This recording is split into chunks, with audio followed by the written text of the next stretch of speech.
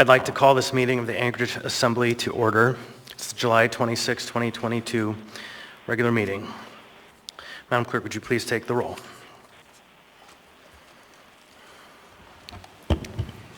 Yes, Mr. Chair.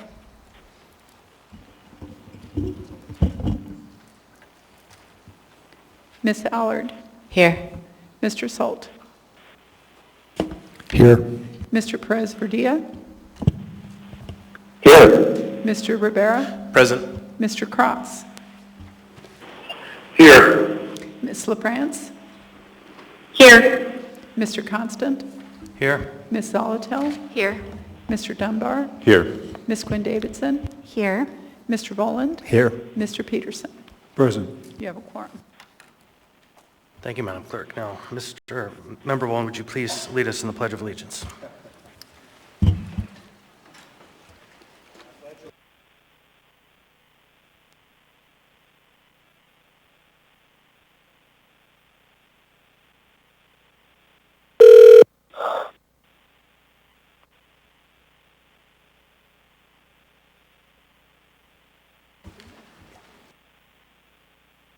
Mr. Dunbar, would you please read the land acknowledgement? Yes, Mr. Chair. A land acknowledgement is a formal statement recognizing the indigenous people of a place. It is a public gesture of appreciation for the past and present indigenous stewardship of the lands that we now occupy. It is an actionable statement that marks our collective movement towards decolonization and equity. The Anchorage Assembly would like to acknowledge that we gather today on the traditional lands of the Dena'ina Athabascans. For thousands of years, the Dena'ina have been and continue to be stewards of this land. It is with gratefulness and respect that we recognize the contributions, innovations, and contemporary perspectives of the Upper Cookinglet Dena'ina. Thank you, Mr. Dunbar. Next, we have minutes of previous meetings. We have the minutes from the special meeting of March 22nd, 2022. That's item 4A. Item 4B, the minutes of the special meeting of March 23rd, 2022. And item 4C, special emergency meeting March 30, 22. Madam Vice Chair, can we have a motion to approve the minutes? Move to approve. Second. Thank you. Ms. Zolotel has moved and Mr. Peterson has seconded. Motion to approve the minutes of the previous meetings. Any discussion? Hearing none. I would like to ask the members for unanimous consent. Hearing no comment, those items are approved unanimously. Next, we'll turn to the mayor for the mayor's report. Thank you, Mr. Chair. Good evening, everyone, and thank you for being here tonight. As you are aware, there was an incident at Centennial Campground where an officer was shot after an officer-initiated contact. Thank goodness that the officer is expected to make a full recovery. I want to clear up some misconceptions about that incident.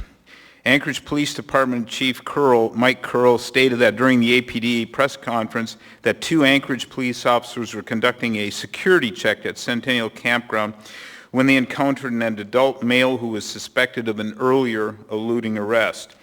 The suspect had a felony warrant and is a career criminal. This was an officer-initiated contact because of criminal activity that happened elsewhere. This incident had nothing to do with Centennial and in fact was part of a citywide multi-agency crime suppression sweep.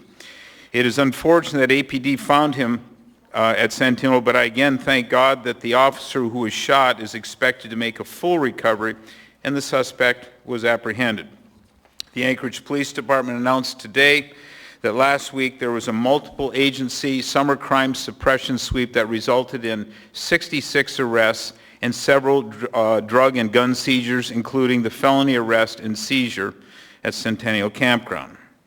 Spanning from July 19th through July 21st, 9 agencies joined together for an Anchorage-wide crime suppression sweep with a focus on violent offenders. Those efforts resulted in the seizure of multiple drugs and 4 firearms, one that had been reportedly stolen. There were 23 felony warrants and 35 misdemeanor warrants were served. Additionally, 11 new felony charges and 29 new misdemeanor charges were also filed. The Anchorage Police Department, the FBI, U.S. Marshals, Bureau of Alcohol, Tobacco, and Firearms and Explosives, Alaska State Troopers, Wasilla Police Department, Palmer Police Department, DEA, and the U.S. Postal Inspectors all participated. Chief Curl has stated that, quote, "Working together, we strive to reduce the crime rate and minimize the impact of criminal activity on families, our youth, and every member of this great community," unquote. I will always stand behind our law enforcement officers as they put their lives on the line to protect and serve our great city every single day. Now, as part of the client care coordination efforts at Centennial Campground, the Salvation Army is happy to announce a successful start with our community partners. 34 people, including 4 families, were transitioned into family shelters at McKinnell House and Clare House and other permanent housing, and there are no more children in the camp. Two reunifications have happened, including an older adult who has been reconnected with family in Texas and is returning home to them, and another person who is going back home to St. Paul Island. 10 people are going to be placed in a workforce development program conducted by Beans Cafe. Salvation Army is identifying every single person that comes in Centennial, and so far 69 initial assessments have been conducted to determine needs. The census list at this point is 143 people, which is just a snapshot in time as people come and leave Centennial Campground. I am grateful for our community partners who have stepped up immediately to place people in shelter, services, and permanent housing from Centennial Campground into successful solutions. As the need continues, the Salvation Army is also facilitating donation management for the campground. We are grateful to the community for their desire to help with provisions and would kindly ask that they please bring their donations to the Salvation Army Safe Campus, which is the McKinnell House located at 1712 A Street, Anchorage, Alaska 99501, in order to maintain organization and to prioritize those incoming items. We would respectfully ask that the public please refrain from bringing items directly to the campground due to limited storage and volunteer availability on the site. Let me say, safety and protection for everyone who lives in Anchorage is a priority, no matter where they are, and which includes safe sheltering and for those who choose to camp outside. Also, while we are working every angle to place people in shelter, treatment, services, and permanent housing, we will still continue to make sure that at Centennial there is access to water, showers, restrooms, and Wi-Fi, as well as additional resources across the campground. We have bought even more of the 2 different size Bear Safe containers and provided them to all the camp users. Staff is continuing to do hourly sweeps to clean up the campground of trash and left out food. We continue to follow the protocol that has been provided by the State of Alaska Fish and Game in dealing with wildlife. Success at Centennial Park is not dependent on just one person or one organization. This requires all of us in this city working together. Thank you again to everyone who is helping with these efforts. Now to youth employment in our parks. I want to yield the rest of my report to Beth Nordland with the Anchorage Park Foundation, who will give a summary about the Youth Employment in Parks summer program. But before I do, I'd like to say thank you to the Parks and Rec staff, the Anchorage Park Foundation, and the Youth Employment in Parks young people for their hard work this summer. You did an amazing job in making our parks and city look awesome.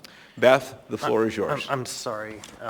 We do have a member in the queue before we pivot to you. I'm sorry, Beth. Thank you, Mr. Chair.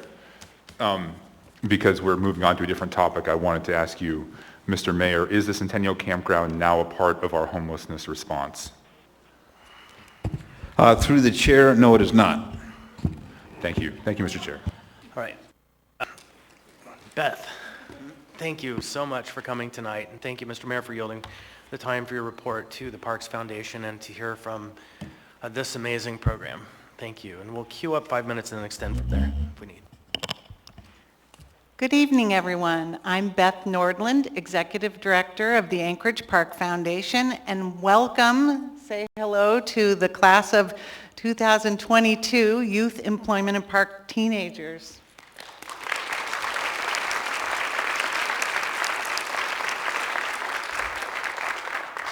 These people in the colorful shirts have been working hard all summer and have a lot of stories.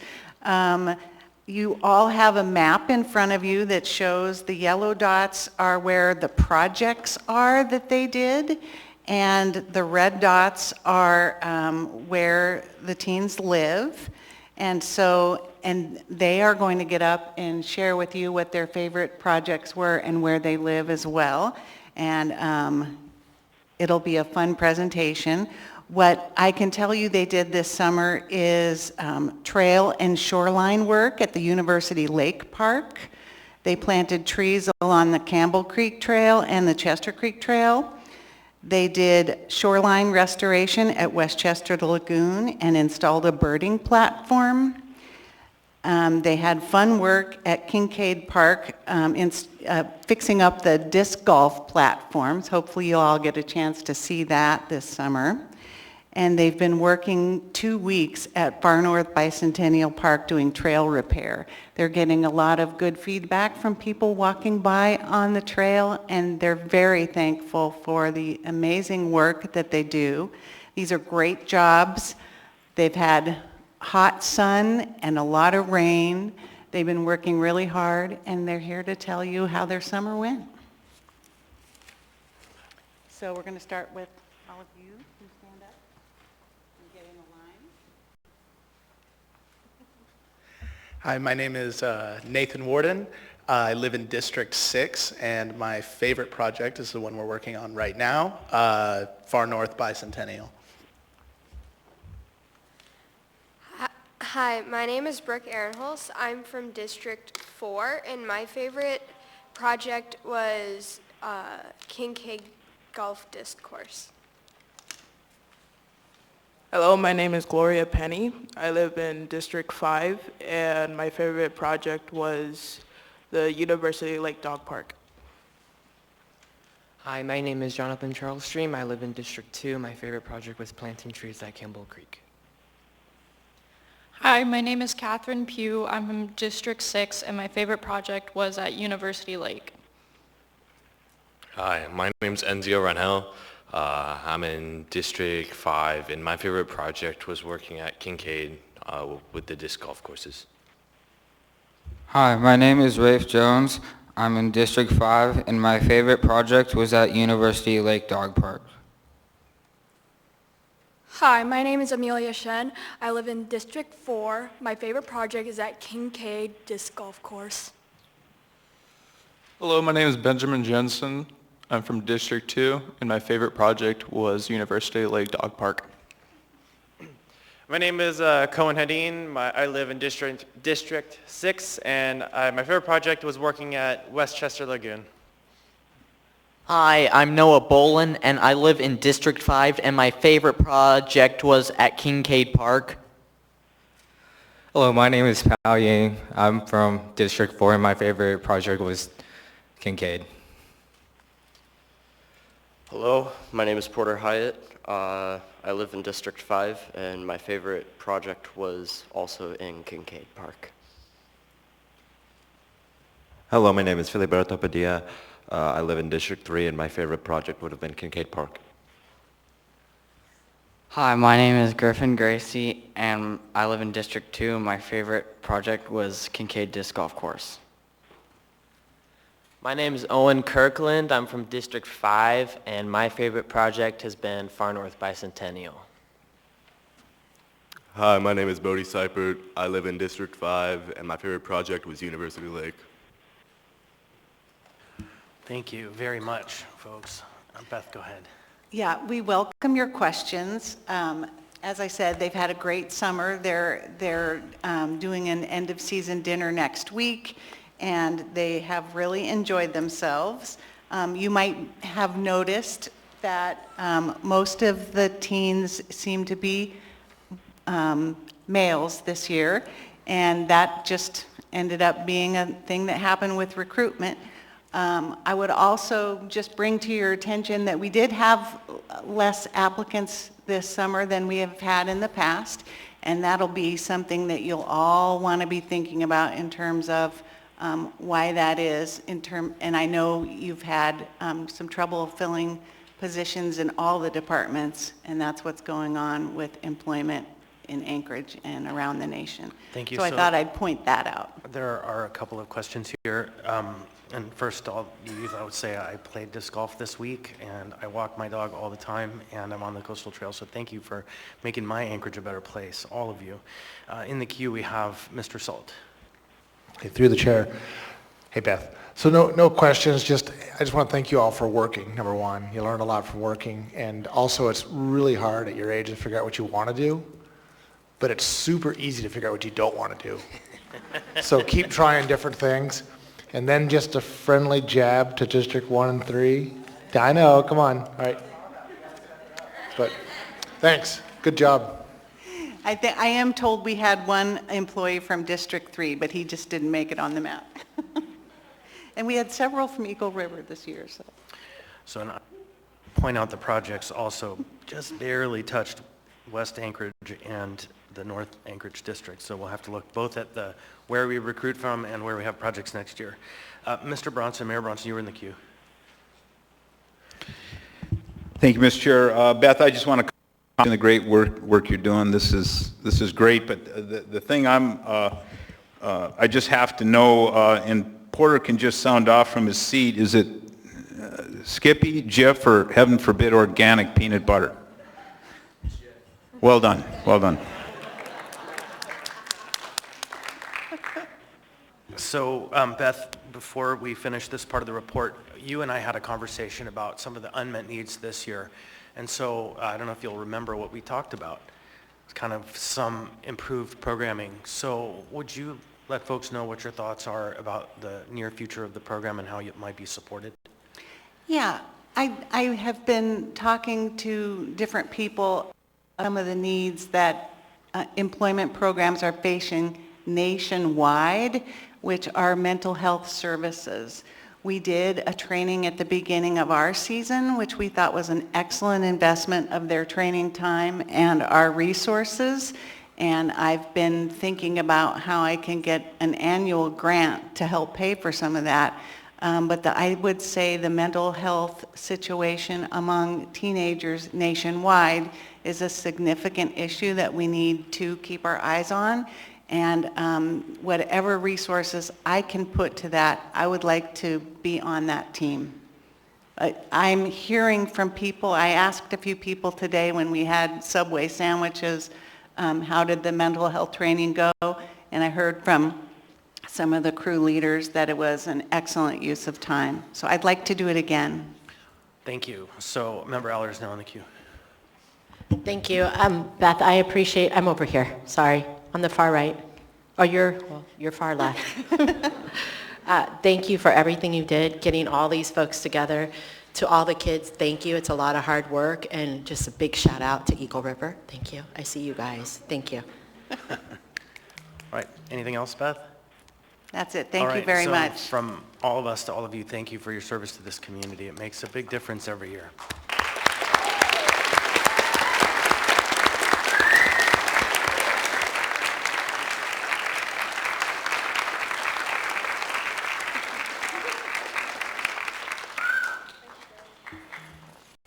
In the spirit of brevity tonight, I will make the chair's report brief and just say that tonight we have, as usual, a very full agenda. This is a business meeting, and we're here to do the work of the municipality, so please help us to create a climate of respect in the chambers. Please, when you're speaking, refrain from personal attacks, speaking out of turn, shouting, clapping, and pacing. If you have signs, please keep them 8.5 by 11 or smaller. Also, keep the aisles clear except when lined up to testify. Please do not approach the dais. If you have something to share with the members, please hand it to the clerk who will help distribute it. If a point of order is called, please stop speaking so I may rule on the point of order and the record is clear. If rules aren't followed, I may interrupt speakers to call for compliance, and if compliance with the rules doesn't occur, then I may pause the meeting. And if there's an actual disruption, I will give a warning. If the disruption persists or happens again, the person may be asked to leave. And if you're here to testify on a public item, when you come forward during that public item, please state your name and what part of the municipality you reside in, the community council or area. Please stay on topic and direct comments to me or other people on the dais. I'll interrupt you if you're off topic and it's helpful, If testifiers provide comments on any of the proposed amendments that will be laid up along the dais up here, you'll have 3 minutes to testify, and community council representatives will have 5. And assembly members don't typically answer questions during that period. But other than that, I am going to cross my fingers that we have a boring meeting, and otherwise we'll move on to the next section of the agenda, which is committee and liaison reports. We'll start with Ms. Allard. Thank you, Chair. I don't have anything to report. Thank you. Mr. Salt? Thank you, Chair. I don't have anything. Mr. Cross? Nothing to report. Thank you. Mr. Rivera? Thank you, Mr. Chair. No report today. I think I skipped Mr. Presverdia. Hi, Mr. Chair. Thank you. No report this evening. Thank you. Ms. Zalatel? Thank you, Mr. Chair. There is a meeting of the AMATS Policy Committee from 1:30 to 3:30 this Thursday in the Mayor's Conference Room, and also available on Teams. Thank you. Thank you. Mr. Dunbar? Thank you, Mr. Chair. The Budget and Finance Committee met last week, Thursday the 21st. We heard updates on revenues, updates on FEMA reimbursement, and as you noted, we confirmed that we actually reduced the amount of property taxes collected this year by $9 million. Thank you, Mr. Chair. Thank you. Ms. LaFrance? Nothing to report. Thank you, Mr. Chair. Thank you. Ms. Quinn Davidson? Thank you, Mr. Chair. Just piggybacking on that, Mr. Dunbar and I co-chair the Budget and Finance Committee. Just want to remind everyone that's a great place to listen in or come participate. It's held in room 155. We've had some interest in email sort of on both sides of the issue regarding property taxes and the mill rate, and things can get tricky. Coming to those meetings can really help with understanding around the issues that we're facing and decisions we make with respect to the budget and otherwise. Also wanted to note that we review where we are monthly on different departments' budgets, so it's just a really good place to get a snapshot of where the muni is and what we're spending money on. This month we were asked by some providers to bring up the alcohol tax. The alcohol tax has been delayed in its implementation this year by about 6 months, which has led important prevention programs to be stalled. So we're trying to work with the administration to make sure, and Ms. Alger was there, and she is making great strides so that that doesn't happen again. So for the providers that reached out to us, if you weren't at that meeting, we hope that things will move forward soon and that they'll have a system for next year. Thank you. Thank you. Member Bond? Nothing to report. Thank you. Mr. Peterson? Thank you, Mr. Chair. The Ethics and Elections Committee will be meeting tomorrow, July 27th at noon in room 155 at City Hall. This was originally going to be held down at the Election Center, but we've changed the location because there's another work session starting just a few minutes after that committee meeting. Also, the Community and Economic Development Committee met on July 14th, and there were no objections from any of the members of the committee to discontinue the tow operators report that we receive quarterly. Thank you. Thank you very much, Mr. Peterson. So next we will move on to the addendum to the agenda. We're going to implement our new procedures, and tonight we have an extraordinary number of supplemental items. We've worked for a long time to squeeze these numbers down to few. I think they all come from members, and so I did hear some squeaking from members of the staff that we have to be careful using these procedures lest we create problems for ourselves. But all of the laid on the table items we're about to go through. So there's a lot of them. So I'm just saying that so folks know at some point, probably in the near future, we'll talk about the purpose of the laid on the table items and the addendum so that we make sure we're as streamlined as possible in these items. So with that said, there are a number of laid on the table items, and I think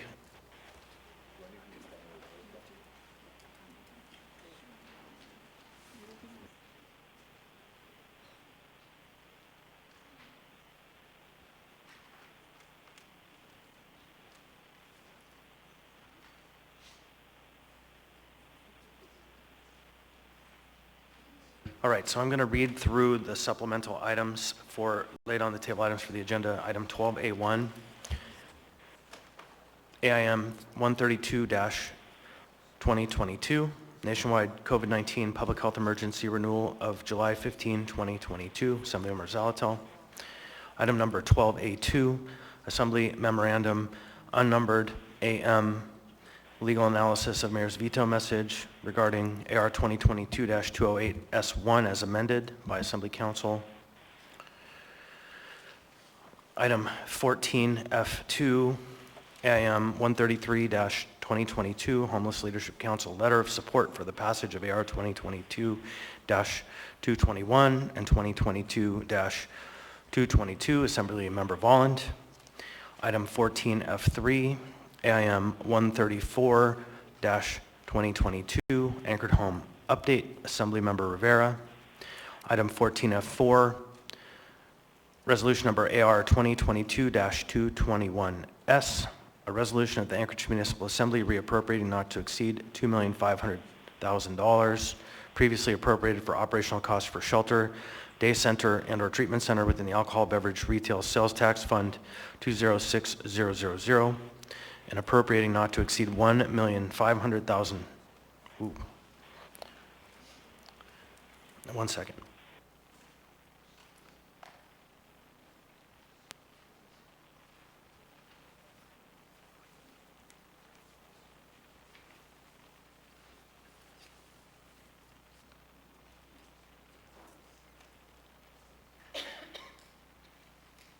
Start that one over. 14F4, resolution number AR 2022-221S, a resolution of the Anchorage Municipal Assembly reappropriating not to exceed $2,500,000 previously appropriated for operational costs for shelter, day center, and/or treatment center within the Alcohol Beverage Retail Sales Tax Fund 206000, and appropriating not to exceed $1,720,000 Alcohol Beverage Retail Sales Tax Fund 206000, fund balance to be used as a direct grant to the United Way for rental unit rehab to the Anchorage Health Department for emergency sheltering to include cold weather response, and to the Anchorage Coalition to End Homelessness to be used for expanded outreach and transportation services. Assembly Members Presverdia, Rivera, and Volland.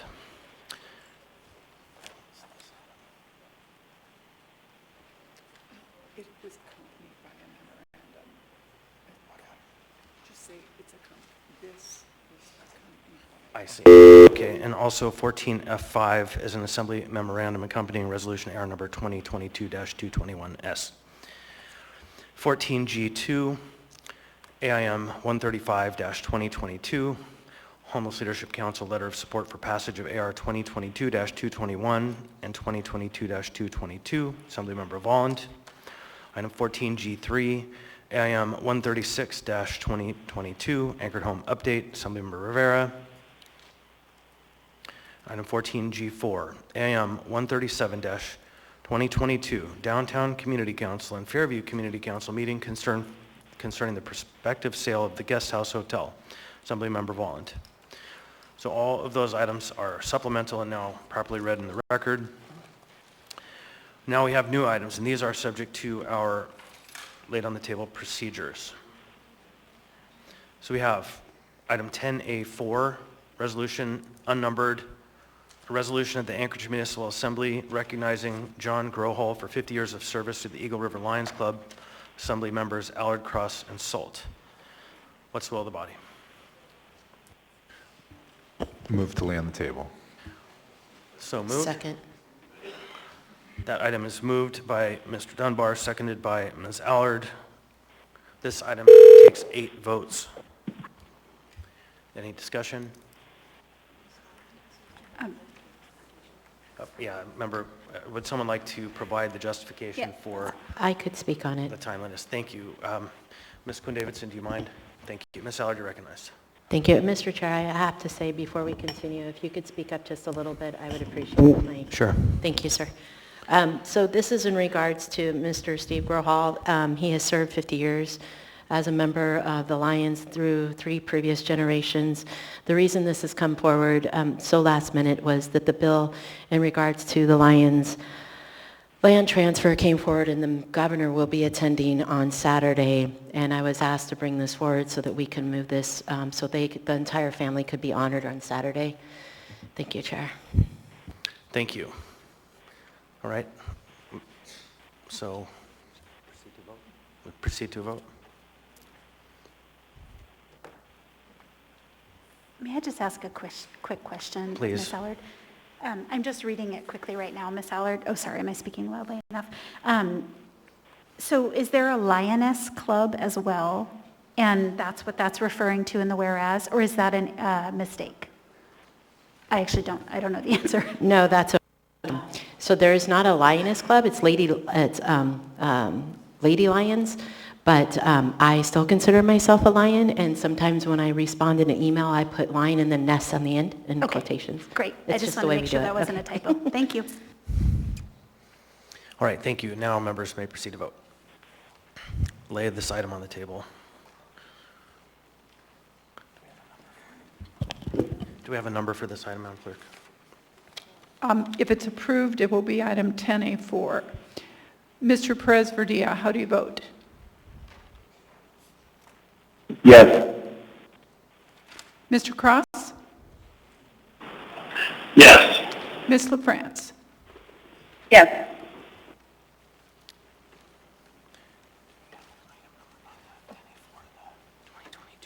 No, we don't do that. Thank you. That item passes 12-0. So it will be 10A4 on the agenda. Next item, we have information, AIM unnumbered 2022 Northeast Community Council Resolution 2022-10, timely notification to community councils in opposition to the unnoticed and ill-advised emergency repurposing of Centennial Park Scenic Foothills Community Council Statement. Assembly members Dunbar and Peterson. Move to lay on the table. Moved by Mr. Dunbar, seconded by Mr. Peterson. Ms. Quinn Davidson is in the queue. No? Okay, Mr. Dunbar, go ahead. Thank you, Mr. Chair. Obviously, the situation at Centennial is still developing. This is just an information memorandum. We are just accepting it. We're not approving it. But I'd like the Northeast Community Council's resolution to be in the permanent record. And I would have hit the addendum, but it was just an oversight on my part. I'll say on the next one, which is also attached to this one, or a version is attached to this one, it is timely because the Scenic Foothills Community Council passed their resolution last night. All right, thank you. Seeing no further members in the queue, members may proceed to vote, whether this should be laid on the table. Mr. Perez-Verdia?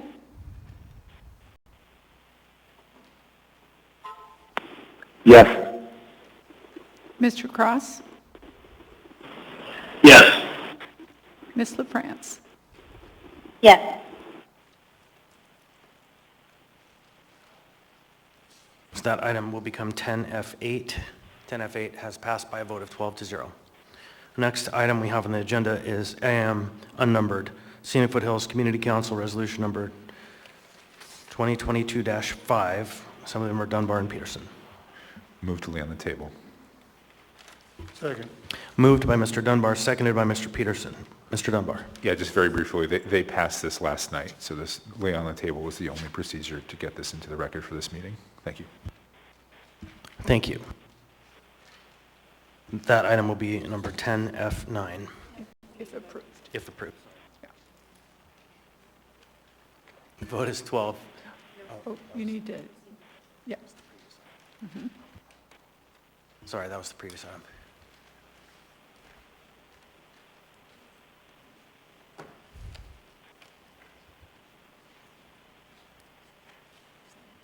Members may proceed to vote. Motion is to lay on the table. Mr. Perez-Verdia? Yes. Mr. Cross? Yes. Ms. LaFrance? Yes.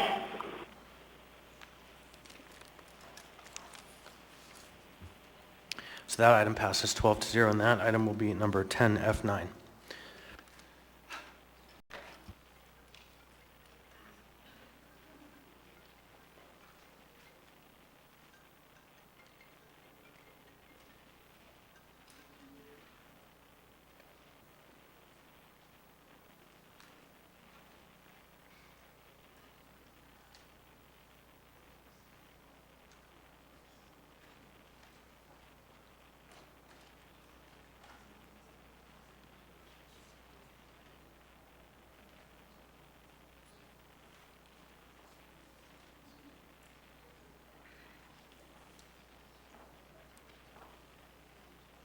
Now, I would ask for a motion to incorporate the addendum and the laid on the table items. So move.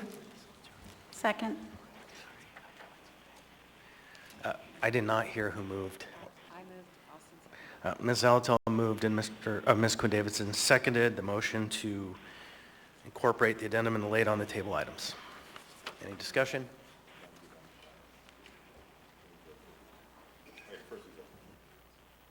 So I would ask for unanimous consent, hearing no objection. The addendum to the agenda has been incorporated, including the laid on the table items.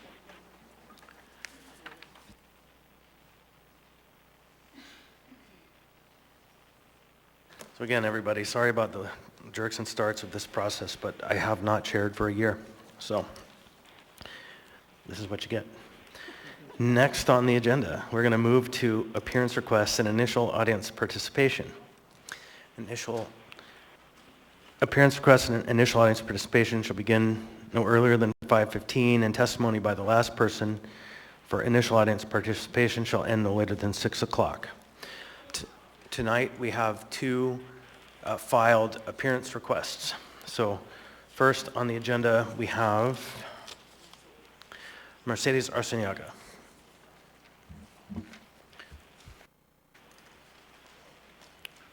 Please state your name, what part of town you're from, and you'll have 3 minutes.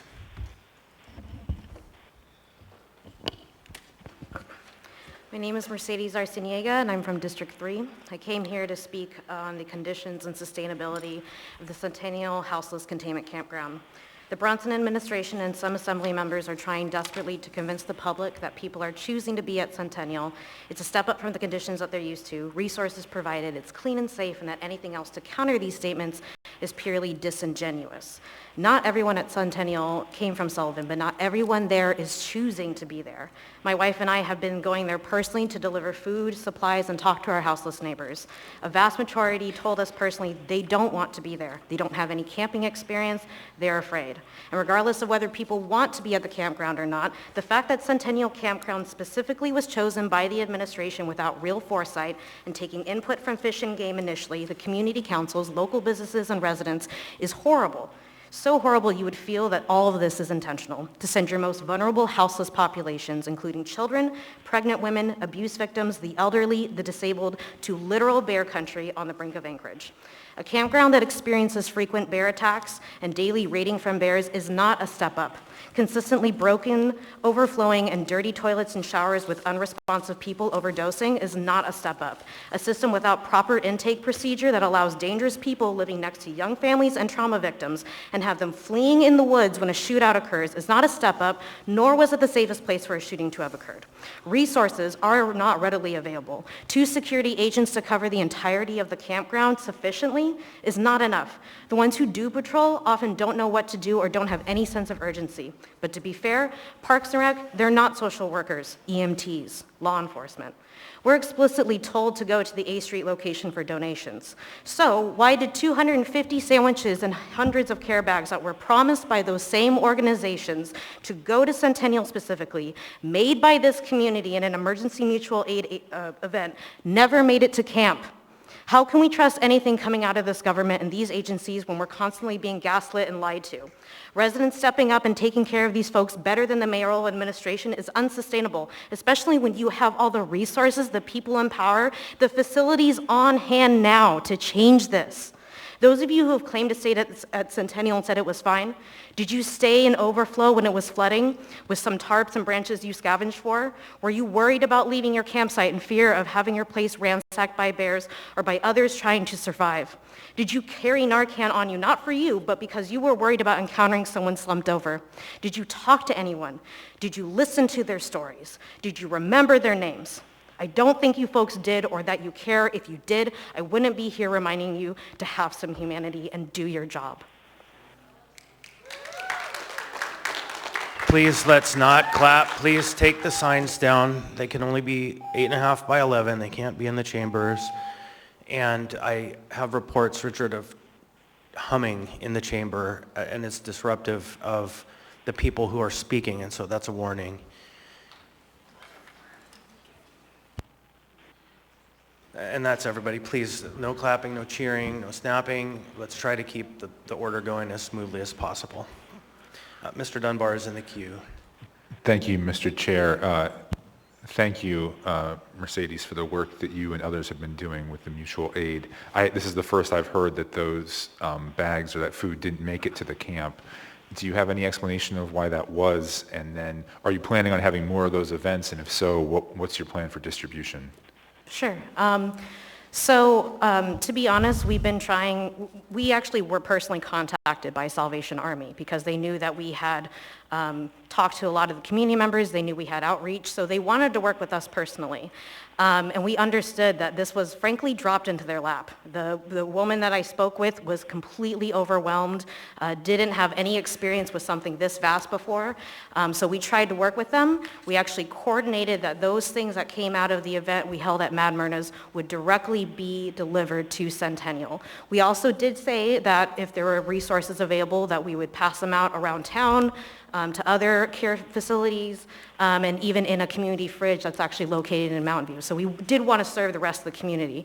However, we have people that we know that have been on site, that have been cooking great meals and sharing company and even staying out there with the other houseless folks, and didn't see sight of those bags. And when I tell you that those people are there 24/7, they know the campground, frankly, better than I believe the administration or anybody else that has been assembly members that might have attended there, so they would know. So, Thank you.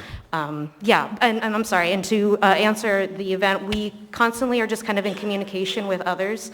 I know Alaska Center had an event yesterday, but just kind of keep your ears and eyes open, and yeah, Thank you. Thank you. Before you go, Member Allard is in the queue. Yeah, thank you. Thank you, Mercedes. You said you've been out to the campground several times or regularly. Yeah. I just want to say thank you. I appreciate the community stepping up and coming together to help. Thank you. Thank you, Ms. Allard. All right, thank you, Ms. Thank you. Arciniega, and look forward to seeing you again. Next, we have for an appearance request, Mr. Charles Mckee. Before you get started, I want to say thank you for your patience. I think you've tried for this for 3 full meetings. Yes. Waiting in line, so Yes. you have the floor. Please state your name, where you're from. My name is, well, first of all, I'm a beneficiary of the Mckee Trust, so therefore my name as a beneficiary is Charles. Can you Ellis speak a McKee. little closer? Charles Ellis Mckee. And I want to point out that Luke 18:24, Psalms Book 5, 107, verses 15, 20, 21, 23, 29, 30, 31, 32, 35, 37, 38, 42, Psalms 110, Psalm 111.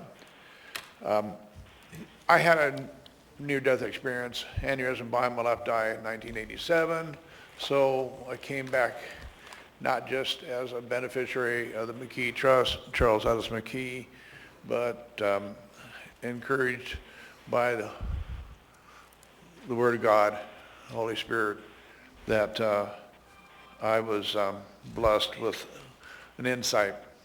So that being said, I wanted to allude to the trustees, be it Tier 1 Fed, Tier 2 State, Tier 3 corporations, which is including you people. What had happened is I've been made homeless, and I was arrested in Wasilla, but under a statewide warrant created by Officer Hall, which works for you people. And he went in to the court and combined 2 misdemeanors, put together a felony arrest warrant, and took me in custody in a church parking lot in Wasilla. I was arrested in jail for 12 hours, released under my own recog, and come to Anchorage for workers' comp. They promptly had already determined to steal my $113,000 appropriate out of my trust account, my Social Security trust account. That's where the $19,000 came from, also that I received. So when I cashed those checks, that adjudicated the claim. Therefore, I became homeless because I couldn't pay the rent. But previously to that, I reached a high bar to achieve a racketeering and corruption charge against the governor and restraint of trade and civil rights damages to Arlington, Virginia. So I do not want this slow walked by the Attorney General because I'm asking for $80 million in damages. Oh, and by the way, they'd taken a kidney from me and put it into an agent, Tier 1, in 1997. All right, thank you. I don't see any questions. All right, we have one member signed up for telephonic participation. Can we call her?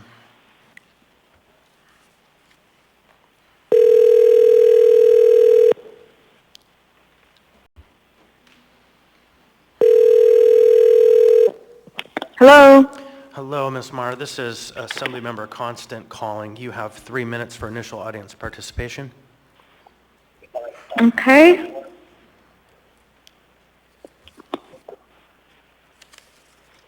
Please proceed. Hello, my name's Lisa Mayer, and I live here in East Anchorage. Well, I'm fortunate to have good representation on the Assembly Board, and I would like to begin by thanking the Assembly majority, and a big thanks to the folks at Beans Cafe, Roger Branson, Yarrow Silvers, and everyone who has stepped up to help this sad situation that this administration has forced on Anchorage. My question tonight is for Mayor Bronson. I don't understand why we are not utilizing the Golden Lion building as an emergency shelter and then transition it to the intended purpose once the new shelter is built.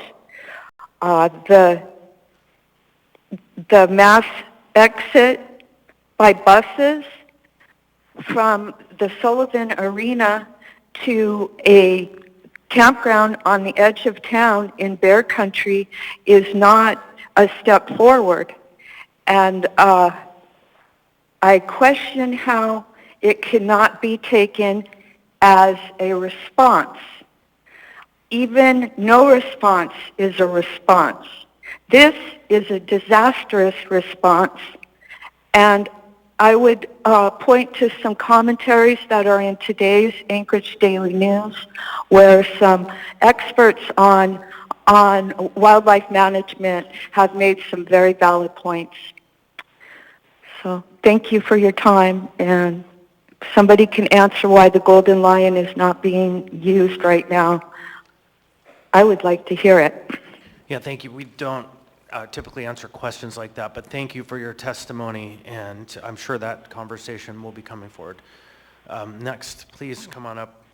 Before we go, I'll read one last time. Audience participation, please direct your comments at the Assembly or the Chair. You'll have 3 minutes to speak. Personal attacks aren't appropriate. In addition, audience members are asked to avoid clapping or other disruptions. And lastly, during audience participation, Assembly members generally don't answer questions or respond to comments. While we may talk to you offline during a break or after the meeting to address questions you have, I will share work to maintain decorum at the meeting and ask for your assistance. Thank you. You have the floor. Please state your name and where you're from in town. My name is Julie Blyer. I'm in District 4. I just wanted to let you know I'm a responsible person contributing to the community. I've worked my whole life to get to where I am today.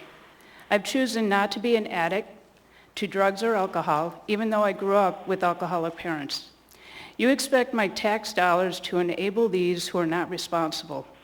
The word mentally unstable is misused to describe many of the homeless individuals. Many of these addicts are mentally able to get their next fix, to steal, to beg, defecate in public, and assault others. There are illegal activities have no consequences, no arrest that stick, and no remorse. If I had a child, I didn't care how old they are, they would be checked into a rehabilitation facility. I would never enable them free housing, food, or clothing. I would not expect the community to deal with this behavior. When a person cannot deal with the addiction themselves and are in an unstable mental state, of course, they are not going to comply. But for their safety and for the safety of the community, the choice would be rehabilitation or jail. In the 70s, it was jail or the military. And I have to say the military does a great job rehabilitating. There are homeless that do want help, and they do get help. There are at least 19 mental health facilities in Anchorage. There are at least 30 nonprofit facilities that feed the community if they want it or need it. There is help out there, but if they don't want it or they don't want to follow the rules, the Assembly feels that the Assembly feels it is the community's responsibility to tolerate it. God forbid we infringe on their rights, but nothing is being done with the infringements on our rights. Anchorage is suffering because of the decisions the majority of this Assembly has made by demanding more money for housing, food, safe place for the addicts to continually illegally use drugs, exchange needles, and camp in public places. And the litter left behind is a cesspool of biohazard material. All of this is hazard to the public and also to the homeless themselves. What I don't hear is you demanding money to provide safety to the law-abiding community. I have mentioned in the past, Rhode Island has a program in their Department of Corrections that help those frequent criminals get off their addiction. It's called MAT, M-A-T. It's medication-assisted treatment. With all the money this Assembly has spent on the 4 buildings in the Sullivan Arena just to house the homeless, the facility to get them help off their addiction. Thank you. Thank you, Mayor, for what you are doing.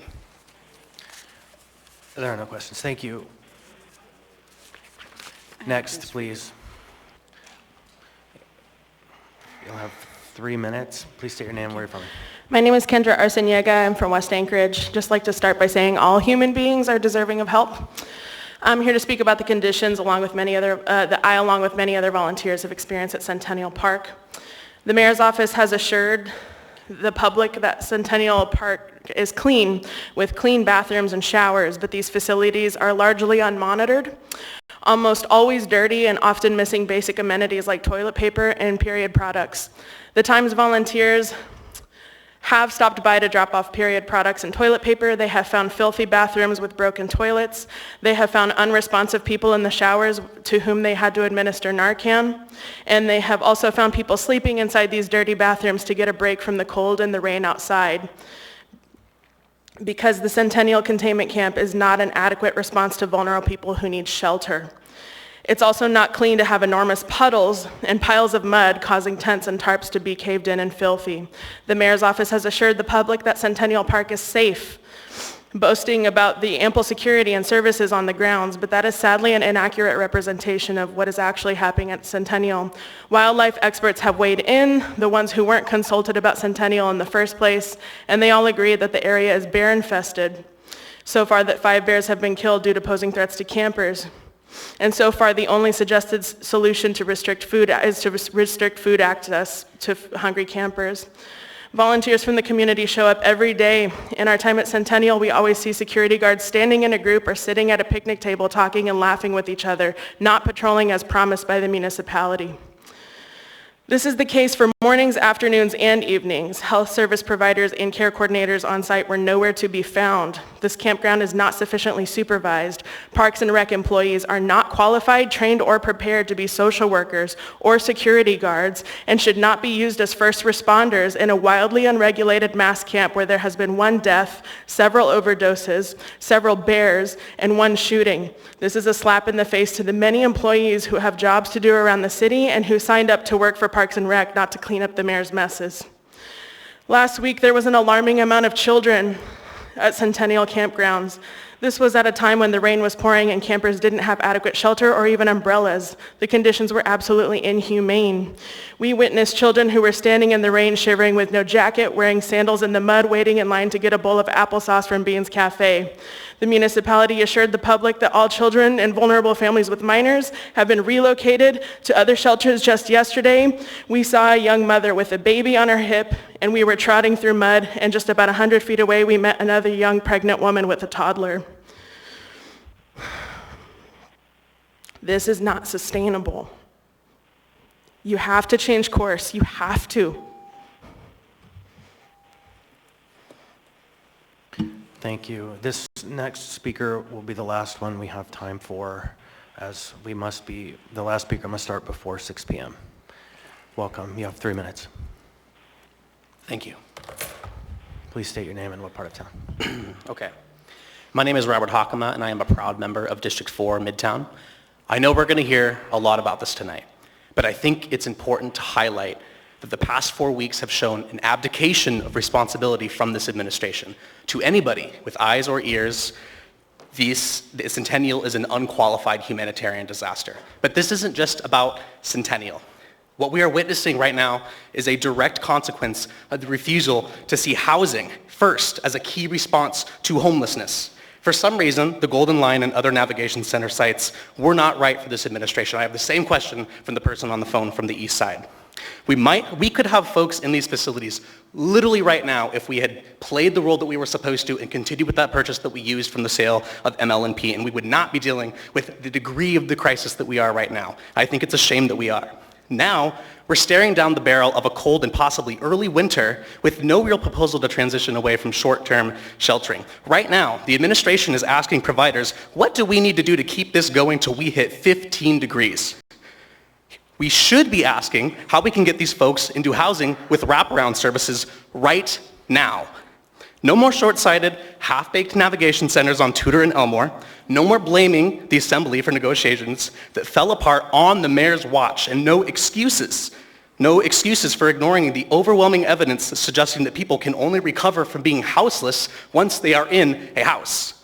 I just want to end by saying that when you campaign on denying solutions, housing solutions, and marginalizing the homeless, you get the tragedies that are taking place at Centennial right now while we speak.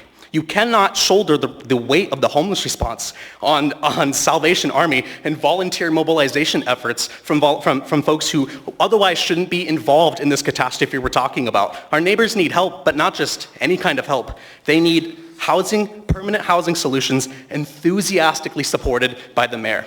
And that is all I have to say.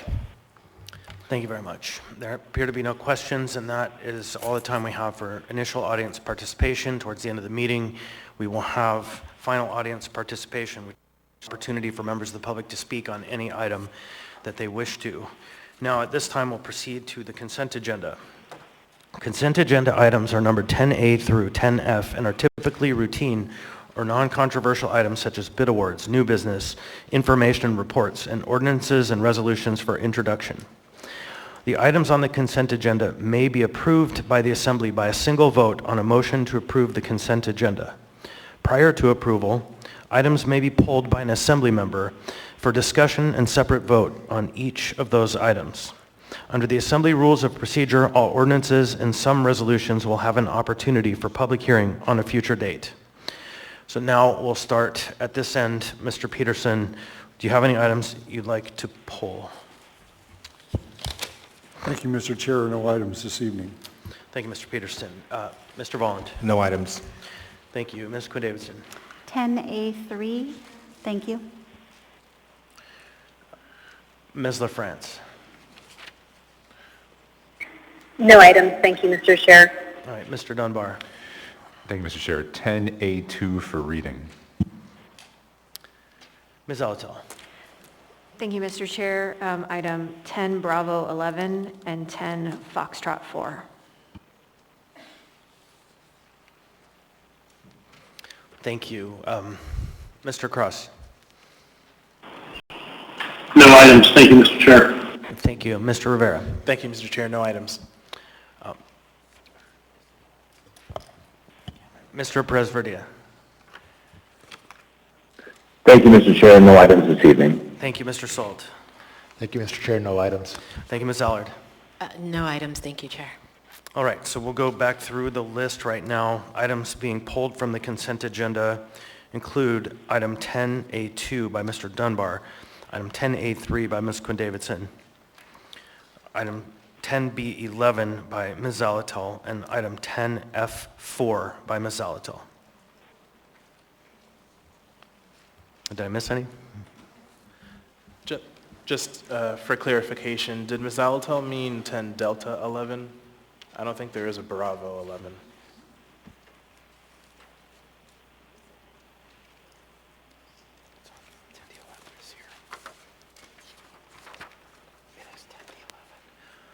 Thank you, Mr. Rivera.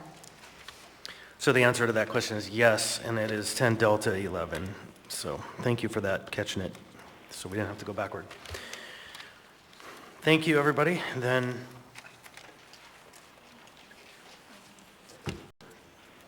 Start doing the resolution.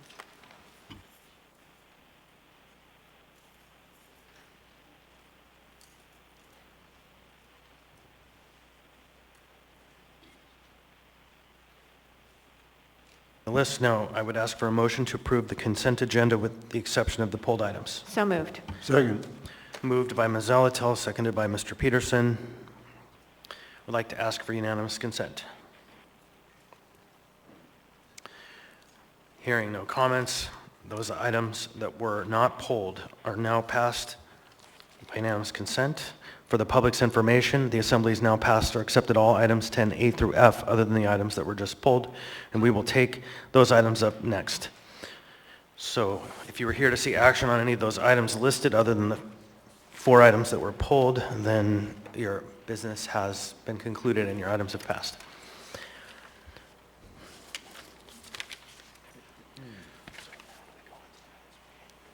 Next, we will pull up item 10A2. 10A2 is a resolution of the Anchorage Municipal Assembly recognizing and celebrating August 7th to the 13th as Farmers Market Week in Anchorage, AR 2022-231. What's the will of the body? Move to approve. Second. Moved by Mr. Dunbar, seconded by Ms. Zalatel. Any discussion? Hearing none, members may proceed to vote. Do I ask unanimous consent? Is there any objection? I'd ask unanimous consent. Hearing seeing none, that item passes unanimously. Who is reading? Who is presenting? I am reading. I don't know. I'm presenting. Is there someone here to accept? Great. Oh, hey, Selena. Yeah, if folks would come down, and Dan will do that. So I'll say as one of the co-founders of Muldoon Farmers Market, I very much appreciate the opportunity to read this. Resolution of the Anchorage Municipal Assembly recognizing and celebrating August 7th through 13th as Farmers Market Week in Anchorage. Whereas Alaska farmers provide citizens with access to healthy, local, and regionally produced food through farmers markets, which are expanding and evolving to accommodate the demand for a diverse array of agricultural products. And whereas farmers markets and other agricultural direct marketing outlets provide infrastructure to assist in the distribution of farm and value-added products, thereby contributing approximately $9 billion each year to the U.S. economy. And whereas farmers markets serve as significant outlets by which small to medium and new and veteran agricultural producers market agricultural products, generating revenue that supports the sustainability of family farms, creates jobs, and helps stimulate business development. And whereas farmers markets encourage the expansion of agricultural markets in Anchorage and increase supply chain resilience, reducing Alaska's dangerous 95% reliance on food imports. And whereas farmers markets are a key source of fresh, nutritious food for everyone, including families benefiting from the Women, Infants, and Children's WIC Senior Farmers Market Nutrition Program and Supplemental Nutrition Assistance Program to incentivize buying more vegetables. And whereas farmers markets are managed by dedicated community leaders driven by a shared desire to support local farmers, feed their neighbors, and create a healthy Anchorage. And now therefore, the Anchorage Municipal Assembly resolves to recognize August 7th through 13th, 2022 as Farmers Markets Week in Anchorage. Passed and approved by the Anchorage Assembly this 26th day of July, 2022.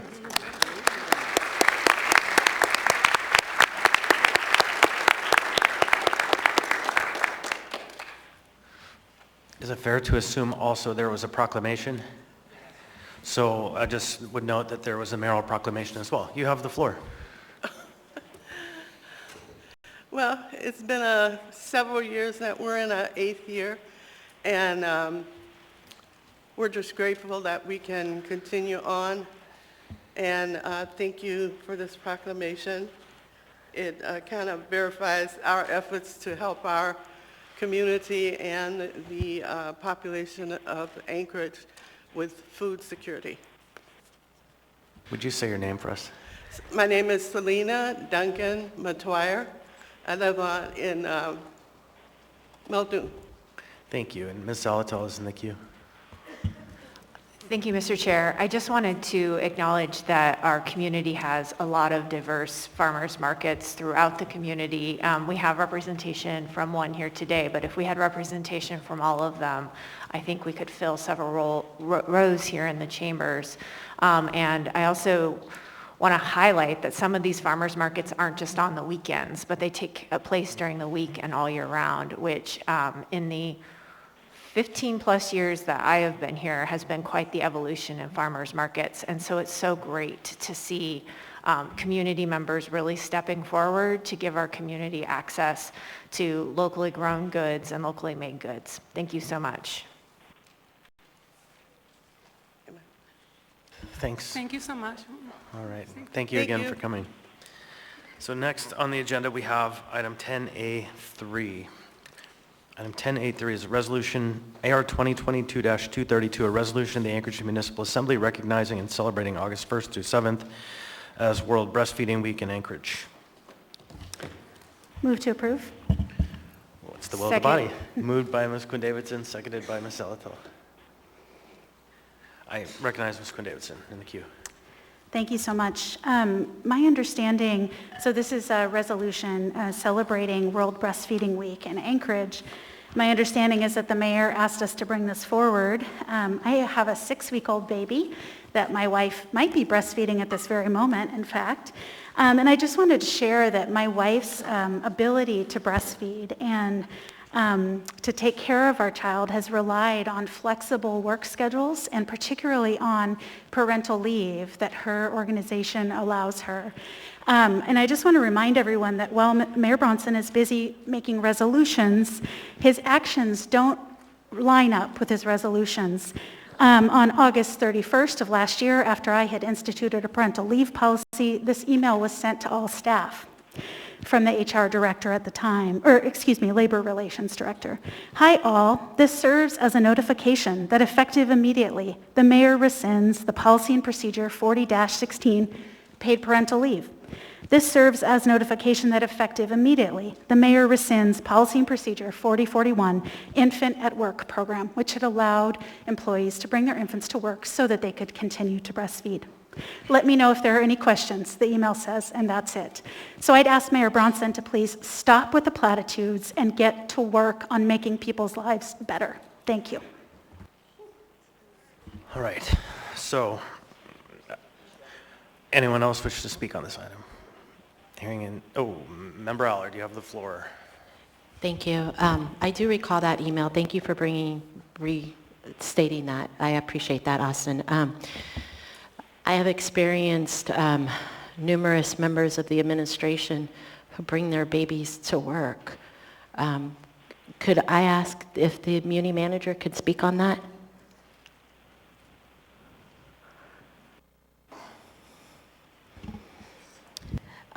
Through the chair, Assemblymember Allard, the mayor did rescind the babies in the workplace. We had received numerous complaints from other employees dealing with dirty diapers and other things in the workplace, especially with a liability issue. The way the previous policy was hastily instituted, there was times where employees would be bringing their baby and it would be required that other employees would have to watch the baby while they're in meetings and stuff. So it was a liability issue that was brought to our attention by the Department of Law. That's the reason that policy was rescinded. Thank you, Mr. Chair. Member Zalatel is recognized. Thank you, Mr. Chair. A couple of comments on this. First, I was fortunate when I was a new parent to be able to bring my infant child to the workplace, and it wasn't to facilitate breastfeeding, but it was to facilitate the ability to continue to work. I think you'll hear a lot of conversation, particularly as we look at ARPA funding, around how childcare and access to high-quality, affordable childcare is a key piece to being able to go to work, especially for women, and it's a key economic driver. I would say with regard to this resolution specifically, my concern as an adoptive parent is that children have access to quality food in the early time of their lives, and that while breastfeeding is definitely ideal for some, it doesn't match every situation in a child's life. The most important thing is that children are fed, and they are fed high-quality food. Thank you. So I have two members in the queue. We'll skip down to Member Vaughn since he hasn't spoken. Well, I want to speak to the last whereas. Supports increased efforts by hospital staff, providers, employers, and all Anchorage residents to encourage breastfeeding. So maybe I wanted to ask, myself as a man, unmarried, I've never had kids, what can I do to encourage breastfeeding?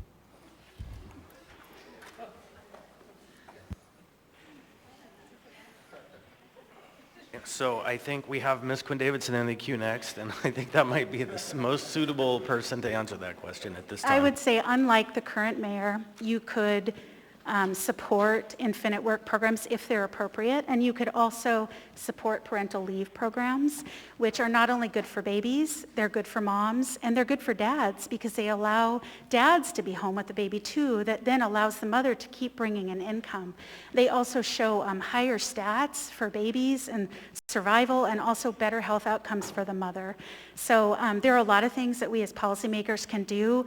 Writing a resolution doesn't do a whole lot, but policies do. Thank you. I see no one else in the queue. I'm going to quickly say members may proceed to vote.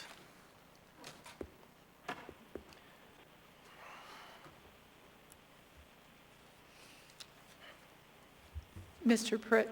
Perez-Verdia?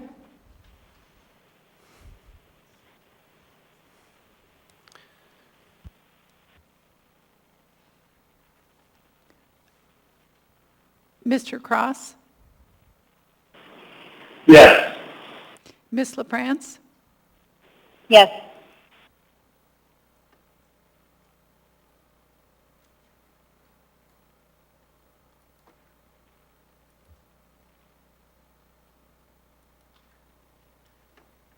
On a vote of 11-0, item 10A3, AR 2022-232 has passed the body.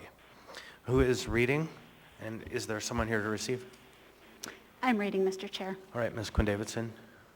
For whatever reason, someone assigned me to this one. A resolution of the Anchorage Municipal Assembly recognizing and celebrating August 1 through 7 as World Breastfeeding Week in Anchorage.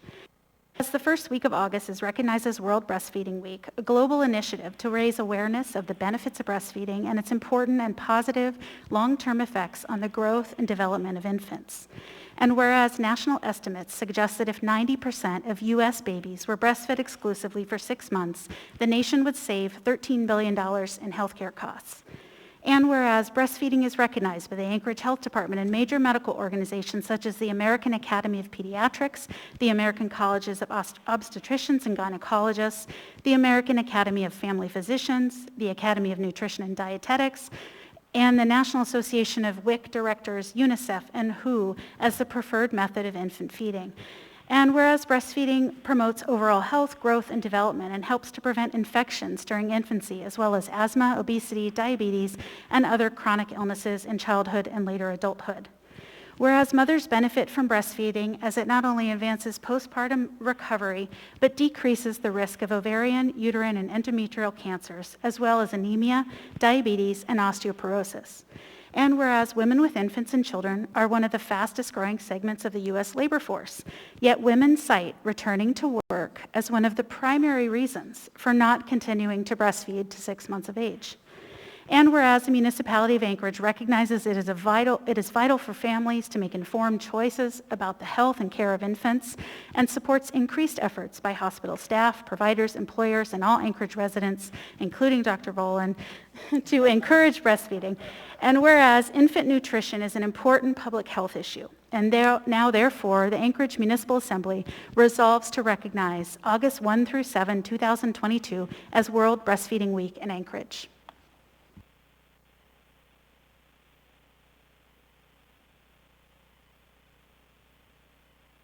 Would you like to speak? The microphone's not on, so there's a green button on the bottom there. There you're on. Okay. I'm Alexandria Everett. I am a breastfeeding peer counselor at the Anchorage WIC program, and I would just like to say thank you. Resolutions such as this one may not do much, but it helps to bring awareness and support to mothers who breastfeed, and that is so vital in the support, not just to mothers in the state, but to mothers across the nation. So thank you. Mr. Chair, I'm in the queue. Mr. Dunbar, you're recognized. I'm sorry, miss, I'm over here. I'm right in front of you. Hey, I was just wondering, could you describe a little bit of the work you do at the WIC program? That sounds really interesting. Yes, so we are a part of the WIC program. We are mothers who have breastfed for at least 6 months ourselves and have been a part of the WIC program. So we take on women who are pregnant all the way to nursing for a year. It's a completely optional program that they can choose to be a part of, but basically we just provide support as fellow mothers who have breastfed with questions and just support, emotional support, breastfeeding support. We don't cover anything with medical issues, so if there are issues involving breastfeeding that go higher than latching issues, we pass that on to our IBCLC. But really, we're just there to encourage mothers and let them know that they're not alone in this. Thank you. Thank you so much for that work. Thank you, Mr. Chair. I just want to note, too, it happens to be we just had 2 resolutions in a row that mentioned the WIC program. And so I guess I would just put a pitch for how incredibly important that program is, and I hope it continues to be fully funded by Congress. Thank you, Mr. Chair. Thank you very much. Take just a moment as I work out some procedures real quick.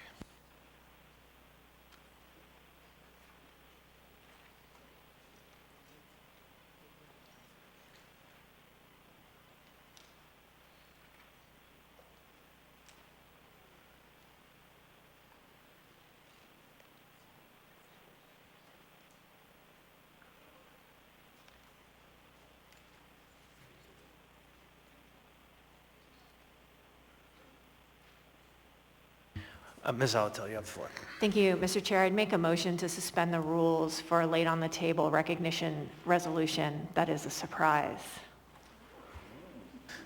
Second. A motion is made and seconded. And we will reveal the surprise as the chair reads it into the record. Resolution number AR 2022-233, a resolution of the Anchorage Municipal Assembly recognizing and honoring Darrell W. Hess for 10 years of dedicated public service as Anchorage Municipal Ombudsman. So can we vote on the motion to suspend the rules, and then we can move to approve the resolution after the first motion is approved, I believe. Yes, so the question before the body is, shall we suspend the rules? Is there any discussion? Hearing seen none, members may proceed to vote.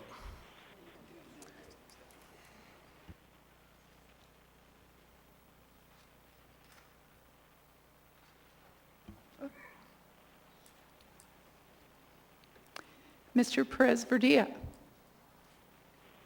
Yes. Mr. Cross. Yes. Ms. LaFrance. Yes. I'm a yes vote, Chair. Sorry. Thank you. On a vote of 12-0, that AR passes. Oh, no, sorry, that was just to excuse me, suspend the rules. the rules have been suspended. I would move to approve the AR 2022-233. Second. Motion has been made to approve AR 2022-233 by Ms. Zalatow and seconded by Mr. Dunbar. Any discussion? Is Mr. Hess here? He's hiding. Darrell. So members may proceed to vote. Who is the second?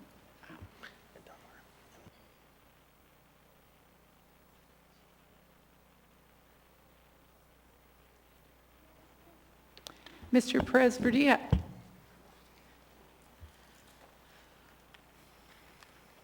Yes. Mr. Cross. Yes. Ms. LaFrance. Yes. Ms. Allard. Yes. On a vote to 12-0, that AR passes.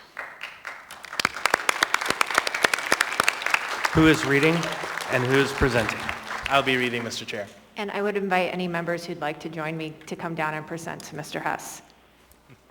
Mr. Rivera, you have the floor. Thank you, Mr. Chair. A resolution of the Anchorage Municipal Assembly recognizing and honoring Darrell W. Hess for 10 years of dedicated public service as Anchorage Municipal Ombudsman. Whereas Darrell Hess was born at Edwards Air Force Base, California, where his father was stationed, raised in Texas, and in 1959, his family transferred to Elmendorf Air Force Base, where Darrell would later graduate from Chugach High School and attended Alaska Methodist University. And whereas Darrell traveled throughout Alaska as the general manager for Cars Safeway, developing department managers and supervising store execution for 19 years before answering the call to public service and accepting the position of project manager for the Office of Economic and Community Development at OECD in 2008. And whereas Darrell's role in OECD was not limited to project management. He was the Historic Preservation Officer for Anchorage, staffed to the Historic Preservation Commission, worked to develop America's most diverse neighborhood, Mountain View, by managing grant contracts for the Boys and Girls Club at Northeast and Mountain View Community Centers, facilitating the Credit Union 1 branch in Mountain View, taking the OECD lead on the Mountain View and Eagle River branch libraries development, and working with Anchorage's First Lady on early reading programs. And whereas in April 2008, Darrell was appointed as the homeless coordinator for the Anchorage Health Department, where he staffed the Anchorage Coalition on Homelessness, the Executive Oversight Board, the Mayor's Homeless Leadership Team, and the Housing and Neighborhood Development Commission, served as a Public Information Officer for Anchorage Emergency Operations Team, and helped draft the Anchorage's Cold Weather Plan for Homeless Persons and its enabling ordinance. And whereas on July 24th, 2012, Darrell was confirmed by the Assembly as the Anchorage Municipal Ombudsman effective August 1st, 2012. During his tenure as Municipal Ombudsman, Darrell has worked to make the Ombudsman's office a welcoming place where total annual inquiries immediately doubled and then even tripled. He championed for greater parity between the executive and legislative branches of municipal government, led and participated in numerous Anchorage Municipal Code updates, and recommended changes with the goal of safeguarding the rights of individuals and promoting higher standards of competency, efficiency, and equity in the provision of municipal services. And whereas, as a community-engaged individual, Darrell has volunteered with numerous community and advisory groups, staffed countless committees and commissions. His voice for fairness enabled him to quickly become president of the Fairview Community Council in 2003 and 2008. His charitable services and various initiatives being recognized with several awards, including the 6th Annual Johnny Ellis Fairview Citizenship Award in 2008, 2 Mayor's Award for Public Service in 2008, NeighborWorks Anchorage's Community Champion Award in 2011, and in 2017, the YWCA Ambassador of Achievement Award. And whereas Darrell is the longest-serving Anchorage Municipal Ombudsman, having served over 4 terms, he is a passionate, impartial individual who cares profoundly about fairness, equity, and equality in our community, and as a public servant has been a champion of informing, assisting, and empowering the public. Now, therefore, the Anchorage Municipal Assembly recognizes and honors Darrell W. Hess for 10 years of dedicated public service as Anchorage Municipal Ombudsman, passed and approved by the Anchorage Assembly this 26th day of July 2022.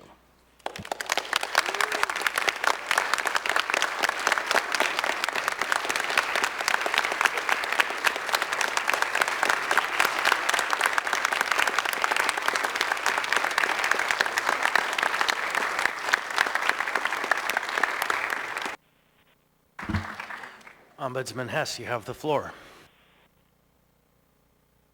Would you hit the blue button? Green button? One more time. You hit it twice. Do it one more time. There you go. Is it working? All right. Thank you, Mr. Chair. I am rarely surprised. I showed up for another item, and I appreciate this very much. I've enjoyed serving the municipality and the people of Anchorage for 10 years. As Ombudsman, I think it's a very rewarding position. It's often frustrating. But I have to say, I've managed to accomplish what I've accomplished because of great coworkers. Heather McAlpine, our Associate Ombudsman, previously and currently. Mayor Ramirez-Zhang, our Deputy Ombudsman, and Betsy Isis is here, who formerly served as the Deputy Ombudsman. So I believe in the saying, it takes a village, and it definitely takes a village to make our office function. And I appreciate, I've worked with multiple mayors and administrations and multiple assembly chairs, and I try to be fair and impartial and balanced and walk a fine line sometimes to work with the administration and the assembly to try to benefit the public. So thank you very much.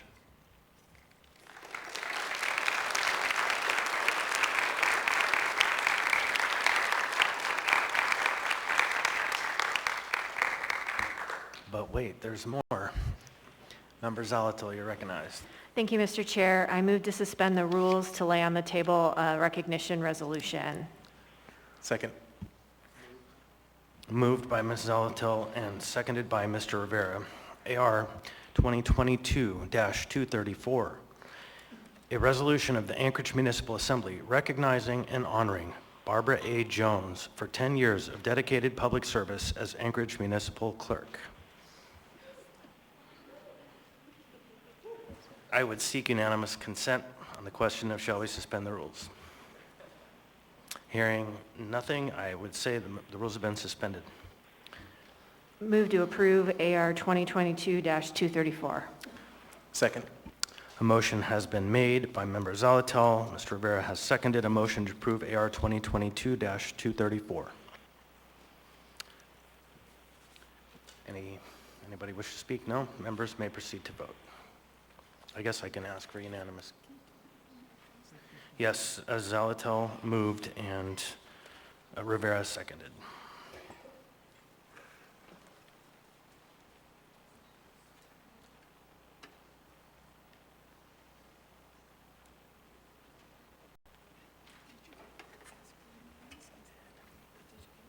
I asked for unanimous consent. Nobody spoke up. That means we have achieved unanimous consent. The item has passed the body. That's two solid surprises we achieved tonight. And if you contemplate the function of a 12-member legislative body, that is a miracle. Who's reading and who's presenting? I'll be reading. And I would again invite members who would like to come down for presentation, and of course, Madam Clerk.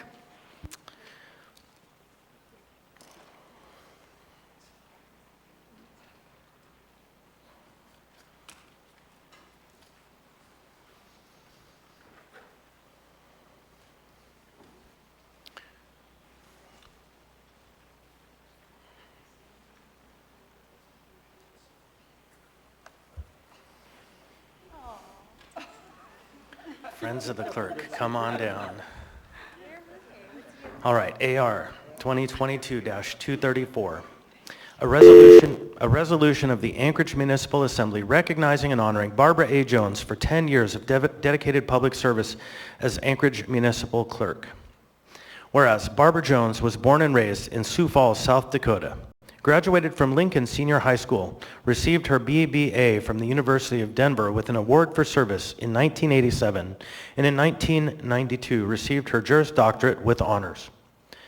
And whereas, after receiving her law degree, Barbara and her husband, Ray Bradbury, moved to Anchorage, where Barbara practiced employment law for 5 years before she heeded the call of public service and accepted the position of staff attorney for the Anchorage Equal Rights Commission, AERC, in 1999.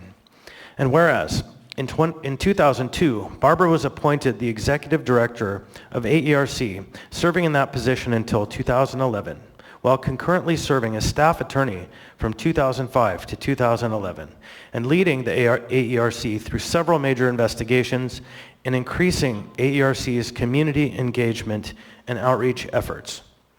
And whereas, in January 2011, Barbara was appointed as the Ombudsman in the municipality's Office of the Ombudsman, where she worked diligently to restore the office's reputation, including 1,200 open cases, including closing 1,200 open cases and implementing an office reorganization that better positioned the office to respond to constituent inquiries and complaints.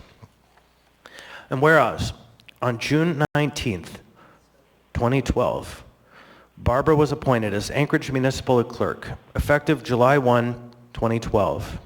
During her service as Municipal Clerk, Barbara has worked to maximize public participation in the democratic process of Anchorage's local government, implemented the Assembly's change to a vote-by-mail, vote-from-home system, led or participated in numerous Title II updates, overseen a project to make decades of Assembly legislative documents accessible to the public through the municipal website, has worked with 33 Assembly members and 9 Assembly chairs, and has been a mentor, coach, and cheerleader to her staff. And whereas, as civically engaged individual, Barbara has volunteered with numerous community groups, helping to build and strengthen the community where she and Ray have raised their children, Claire and Dan, with her community building efforts being recognized in 2015 when she was inducted into the Athena Society and as a YWCA BP Woman of Achievement. And whereas Barbara is a passionate advocate for justice, fairness, equity, and equality in our society, and as a public servant has been a champion of due process and open public process, while consistently striving to assist and empower the public. Now, therefore, the Anchorage Municipal Assembly recognizes and honors Barbara A. Jones for 10 years of dedicated public service as the Municipal Clerk, passed and approved by the Anchorage Assembly this 26th day of July, 2022.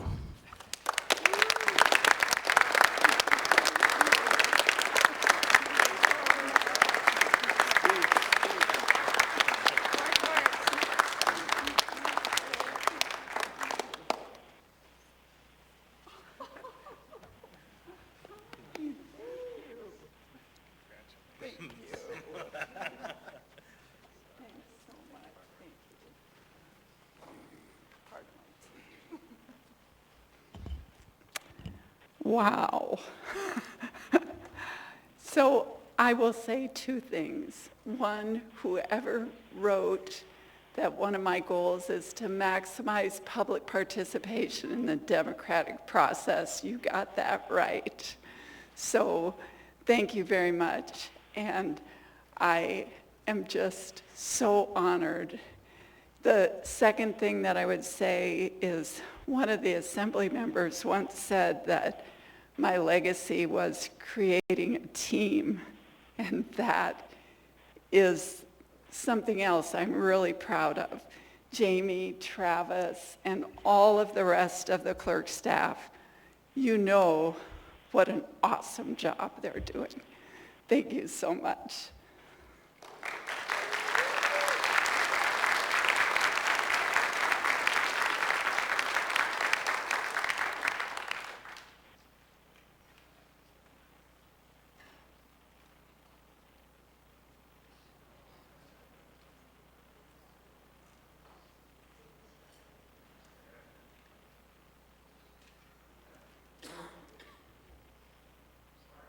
Next on the agenda, we have item 10, Delta 11.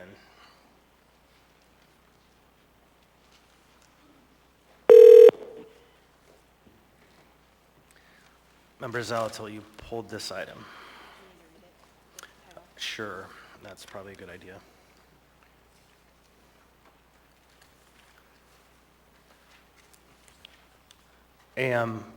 402-2022 and A, sole source contract with Facets Consulting, Facets for consulting services of Kevin Roche for the Municipality of Anchorage, Legislative Branch, Office of the Municipal Clerk, $49,750.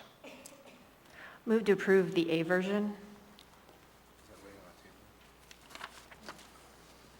Second. Thank you. We have a motion by Member Zalatel and a second by Member Rivera, and no, it wasn't laid on the table, it was in the addendum. May I speak to it briefly? You have the floor. Thank you, Mr. Chair. This is a contract that's being done to look at the fire department performance, and the reason we had to pull it this evening was just so that we made sure that the A version was moved to correct a slight error per the request of our budget analyst, Ms. Camacho. So we'd ask for your continued support. This is effectuating the item that we put in the first quarter budget revisions. Thank you. I see no members in the queue. Members may proceed to vote on motion to approve AM 402-2022A. Mr. Perez-Revilla? Yes. Mr. Cross? Yes. Ms. LaFrance? Yes.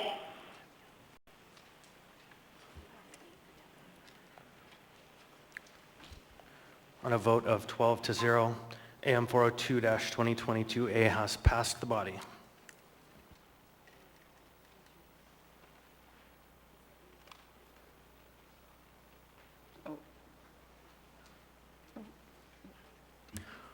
Next item on the agenda, we have a 10F4. Member Zalatel, you pulled this item on my behalf? Yes, would you like to read the title? Yes. I'll get this down just in time to be done.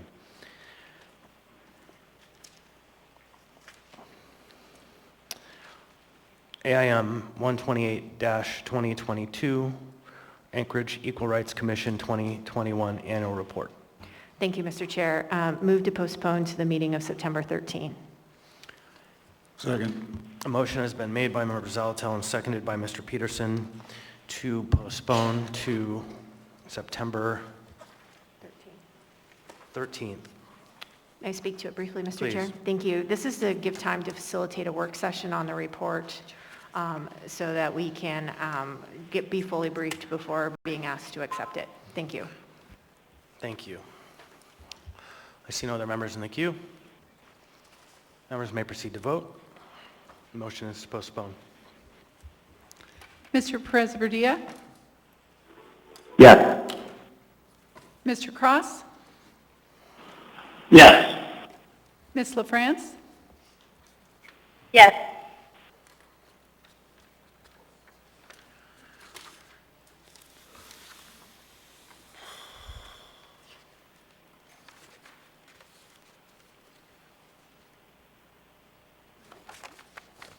Thank you. AIM 128-2022 has been postponed on a vote to 12-0 to the meeting of September 14th. Next, hold on 1 minute.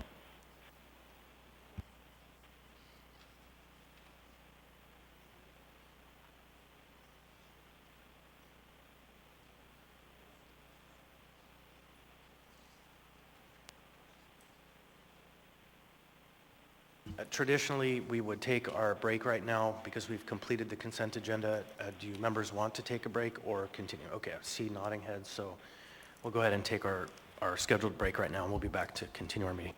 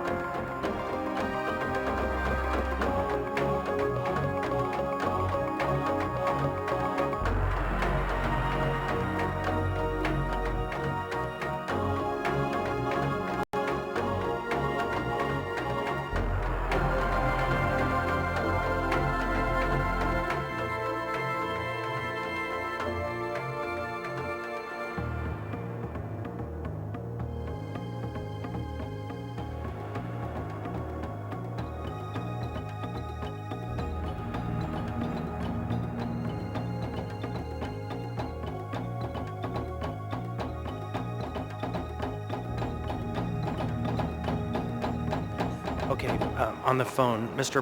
I should see if anyone is on the phone. Mr. Presverdia, Mr. Cross, and Ms. LaFrance?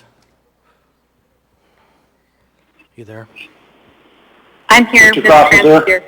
Okay, start with Ms. LaFrance. Here. Mr. Cross. Here. And Mr. Presverdia, for the public's interest, is traveling right now out of country, and so he's in a place where his connection is very spotty. So he's calling in and sometimes drops. But Mr. Presverdia, are you there? Can you hear us, Cameron? Yep, I'm on. Okay, thank you. Good, and I let folks know that your phone is falling off frequently. So, okay, I think we're ready to come back to order. And item 11A is now before the body. Public hearing was closed 4/12/2020.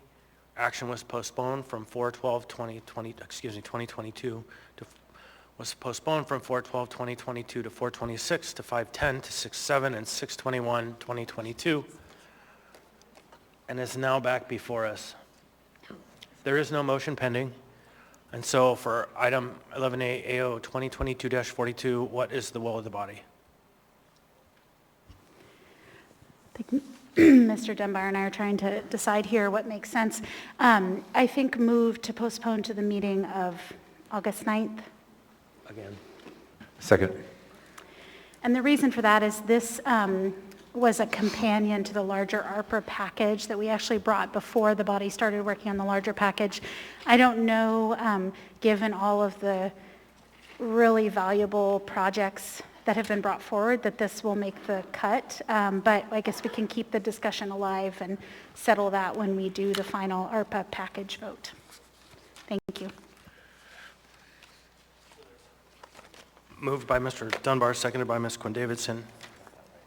Backwards, moved by Ms. Quinn-Davidson, seconded by Mr. Dunbar. The motion is postponed to the meeting of August 9th. Anyone else wish to speak to this item? Hearing and seeing none, members may proceed to vote.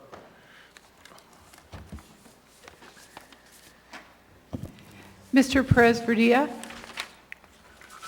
Yes. Mr. Cross? Yes. Ms. LaFrance? Yes.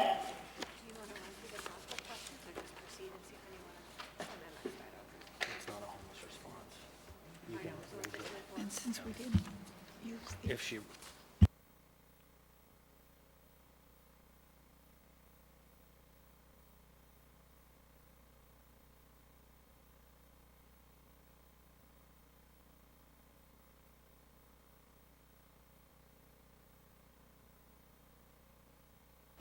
On a vote of 12-0, the motion to postpone to August 9th.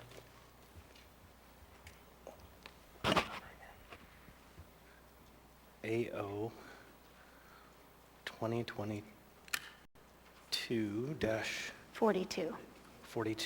Thank you. Sorry, I didn't have it up.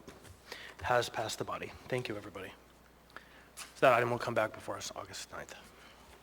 Again. So next up, we have item 12 on the agenda.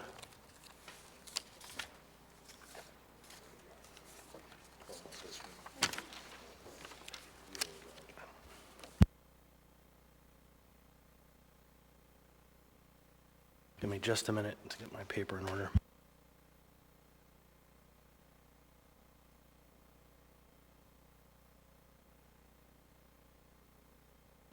Item 12A. Assembly action on mayoral veto of Resolution AR 2022-208S1, a resolution of the Municipality of Anchorage appropriating $2,800,000 for an interfund loan from the Area-wide General Fund 101 fund balance to COVID-19 Fund 231803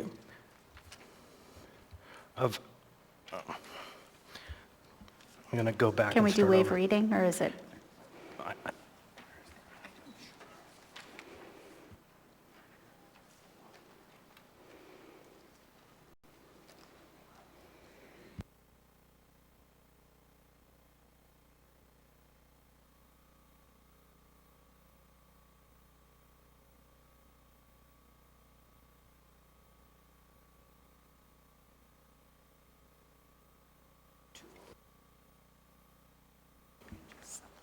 Thank you. Clerk has clarified for me. I will read it again. 12A, Assembly Action on Mayoral Veto of Resolution AR 2022-208S1, Resolution appropriating funds for homeless response. What's the will of the body? Mr. Chair, before we begin, I would like to run through the conflict questions. All right, members, I'll tell you have the floor. I'll ask you to ask the questions. I believe that the item before us has changed in posture from the original one presented. Thank you. So, question one is, it's the duty of the Assembly member disclosing the conflict or the potential conflict of financial or private interest to identify sufficient facts and circumstances to permit the Assembly to exercise its judgment in an informed manner. Does the member Zalatel have a substantial financial or private interest in the question of the veto override or funding for COVID-19 non-congregate care? No. Is the financial or private interest a substantial part of the matter under consideration? No. Does the financial or private interest vary directly or substantially with the outcome of the official action? No. Is the financial or private interest immediate and known or conjectural and dependent on factors beyond the official action? There's no interest. Is the financial or private interest significant or monetarily? No. Is the financial or private interest a type which is generally possessed by the public or large class of persons to which the elected official or household member belongs?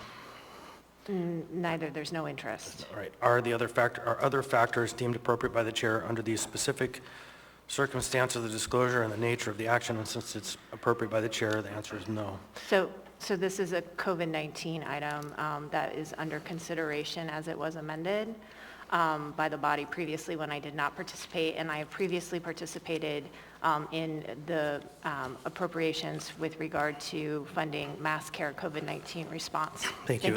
It's the ruling of the chair that this is a COVID-19 non-congregate care item as amended, and you do not have a conflict. So now, what is the will of the body? Move to override the veto. Second. Member Zalatel has moved. Member Rivera has seconded a motion to override the veto. Member Zalatel. Thank you, Mr. Chair. I think the most salient pieces really are in the memorandum from legal counsel submitted by Mr. Gates, as well as I submitted an AIM that shows that the federal declaration of emergency continues to be renewed. It was renewed just as recently as July 15, 2022. And that the way this item is structured, it's a $2.8 million request from an interfund loan from fund balance, which is how we funded all previous COVID-19 related mass care items. So I think the veto override is appropriate to let the S1 version stand and move forward.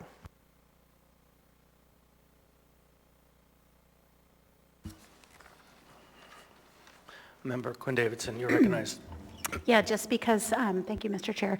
Just because that's might be a little tricky, just to make it really clear for the public, the mayor issued a veto. Our lawyer says that his legal argument is, it's not legitimate. And basically what we're trying to do is be able to get FEMA to reimburse us for costs rather than just pay them out of pocket. So overriding the veto is the fiscally responsible thing to do, and I'll be voting to override. Thank you.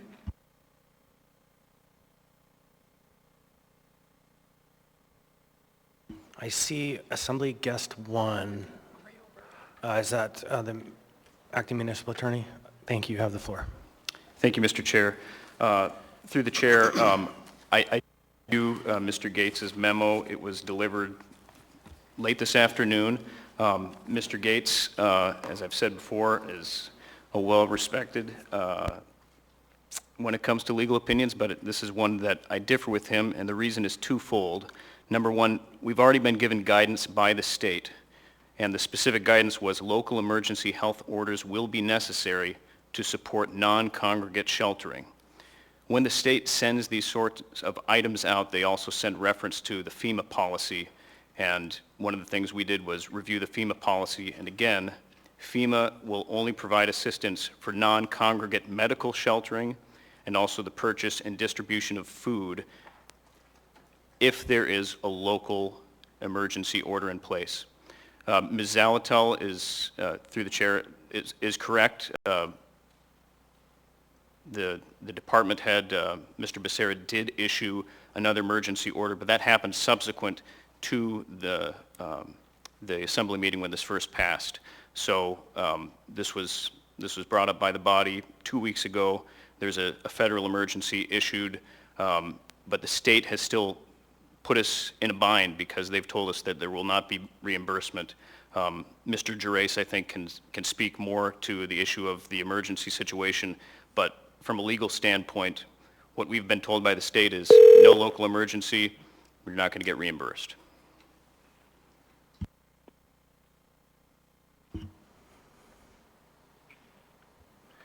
Thank you. Member Zolotel is back in the queue for a second time. Thank you, Mr. Chair.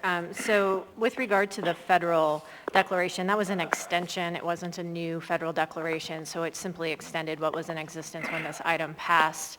Additionally, I think that the guidance from the state needs to also take into account that I believe there are 2 health department directives still in effect that allowed the operation of the non-congregate mass care facility and previously the congregate facility, and I don't believe, and I haven't seen in writing that those have been rescinded. Frankly, I think it doesn't hurt to try. We hear about FEMA requests all the time, that they take time, that I think that this is related to COVID-19. COVID cases are very high in our community, and the reason we need this is a direct result of COVID. So if for some reason these funds don't get approved or aren't obligated, then we can take it up at that time. But I think in this moment, it's appropriate to continue down this path of seeking FEMA reimbursement for this cost. Thank you. Member Allard is recognized. Thank you, Chair. I appreciate it. So I've just heard from legal, Muni attorney, that we are not, according to the state, going to be reimbursed by FEMA. But yet this body wants to pass an AO, is it an AO? AR, to take up manpower time to just see if it's going to pass. And if anybody's familiar with FEMA, we're not getting reimbursed. We are not going to get reimbursed, and we will be further in debt of wasting the Muni's time trying to do something that's not going to happen. I'll be a no. Thank you. Member Salt, you're recognized. Thank you. Through the chair. So just help me understand a little bit better here. So this is to be used for sheltering cost for ongoing COVID-19 emergency sheltering services. So it's for a shelter for people who have COVID? Is that what I'm reading it? Or is it, I'm trying to draw the line between this being a COVID response and being a homeless response. Does anyone have that answer perhaps?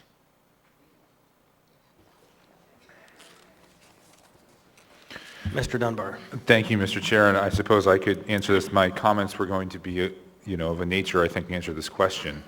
The reason these 2 things are connected is because when COVID first began, we had to have new separation distances and reduced bed capacity at a variety of our shelters. That reduced bed capacity continues to this day. We do not have the same number of beds at Brother Francis, and part of that is because they are still responding to this health emergency. There are still tens of thousands of people catching COVID. There are still thousands of people dying every day in our country of COVID. Those federal guidelines continue to impact our shelter capacity. And I'll say I am a little bit discouraged by this turn from some people on our body and the administration. It seems like something of a self-fulfilling prophecy. We keep saying and using language that I think makes it less likely for us to be reimbursed.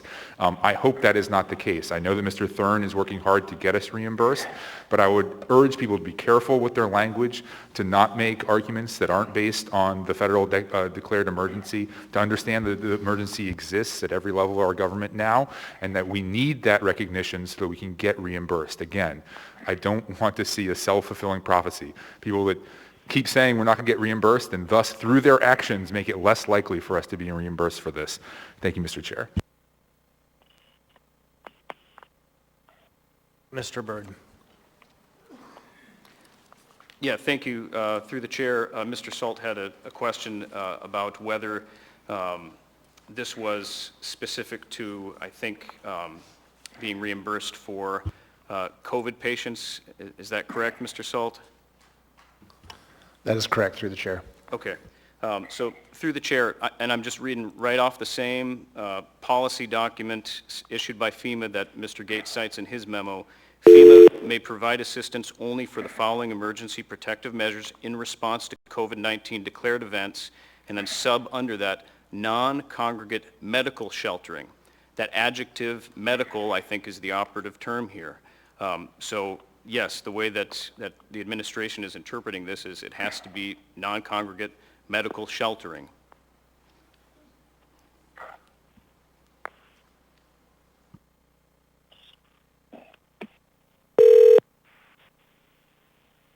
Member Allard, second time. Thank you. Mario, Chair, can I ask Muni Attorney? Mario, did you just read that from the email that was sent from Department of Military and Veterans Affairs, the homeless, or not the homeless, sorry, that's on our mind a lot, the Homeland Security and Emergency Management Department? Through the chair, Member Allard, no, the email from the state says local health emergency orders will be necessary to support non-congregate sheltering and emergency food purchase and distribution costs under this event after July 1st. That's the direction we've received from the state. Mr. Chair, can I do a quick follow-up? Go ahead. Thank you. I'm going to go ahead and the Muni Manager doesn't have to answer, but are you aware of an email that the Department of Military and Veterans Affairs has sent out in regards to reimbursement with FEMA? Through the chair, Assemblymember Allard, I actually have it up in front of me. It was sent on, let me just see here, Monday, June 27th, 2022 at 3:54 p.m. And it echoes this, exactly what the municipal attorney just stated, that local emergency health orders will be necessary, and they put will be in bold in all caps, to support non-congregate sheltering and emergency food purchase and distribution costs under this event after July 1st. Thank you, Mr. Chair. Thank you, Muni Manager. Mr. Cross has the floor. Thank you, I appreciate it. And, you know, my concerns follow along the same lines here in that, you know, the FEMA funds are both a blessing and a curse. I mean, the curse is if they don't appropriate it, then we're going to be left with a big bill. And it seems to me as if we keep spending recklessly or we keep spending aggressively with an anticipation of being reimbursed. But I just want to... Mr. Cross, yes. Quickly, is it possible that you're on speakerphone? No. Because you're coming through kind of muffled. I'm not on speakerphone. Let me try something. Let me try to turn this off my Bluetooth. Can you hear me better now? Yes. Go ahead. All right, thank you. I don't know if I'm coming through clear. But yes. Part of my concern with what we're doing here is just the level of spending. You know, the Families First Coronavirus Response Act was $192 billion. The Payment Protection Program was $484 billion. Consolidated Appropriations Act was another $900 billion. American Rescue Plan we're looking at is $1.9 trillion.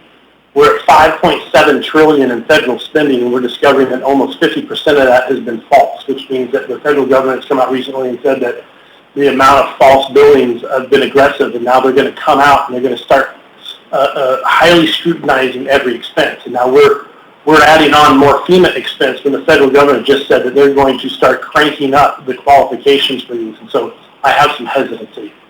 Thank you. Thank you. Anyone else in the queue?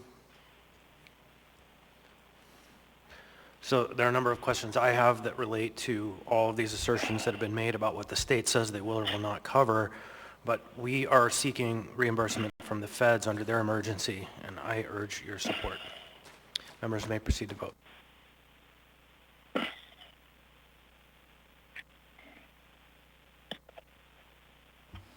Mr. Perez-Vardilla? Yes. Mr. Cross? No. Ms. LaFrance? Yes.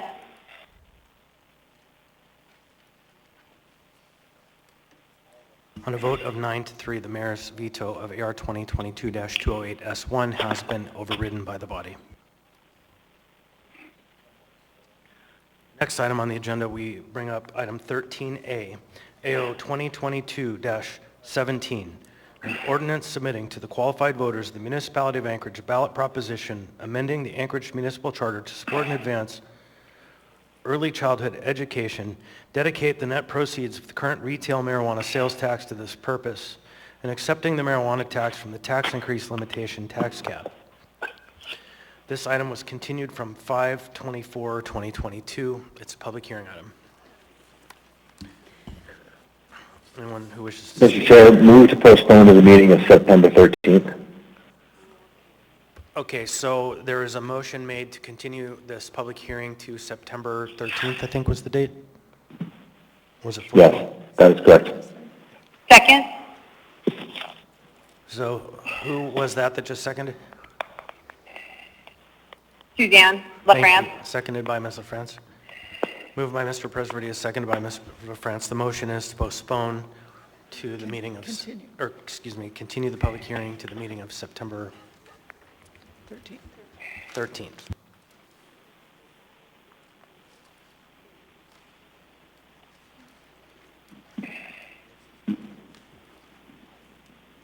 Is there anyone who wishes to speak? Yes, Mr. Chair, I'd like to speak to this item. All right, Mr. Presbyterian, you have the floor. Thank you. There has been a great deal of work from community partners on this item, and I've been in contact with them recently. They are making progress and feel like that we'll be able to bring an item forward in the near future. They have requested more time to complete their work and intend on requesting a work session in the near future. So I asked my colleagues to give these organizations and community leaders more time to prepare this and bring it forward to the body. And they believe that September 13th is an appropriate amount of time to complete the work. Thank you, Mr. Chair. Mr. Rivera. Thank you, Mr. Chair. A couple comments on the motion. Just first, I think procedurally, this is interesting. I'll go ahead and support it because it basically continues the public hearing, so it's not like we're cutting it off. But I do think that it is an interesting placement of the motion. Second is, when this does come back to us for a work session, as Mr. Presbyterian alluded to, I think it would be interesting to, during that work session, to get a little bit more information about the Alaska Reads Act and the intersection between that act and what it does with the goals of this particular ballot proposition. Thank you.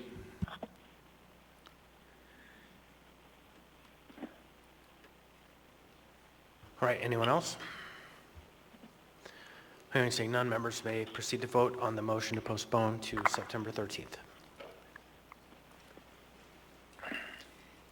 Mr. Presbyterian? Yes. Mr. Cross? Yes. Ms. LaFrance? Yes.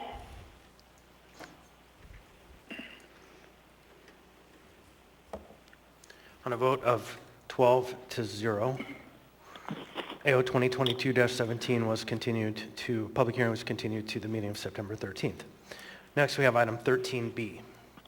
13B is AO 2022-66, an ordinance amending the zoning map and providing for the rezoning of approximately 4.6 acres of land from B1B SL, community business with special limitations, to B3 SL, general business with special limitations for lots 12B1, 12B2, and 12B3, Chester H. Lloyd subdivision, generally located northeast of the intersection. Thank you. This item was carried over from 7/12/22. This is a public hearing item.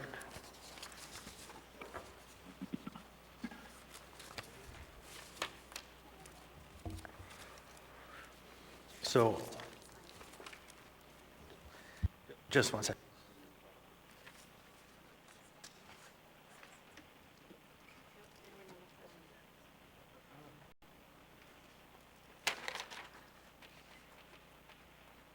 If you're here to testify on a public hearing item, when you come forward, please state your name, the community council, or area of the municipality in which you live. Please stay on topic and direct comments to me or other people on the dais. I'll interrupt you if you're off topic. It's helpful if testifiers provide comments on any proposed amendments. You'll have 3 minutes, and community council representatives will have 5. Assembly members don't typically answer questions during this period. That comes later during the debate. Thank you. All right. The public hearing for this item is now open. Go ahead. Dustin Darden. I'm in the District of State of Alaska for the United States Senate, which I'm running for. In August 16th, I'll be on the ballot. So the proposal here is to monkey with the land, monkey with the existing building codes and the parameters of what can be built in areas of habitation. The proposal is actually going to make it less restrictive for the people who habitate the Sand Lake community to be able to live at peace. Because this agenda-driven ordinance would actually make crime fester out of the crevasses of the minds of those that don't have the best interest of the people. The minds of these people actually have an agenda which is called Agenda 2030, which encompasses land usage and how this land would be used. It's about making society a less safe place to feel, so that ultimately you are driven into a place where you feel safe. But I believe we the people already have the ability to maintain composure, safety, our God-given abilities to petition our governments for redress of grievances, to form a regulated militia. Mr. Darden, this is a public hearing on this item above. Please keep your comments to this item. I appreciate you not pressing the pause button when you interrupted my speech. The dialogue is greatly encouraged and also agenda-driven. Mr. Darden. Once again, thank you for saying my name and not forgetting my name, Dustin Darden. Now, as I was saying, Agenda 2030 also speaks to reducing the population by 90%, Mr. Darden, which is murder. You are now warned. If you continue to be off topic in further public hearings, your ability to comment will be reduced. Any other member wish to be heard on this item?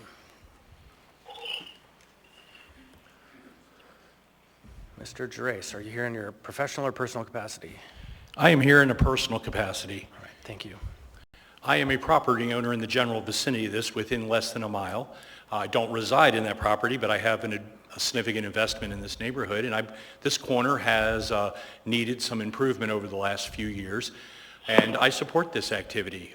We have suffered up that end of town. There hasn't been a lot of development out there.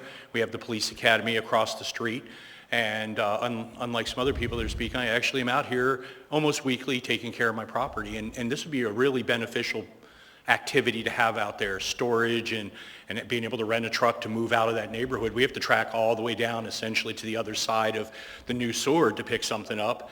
There's just nothing in that general neighborhood, and I think this would be really beneficial.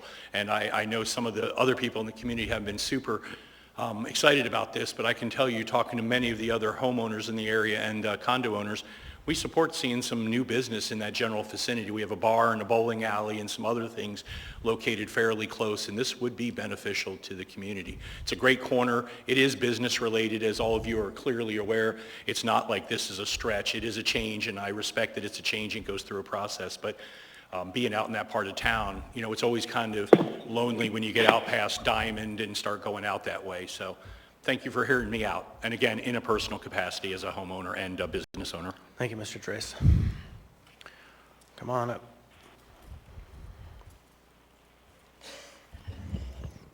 Dustin Sherman. I actually agree with him. I think that it'd be good to have that lot used up for something for the community, and it'd be nice to be able to drive by there and not just see a big empty lot all the time. So I'm for it. Thanks. Thank you. And anyone else wish to be heard on this item? If you're trying to be heard on this item, come on and line up. Thank you and welcome. Good evening. My name is Laquita Chmielowski. I'm with Darrell, and I am representing the petitioner. I just wanted to take a minute and highlight some of the work that's went into getting to this point for the rezone. As some folks mentioned, this is a rezone for a planned development for a U-Haul rental facility and storage facility. The project started in 2017, and we met with the Community Council at that time and received support for the rezone. The project went on hold for because of uncertainties due to the economy, and then also COVID. When we moved forward in 2019, we went back to the Community Council and gave them an update on the project, presented the rezone and some of the plans for the building. In addition, the owner has met with the residents that are to the east to talk about the project and their concerns. They've actually also installed a drainage swale along the eastern boundary to help with some drainage problems that was coming from the north and also from this property. So now that stormwater that was draining onto the eastern properties, the residents, now goes to the storm drain system. We also, the special limitations are also written in a way to help further make sure the development is compatible. There's an administrative site plan review that's required for any of the development on the property, as well as additional buffers along the east side where there's residential properties, and building height limitations to encourage the building to be placed on the west side of the property adjacent to the business uses. Lastly, the 2040 plan does identify this as a town center, and B3 is an implementing zoning district for town centers. And interestingly enough, when you look at the history of the property, it was originally zoned B3, and the last rezone was done in 2006 to rezone it to B1B special limitations for planned development that didn't move forward. The U-Haul storage and rental facility will provide an indoor safe environment for storage. And as I mentioned, the owner is committed to having a responsible development and being a good neighbor. And I think there's a lot of proof in that, all the work that they went into meeting with their neighbors and with the Community Council. Thank you.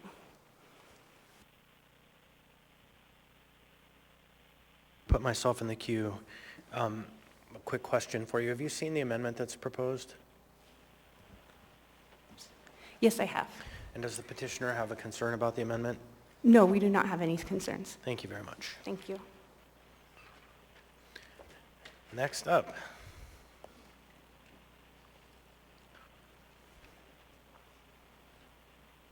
Welcome. State your name for the record and what part of town you live in. If you could hit the green button. There you go. There you go.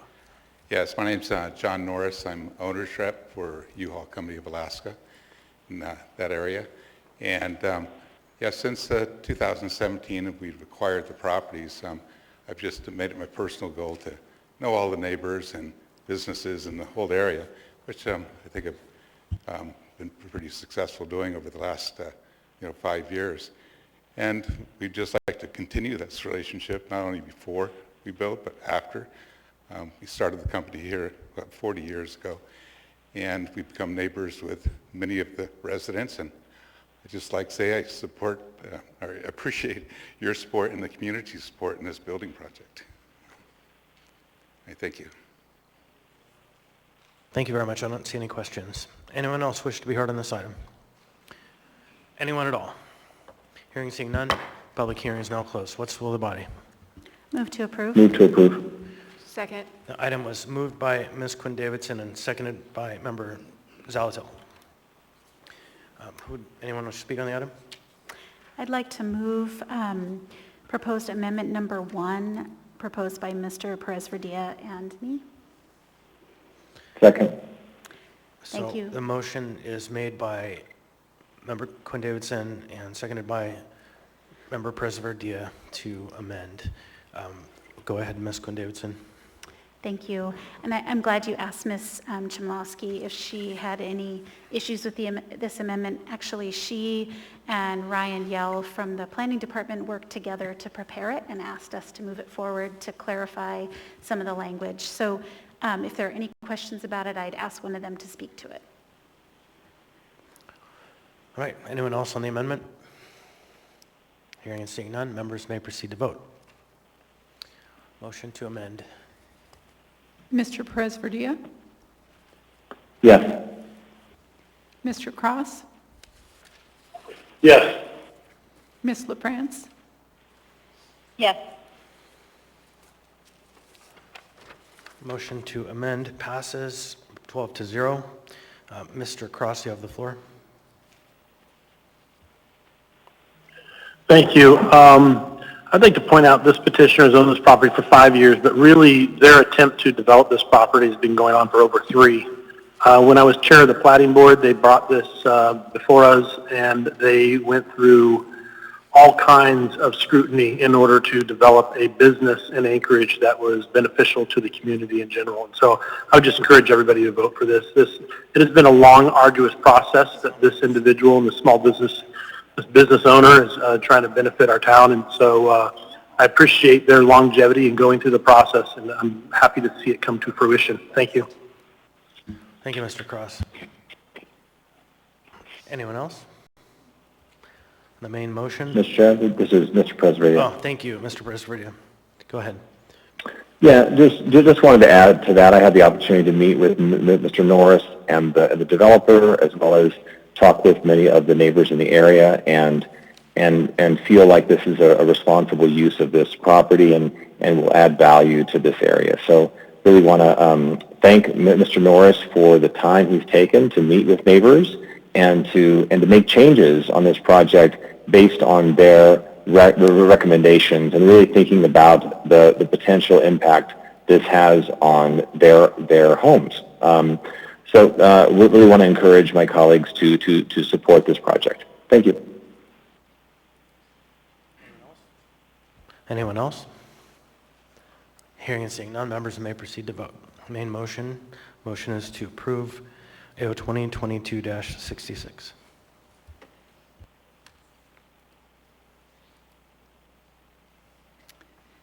Mr. Perez-Verdia?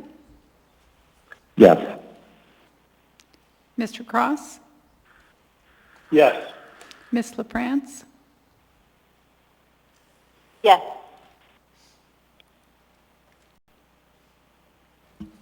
AO 2022-66 on a 12-0 vote passes the body. Next, we have item 13C, which is AO 2022-67, an ordinance amending Anchorage Municipal Code subsection 21.09.050C2 to encourage development of accessory dwelling units within the Girdwood Valley. Public hearing for this item is carried over from the meeting of July the 12th, 2022.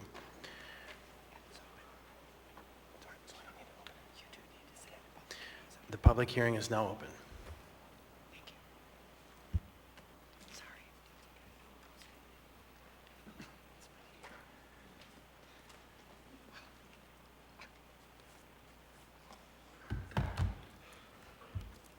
Hello, my name is Mike Edgington from Girdwood. One sec, are you speaking on behalf of yourself? I will be speaking on behalf of myself for the first part. I may have to take questions as an individual depending on what the topic is. So it's 3 minutes as an individual, I'll 5 minutes? do it in 3 minutes. As the council, to save any confusion. Thank you. Okay, so my name is Mike Edgington. I'm co-chair of the Girdwood Board of Supervisors, but apparently I'm speaking on behalf of myself now. There's been quite a lot of noise, a lot of it from me, about the housing situation in Girdwood. This is a very small piece of the puzzle, but hopefully definitely a positive piece, which I recommend you approve tonight. There are no silver bullets to housing, as I think all of you know. It's a very complex problem. Resort towns have a whole additional set of problems on top of the general environment.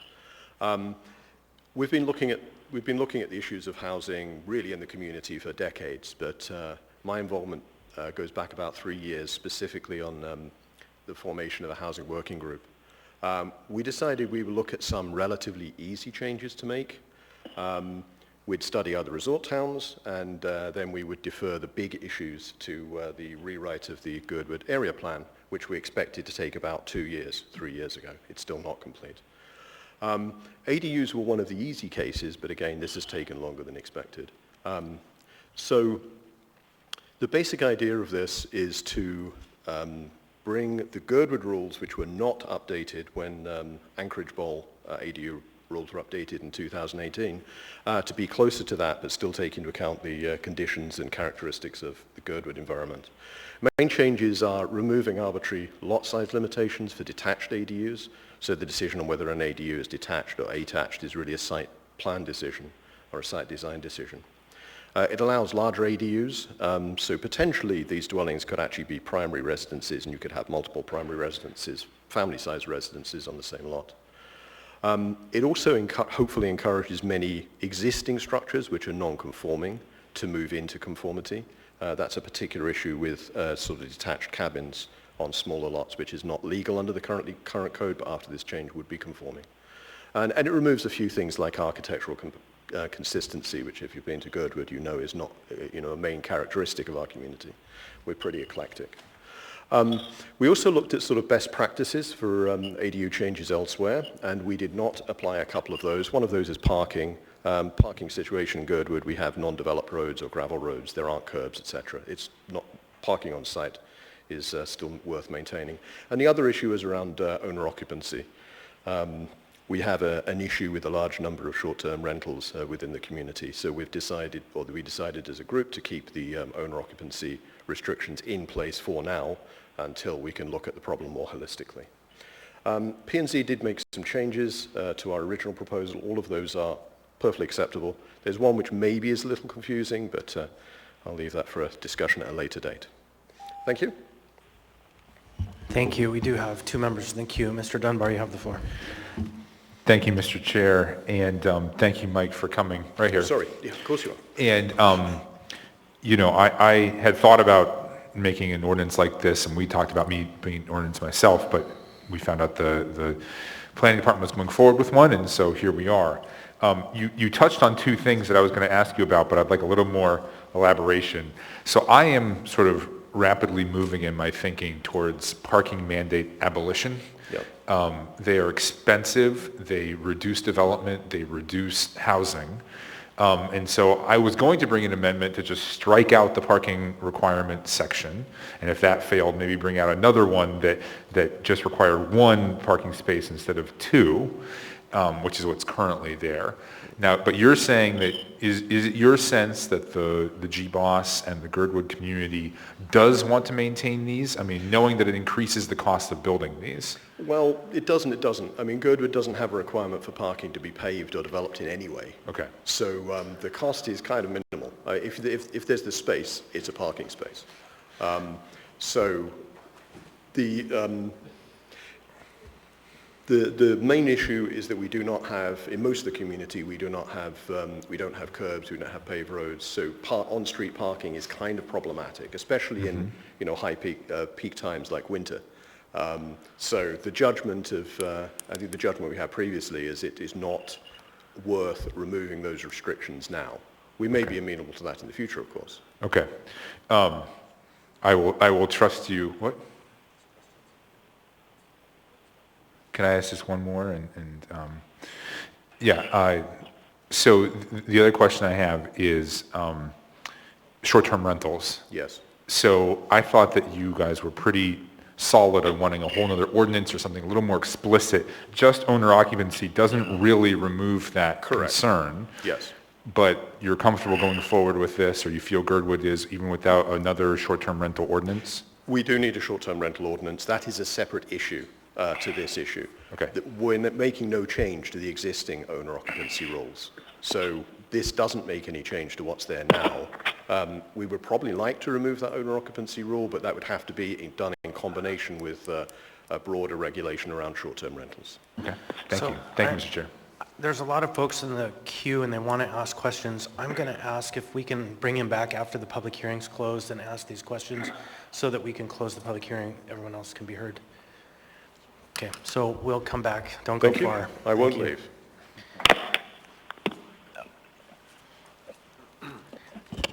Mr. Darden. Dustin Darden, United States Senate District in the state of Alaska, on the 16th of August ballot. Now, we're talking here today about the amendment to code once again of individuals who have a significant pull that live in this residence, and that should be taken into account. There's an individual who lives in this district in the Girdwood community who's directly associated with the proposal, getting pumped full of cash, millions and millions of dollars of cash.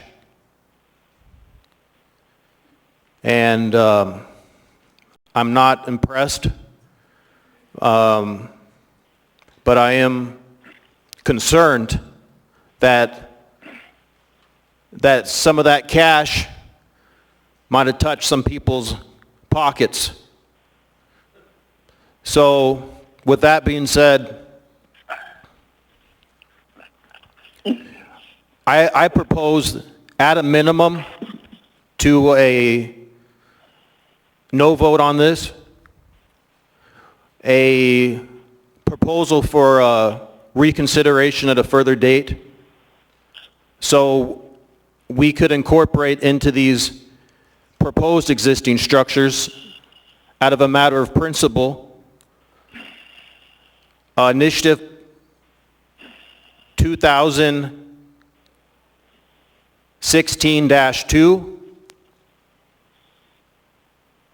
again, a proposal to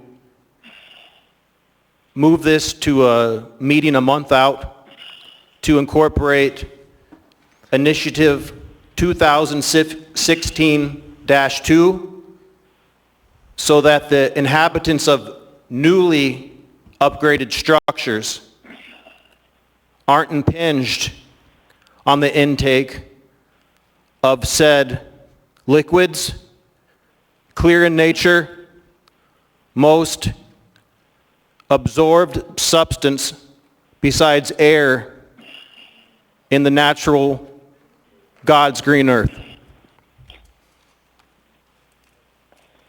Thank you. So somebody on the phone, please mute. Your breathing is coming through, and we're getting emails, and I'm getting texts. So, and the people are saying it's me.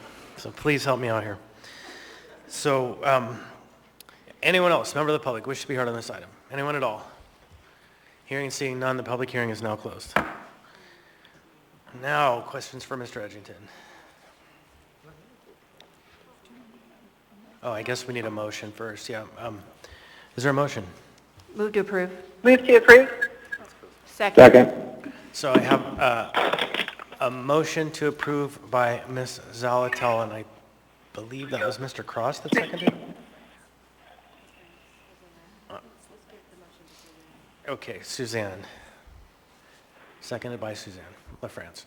So we now have a motion and a second before us. And, okay, there were a couple of people in the queue before Mr. Vaughn who wanted to speak to, no, okay. Ms. Zalatel, and then Mr. Vaughn. Thanks. If Mr. Edgington come back up. So one of the things I wanted to ask about in this ordinance, it says that the accessory dwelling unit shall not exceed 35 feet in height, nor be greater than twice the height of the primary dwelling unit. Was height and overall views, character of the neighborhoods, discussed in the community and in Girdwood, to the best of your knowledge. And the reason I ask is we had an unintended consequence in one of our neighborhoods after the ADU ordinance went into effect, where an ADU exceeded the size expectations of the neighborhood, and it was really around the height. And I'm hoping to kind of head that off from go with this, rewrite. Right. Understood. It was discussed. I don't recall any very strong opinions on it. Maybe there needs to be a particularly egregious example for those strong opinions to appear. But again, the majority of the community is very heavily wooded. So most structures are smaller than the trees around them. And one of the use cases we considered at the very beginning was a garage with a unit above. And some of the other cabins are relatively smaller, maybe one story. So the doubling of the height may be reasonable for an ADU unit if you're sitting upon a garage. Okay, great. I just wanted to make sure that it was discussed and talked about because it's become a flashpoint and with regard to ADUs in some other neighborhoods. Thank you. Thank you. Mr. Bond. Yeah, thank you. My question is also on the size of the ADU. And my question is on the, so I was happy to see that we increased maximum size from 600 square feet to 900 square feet, or a max of 75% of the primary unit, whichever is smaller. And when I look at that, and I also look at, there are setbacks that are in here, I'm wondering if we could what would be your thought if we just did away with the max 75% portion and just said there's a max of 900 square feet? Done. I guess Can we please mute on the phone? That followed we followed the sort of existing code that we had both in Girdwood and the code in the Anchorage rewrite and the 2018 rewrite. So I think when does an ADU become a duplex, I suppose, is one of these questions. And a duplex is the way I think about it as a non-professional, is a duplex is sort of two units roughly the same size. An ADU is clearly a primary and a secondary and accessory. So we have that ratio of 75%. So you can have a medium-sized or probably a 1,500 square foot primary unit or 1,400 or something, and still a decent-sized ADU. But the site setbacks on side, etc., are the sort of standard ones throughout the community. So we haven't really made any change there. There's a degree of flexibility in side setback. There's less flexibility on front and rear. Right, and I support the setbacks. I'm just thinking, I want to see more housing in Girdwood. Right. And if somebody has a really small house, there are really small homes in Girdwood. Yeah, so duplexes are still acceptable. I think all of our zoning is, or all of our single-family zoning is single-family plus duplex. So that is a possibility anywhere, but typically that would involve, raising a cabin and replacing it with a duplex, rather than this, which is, can be just an addition. Okay, thank you. Ms. Altel. Thank you, Mr. Chair. I'd like to make an amendment on page 4, starting at line 6, subsection F. It would read, parking, in addition to the parking requirements for the primary dwelling unit, one off-street parking space shall be provided for an accessory dwelling unit, period. And then delete the rest of the section, Madam Ms. Alto. Yes. Second. We have a motion to amend by Ms. Salatel and a second by Mr. Dunbar. Clerk will take a second to type the text up. May I speak to it briefly? Please, go ahead. Thank you. So I heard Mr. Edgington and I heard Mr. Dunbar, and really the parking calculation kind of swung between 1 and 2, not to exceed 2. Let's just do 1. It sounds like parking is fairly flexible in Girdwood, but that way no one's carving out space that could be developable otherwise for a parking space. If it runs into terrible problems, we can always come back and fix it, but it seems to effectuate kind of where we're seeing planning go with some other parking reductions that they've kind of had in the works for a while. So I think we should get on board and support reductions in parking. Thanks. Mr. Dunbar. Thank you, Mr. Chair. So two things. One, we aren't going to reduce parking. We're going to reduce mandated parking, right? And if folks decide they want to build more parking, they're certainly welcome to do so. But I think Ms. Zolotel is right. And what I heard from Mr. Edgington was, in most cases, this is not going to be an issue because of the nature of parking in Girdwood. I think this is a case where the ordinance in Girdwood could serve as a good example for the rest of Anchorage, that Girdwood will be a leader in this, because I want to see similar reductions in parking mandates coming back to Anchorage. I think other cities are finding more and more that basically as a society, we are forcing small businesses and homeowners to subsidize parking in a way that that reduces, frankly, economic activity and housing. So I urge support for this amendment, and I hope people continue to build as much housing in Girdwood as possible at this point, because we all know that it's really acute shortage there. So thank you, Mr. Chair.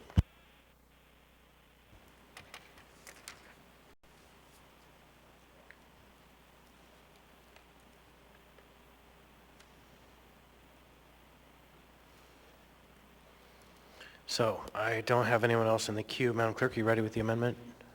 Okay, just one more minute, please.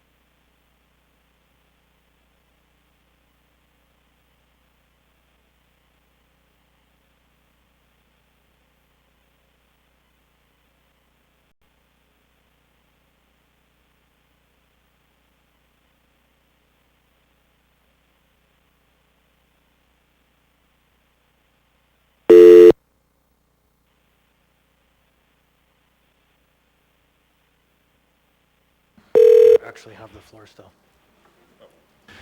Because I still have the floor, I'll add too.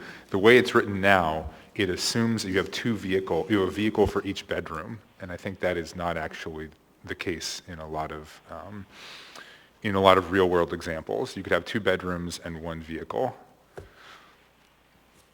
So.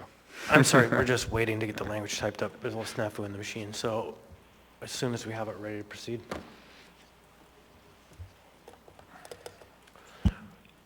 Mike, would you come back up? I'll take this opportunity to ask a question. So there's some conversation about 25 versus 35 feet. What is the conversation that's happening in Girdwood about that? There hasn't been a lot of conversation about the height issues. There has been conversation about whether you have structures right up against lot lines, because we have this flexibility within most of the lots in Girdwood of moving things within. You can move things to one side of the lot and have it only 5 feet from the lot line. So there's actually a restriction in here that if you're making use of that flexibility, you can't go to full height. Okay, thank you very much. So I think we have the amendment now. It's up on the board. Members have spoken to the amendment. Anyone else wish to speak? Question is, shall we amend AO 2267 with the Zolotel amendment?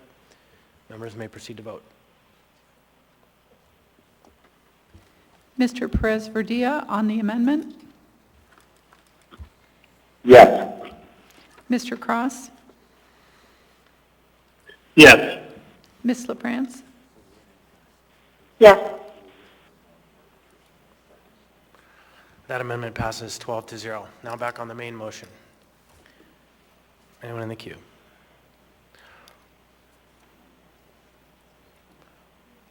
I'm not seeing, oh, there is one now, okay. Mr. Bond. Yeah, I think I want to move to amend. And I want to do what I was asking about earlier, and I just want to take out the portion about the 75% and just make it 900 square feet. And my thinking about that is just that... So do you have an amendment first? Yeah. Can you provide the language either in writing or I can. very clearly verbally so folks can understand? Yes, give me a moment.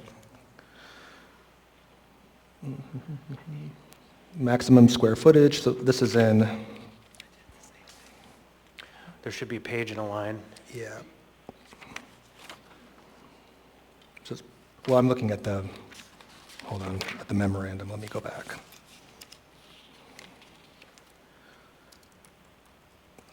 So page 3. And line, I guess 36 through 39, I would just want to strike. So is that 35 or 36 through 39? 36. Okay. Or 75% of the gross floor area of the primary dwelling unit, whichever is less. Second. The motion is made by Mr. Vollen, seconded by Ms. Quinn-Davidson. Mr. Vollen, do you want to speak to the item? Yeah, I'm just thinking, so in order to achieve the 900 square feet max, somebody has to have a home of 1,200 square feet. I just think the intent of this is creating more housing in Girdwood, and I could see if somebody built a 900 square foot ADU and they wanted to make that the primary residence and then rent out the former home, you know, if it was smaller or of equal size. To me, that doesn't really make a difference in the intention of what we're trying to do here. And if duplexes are already allowed in Girdwood, I guess I just don't really see the distinction, a necessary distinction between an ADU or a disconnected duplex. Thank you. Ms. Quinn-Davidson, you were in the queue for a second. You're not now. Ms. Alto, go ahead. Thank you. Do we have anyone from planning on the line? Through the chair, Ms. Solotel, I believe Dave Whitfield from the planning department is the staffer on this, and I do believe Dave's on the phone. Thank you. Thank you, Ms. Domboski. So my question is for planning. Is there any practical limitations to Member Vollen's amendment? I support it in concept, but are we going to run up against any other limitations that would prevent it from being effectuated in practice? Thanks.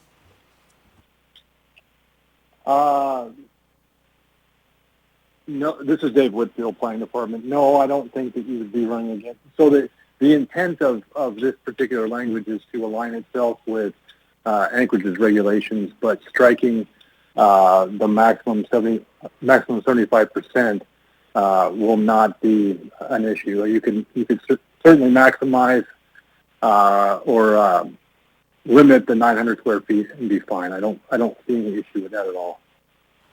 Okay, my follow-up question is, would there run into any limitations on zoning if you had two basically 900 square foot units, one being considered an ADU and one being considered the primary residence, which effectively feels and looks like a duplex minus the owner occupancy requirement? I'm just trying to think through a few of these permutations.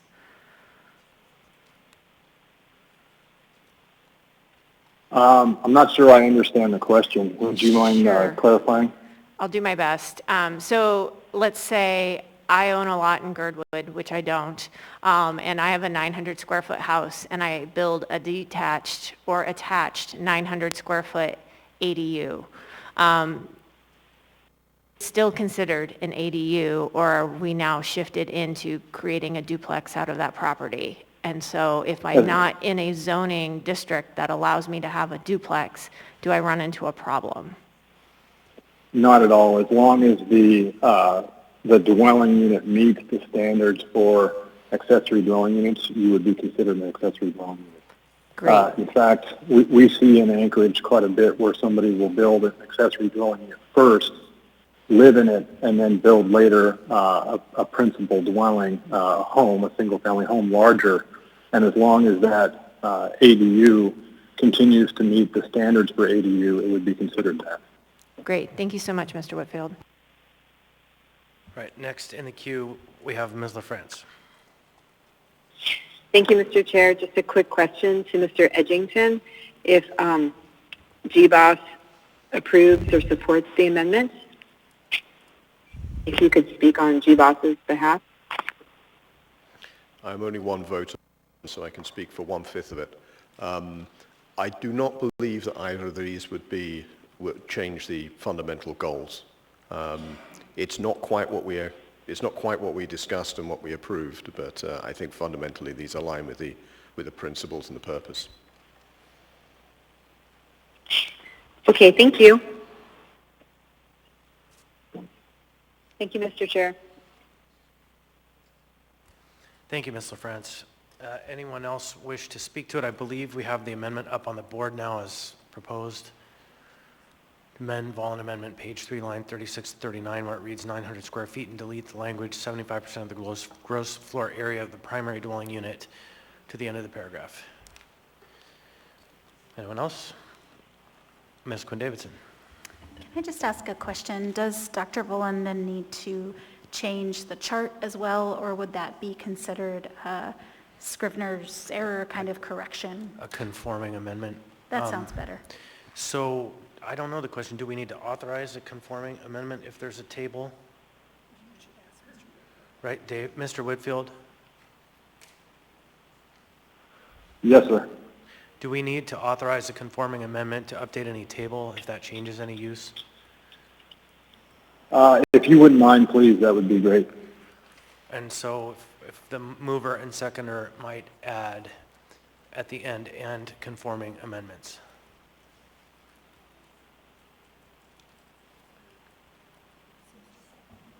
So do I just say yes? I would like to include that in my amendment. Yep. And seconder agrees. Thank you very much. Mr. Whitfield, does that suffice?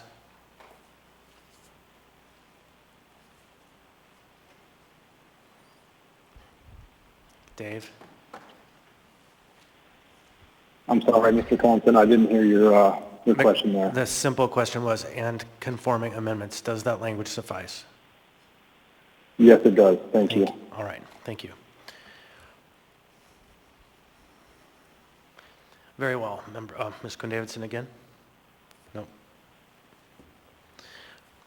Okay, no one else in the queue. Members may proceed to vote on Volun Amendment. Mr. Perez-Verdia. Yes. Mr. Cross. Yes. Ms. LaFrance. Yes.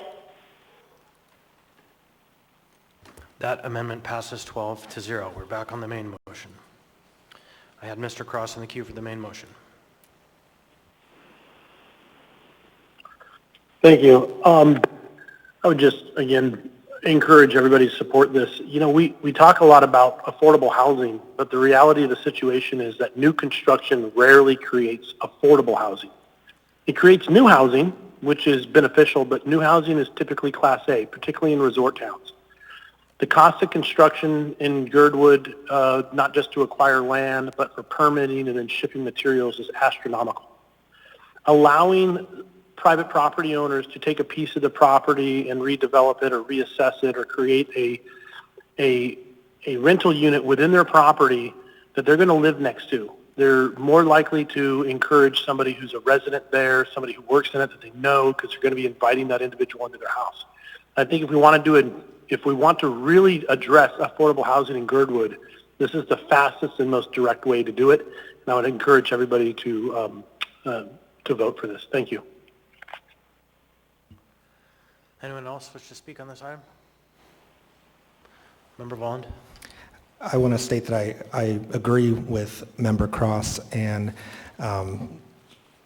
I see accessory dwelling units as a way to encourage affordable housing, and also honor context and scale of historic neighborhoods. And to that end, I'm also excited later, I think coming before the body at a different time will be another item on accessory dwelling units that the administration has brought forward. So I just like that we are moving in this direction. Thank you. Mr. Dunbar.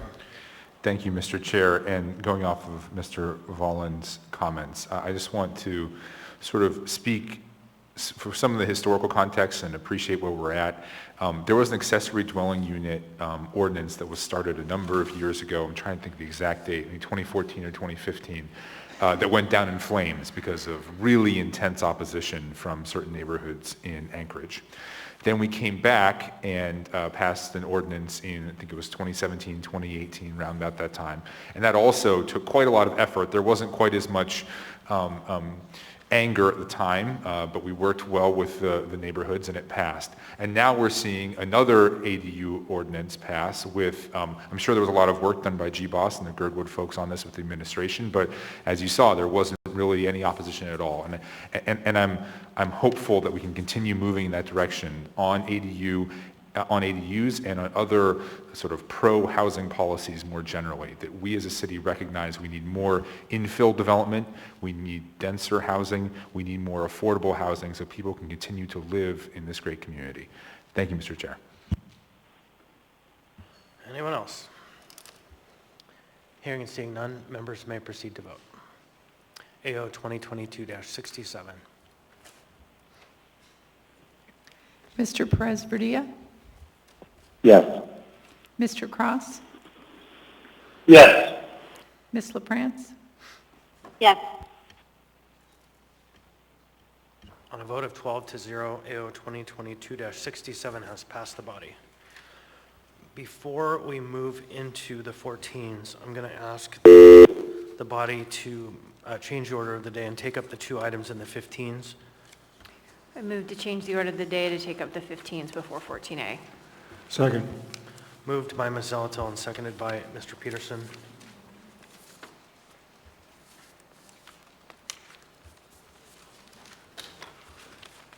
I'd like to ask for unanimous consent.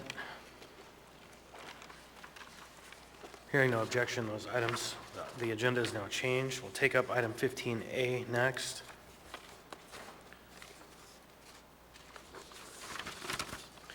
Item 15A, Resolution AR 2022-224, resolution of the Anchorage Municipal Assembly stating its conditional protest regarding the renewal of beverage dispensary tourism license number 5864 for YC Anchorage Hotel Group LP DBA 4 Points by Sheraton Anchorage, located at 325 West 8th Avenue, Anchorage, Alaska 99501.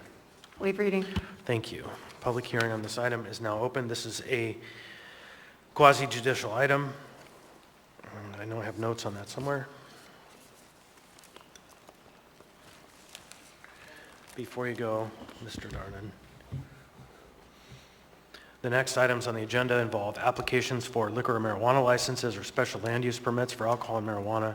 The process to review these items is different than the Assembly's legislative role because these are administrative or quasi-judicial hearings and require the Assembly to be impartial, refrain from ex parte communications, accept in liquor licenses, and make decisions based only on the record before us and testimony today.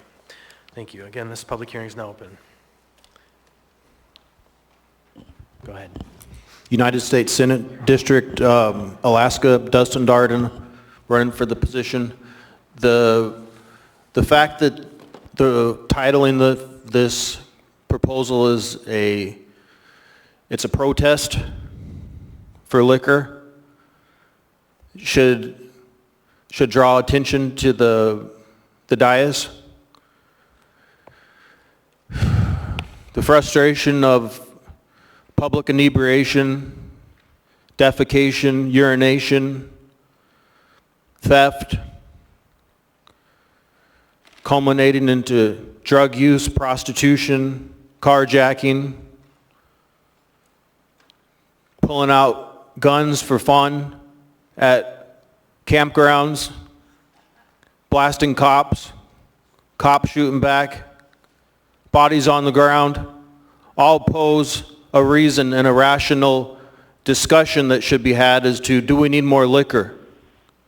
Do we need to have more drunk people stumbling about South Anchorage, West Anchorage, North Anchorage, East Anchorage, Mid Anchorage? Do we need more liquor? You can make rational decisions, and drugs and alcohol is a drug too. Alcohol can get you really messed up for kids, young kids, learning to drive, drinking booze, getting behind the wheel, smashing into a truck, running over a bush, maybe hitting a dog or a kid because a liquor store got erected, got built, got appropriated, got refunded. Then there was a protest, opportunity to shut it down so kids don't take that sip of liquor, get behind the wheel, then they're shooting up cops at the campgrounds, burning their hot dogs, violating municipal codes, setting fires. Their judgment's impaired. They're making laws. How are they going to keep up with municipal laws when they're constantly changing if they're all doped up on high-grain alcohol? You know, if you're going to do something, maybe we should make an amendment to the resolution to turn the ethanol alcohol into a vehicle consumption. Change one orifice inside the vehicle, stick it in there instead of sticking it down the developing children. And they're shooting up cops at the campgrounds.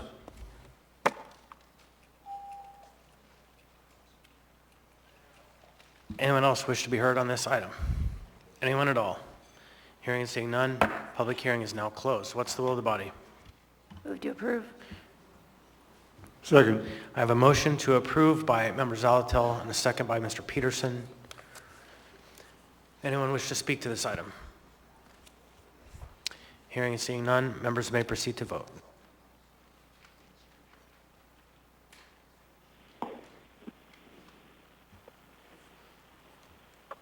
Mr. Perez-Verdia? Yes.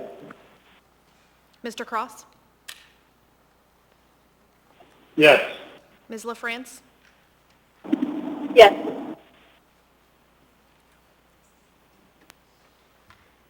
On a vote of 12-0, AR 2022-224 has passed the body. Next, we have before us item 15B, Resolution AR 2022-227, a resolution of the Anchorage Municipal Assembly approving an alcoholic beverages conditional use for package store license number 6035 for Northern Hospitality Group, Inc., DBA 49th State Spirits and Gifts at the Rail in the Planned Community District.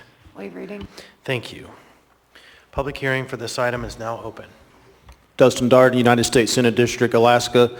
I wanted to say to the protected class of Caucasian white females that are Christian, in regards to this resolution, that have breasts and provide milk for their young, to nurture their young. Mr. Chair, this is not on topic. Protected class. Is that a point of Section order? 7. Yeah, sorry, Mr. Chair, point of order. Mr. Darden, hold on. Could you state your point of order? Yeah, the testifier is not speaking to the item before us. The chair agrees with the point of order. Mr. Darden, you will please contain your items to the resolution that's before us, AR 2022-227. I yield to the chair to give a brief explanation as to how females' breast and nurturing their young is in relation to this. You may have not in its entirety understood, but a protected class is would involve Mr. Darden, again, this item is about the extension of a conditional use permit for a potential licensee, nothing to do with the subjects you were just talking about. In fact, it does, and through the chair, women that drink alcohol, that are nurturing their young with their breasts, would walk into this establishment, and through the chair, in regards to respect for the women for the women in this month upcoming, that we are honoring the breastfeeding women. Okay, Mr. Darden, that's it. I am going to end your testimony on this item, and hopefully on the next item, you can maintain your talking points to the item before us. Thank you. So are you just speaking or you're actually taking action? Thank you. Anyone else wish to be heard on this item, the conditional use for a package store license 6035? Hearing and seeing none, the public hearing for this item is now closed. What's the will of the body? Move to approve.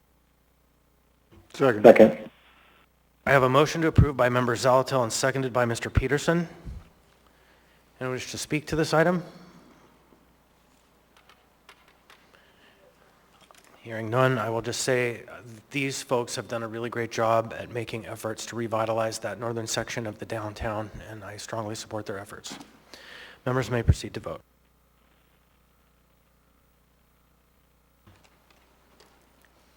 Mr. Perez-Verdia? Yes. Mr. Cross? Yes. Ms. LaFrance?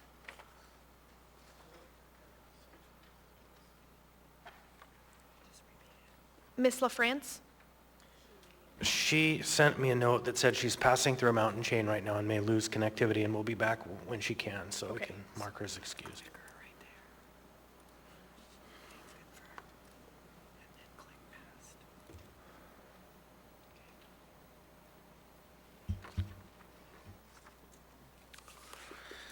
So on a vote of 11-0, AR number 2022-227 has passed the body. That brings us back to item 14A.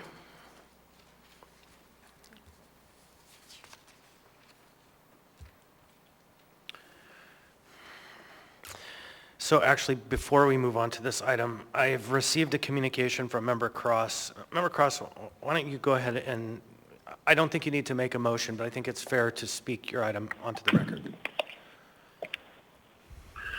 Thank you. My motion is to possibly reconsider 13B. That was the rezoning. I just want to make sure there's not a conflict of interest. I served on the plating board, and when they were establishing the drainage easement on the east side of that property, we moved and approved that. And I just want to make sure there's not a conflict of interest there. I know a little bit about this case just from the plating department, but I don't have any financial involvement or anything, but I just want to make sure perhaps legal can speak to whether or not that represents a conflict of interest and whether or not we need to reconsider that vote. So I would offer that the clerk and I actually had that conversation contemporaneous to the item, and we both came to the determination that in this case, it didn't rise to the level of a conflict. So if you feel like we need to go through the questions, or if members of the body do, we can. But contemporaneous to the question, the clerk and I had that conversation, and we both agreed that it's not a conflict. Okay, well then I will acquiesce to the wisdom of the chair. I just wanted to make sure it's disclosed that I did serve on the plating board when we saw this original plat come up several years ago, and so I appreciate that. If you feel there's no conflict, again, just for the record, I have no financial involvement, and so there's nothing personal involved with this, just a little bit more knowledge than I would say above average, so thank you. Right, so again, the clerk and I had this discussion at the time, contemporaneous to the question, we made the determination there was no conflict. If a member wishes to overrule the ruling of the chair, the ruling is there is no conflict.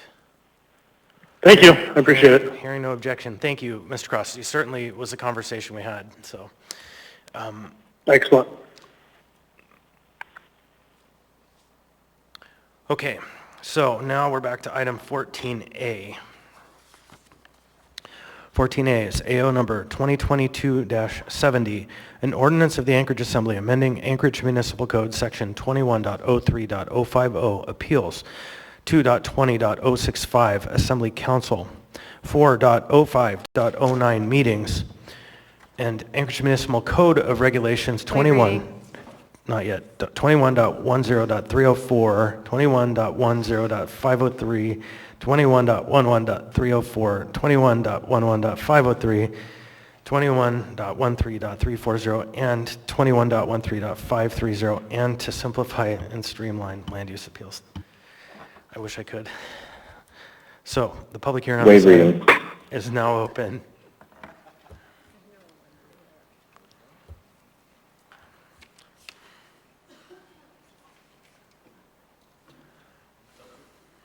Dustin Darden. I'm in the district of the state of Alaska for the Senate. Now, I'm a Christian man, and I'm going to speak in regards to me being a white Christian male and how it relates to this ordinance, which would amend municipal code. As I stated, I'm a white Christian man, and the entirety of this legislation and the demonstration of what I've seen are that when white Christian men pray in the name of Jesus Christ in these chambers, they have been... Mr. Darden, I'm going to bring you to order. You have been put on notice that you must speak in a public hearing to the item before us. The item before us is an ordinance to streamline land use appeals. I am telling you how me, as a white Christian man, am opposed to the Assembly amending existing municipal code because they have committed prior restraint on white Christian men. Speaking of they, the Anchorage Assembly, speaking it through the chair, you, for praying in the name of Jesus Christ. Mr. Darden, ultimately, your testimony has been suspended. This is your second warning, and one more time, you'll not be allowed to testify for the duration of the meeting. Anyone else wish to be heard on the item before us, which is a plan to streamline and simplify land use appeals? Please come forward. Thank you, and please state your name for the record and what part of town you live in. Hey, hit the green button. Little green square right there. Section 4.05.090, open meetings, because it's not on this list here. 4.05.090 is on this list, It's on page 20 of the ordinance. but it's also in the title. What? It's in the title. You are? Yeah. Okay, all right. Well, my name is Joan Priestley. I'd like to speak to 3 points tonight. Number one, in the work session, there was talk about how these changes make Title 21 more efficient. If you change Title 4.05.090, open meetings, so that board meetings to make a decision on a motion need not be open to the public anymore, you will let boards more efficiently obliterate our due process rights. In my case, last September, I filed a motion with the Board of Adjustment showing why my appeal was timely. On September 3rd, 2 days later, I got an order denying my motion. There had been no meeting whatsoever held. I appealed to the court, so they held a meeting. And it came out that Dennis Wheeler, who was merely their advisor, had on his own taken it upon himself to write up the order. And then he sent it around to the board members for their approval. And he told them, do not communicate with one another, speak only to me so that we can more easily subvert the open meetings requirements. That action was reprehensible. But if you amend this Title IV, that can become routine because these meetings will now operate in the dark shadows, as one of you had said. These motions can end our appeal rights. So due process demands an open public meeting and a record, or else there's nothing to appeal. The phrase amending Title IV needs to be removed in its entirety. Number two, service of papers. which is 050E on page 11. It needs to be complete upon receipt, the date received, not then the date it's mailed. Mail can take 5 to 7 days, and some of these responses allow for only 15 days or even just 7 days to respond to a motion. So if it's complete on mailing and the mail takes 5 days, there goes 5 days of our 7 days or 15 days. Number 3, 050A4C3, about returning half the appeal fee and none of the costs. We deserve to have our entire appeal fee and costs, but at the very least the entire appeal fee, even if we're only partially successful. Otherwise, you make it much harder financially to ask for oversight of poor planning board decisions. That just is not fair to citizens. I can understand why the Association of Builders loves these changes, but it makes it much more difficult for citizens to exercise their appeal rights. Thank you. Thank you. Please keep the clapping down, folks. Anyone else wish to be heard on this item? Oh, Mr. Dunbar has a question for you, Ms. Priestley. Ms. Priestley? Ms. Priestley, I have a question for you. You have a question. So could you repeat the section that had to do with the mailing versus receipt? You just turned the light off. There you go. Oh, that is... It's 4.05.090, right? No, that's the open meetings. The other one, the one regarding... Mail service of paperwork, as 21.03.050E, and it's on page 11 of the ordinance. If you have that before you. I'm going to quickly see if I can find it. But I guess my one concern I have is for the agency. Are these sent certified mail, or are they? How would you suggest they be? We verify when they were received. The agency knows when they're sent. They don't really know when it's received. Well, in my case, it's up to the planning department or the city clerk's office. Service in court rules means certified mail. Yeah. And that's what they did in my case. Okay. So there's no waffling about the date certain when it was received that way. Okay. Thank you. That works. Ms. Priestley. All right. Thank you, Mr. Chair. All right. Come on up. You have 3 minutes.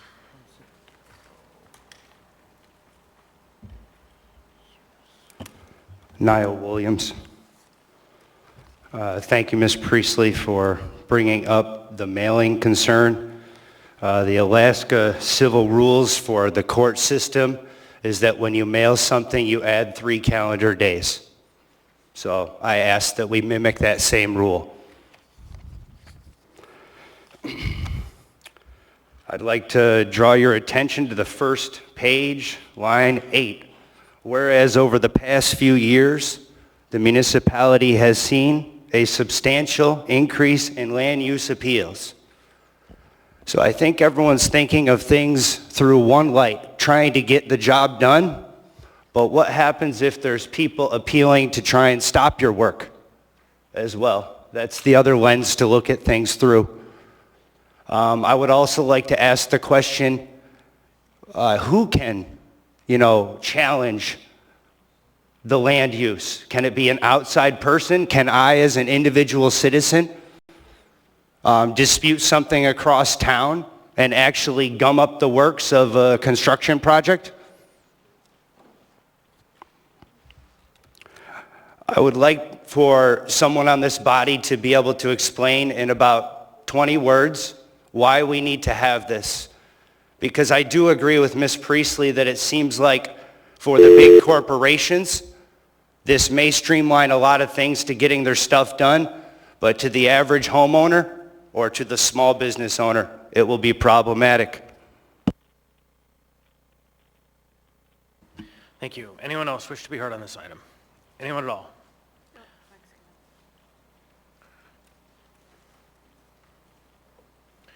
Again, are you speaking on behalf of yourself or the GBOS? I'm speaking on behalf of myself. All right, thank you, sir. You have 3 minutes.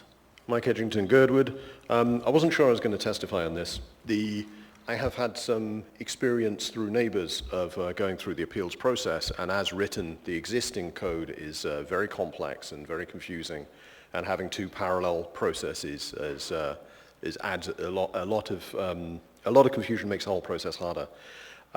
However, I'm a little mixed in my in removing the item for changing circumstances. I'm a little concerned about that. What it effectively does is creates a higher bar for engagement, and the engagement basically is to have an attorney working on your behalf, which adds cost, significant cost. And again, I'm afraid I agree with several people who've spoken before, there's an inherent asymmetry between the power of typically a developer and the local community, who may have good reasons, not always, but may have very good reasons to have problems with a particular development. There's also a slight structural problem in that the decisions made, and often the findings of fact coming through planning and zoning and platting board, kind of has an inherent bias. In most cases, I think there's currently 16 people on those 2 boards, I think out of the 18 spots. I think 14, maybe 15 of them are professionally involved in the development process or land sales or real estate sales. And I think there's an inherent bias in that position of seeing things through the same perspective as the developer and not necessarily seeing the impact of it. And because of that, again, in my own personal experience, I've seen statements that are clearly incorrect, made in planning and zoning by an applicant, not being challenged, and therefore become part of the record, and often become findings when they weren't really supported that strongly. And in fact, I think in the appeals process, I was at least watching some of those were addressed by the appeals process. But what this effectively does is increases the bar for the appeal, which is mixed. That's it. Thank you. Thank you, Mr. Edgington. All right, now, anyone else? Members of the public wish to be heard? Anyone at all? Hearing and seeing none, the public hearing is now closed. Oh, yeah, Mr. Williams, your phone. Apologies, Chair. No problem.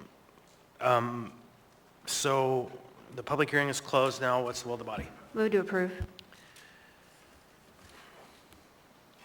Second. Thank you. We have a motion to approve by Member Zalatel and a second by Mr. Rivera. Ms. Zalatel. Thank you. I move constant amendment number 1. Second.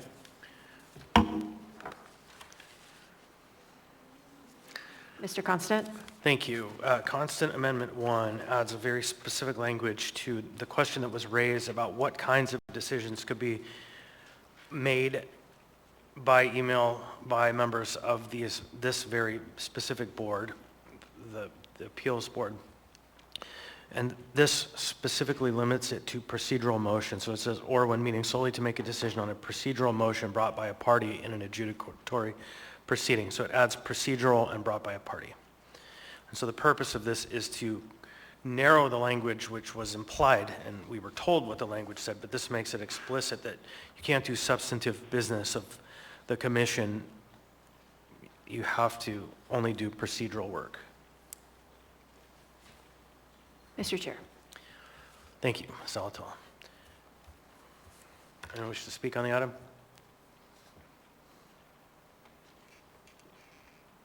Hearing and seeing none, members may proceed to vote. Mr. Perez-Verdia? Yes. Mr. Cross? Yes. Ms. LaPrance?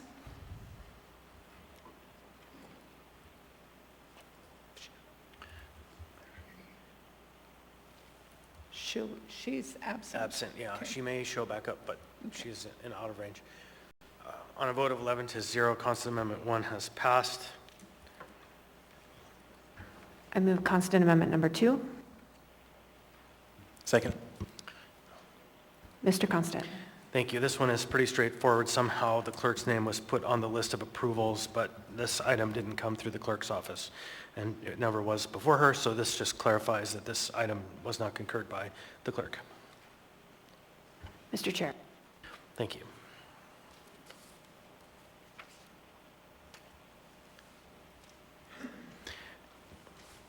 Madam Clerk, members may proceed to vote. Seeing no question. Okay, there you go. Mr. Perez-Verdia? Yes. Mr. Cross? Yes. Ms. LaFrance? I will assume she's absent. Mr. Dunbar? On a vote of 11-0, constant amendment 2 has passed. Next, Ms. Zalatel, you're in the queue. Thank you. I would like to make an amendment on page 11.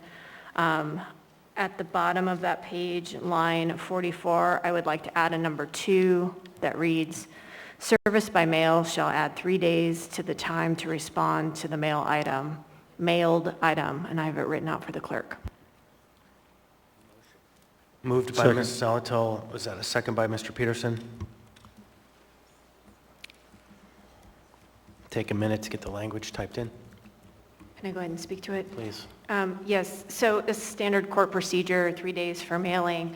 I think this will become less and less of an issue because email is becoming more and more prevalent, particularly for exchanging documents, but there are people who still do not take advantage of that or don't have access to it. And the time that you get when something is mailed, you just don't know when it will show up. And so the date that it is mailed, providing those 3 days is consistent with procedures that are implemented by the Alaska court system. Thank you. Still getting this item typed up. Just a minute more. Anyone else wish to speak on this amendment?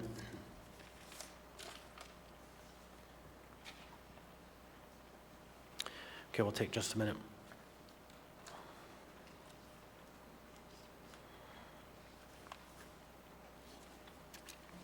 Can I talk to her about it? Absolutely.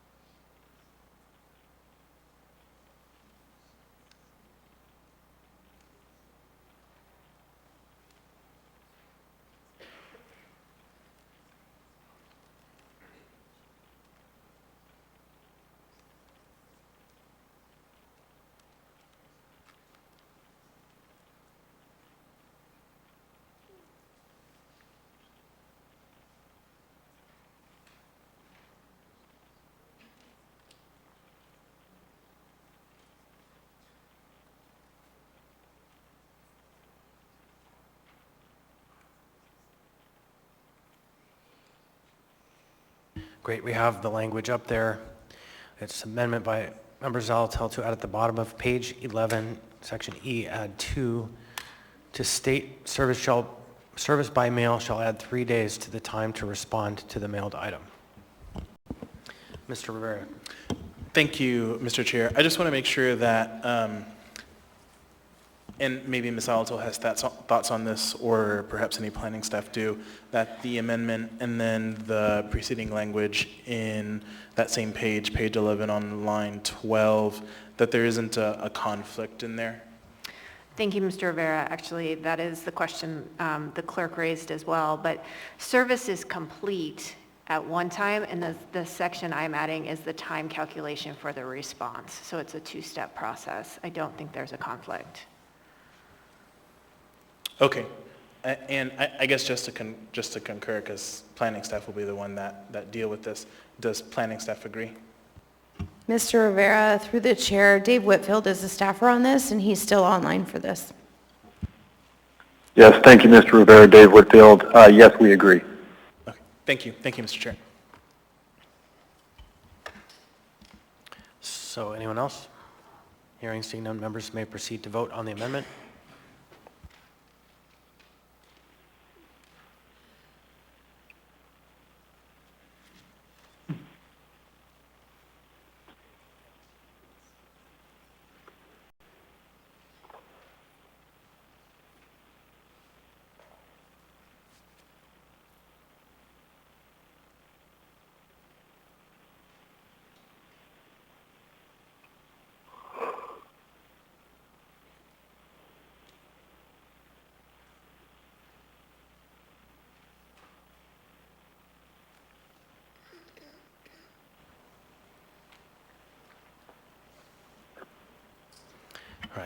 have an opportunity to vote. Mr. Perez-Verdia? Yes. Mr. Cross? Yes.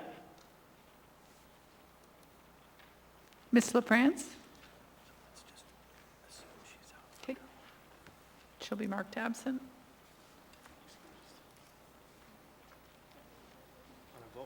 Vote of 11-0, that amendment passes. Now we're back on the main motion.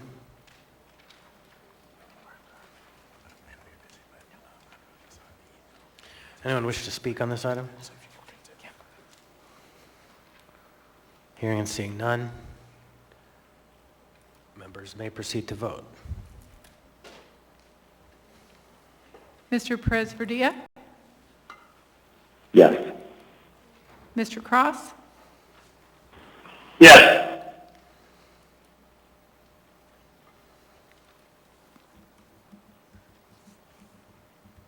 On a vote of 11-0, AO 2022-70 passes the body as amended. Item 14B is now before us. This is a resolution, AR number 2022-207, a resolution ratifying a collective bargaining agreement between the Municipality of Anchorage and the International Union of Operating Engineers Local 302. The public hearing for this item is now open.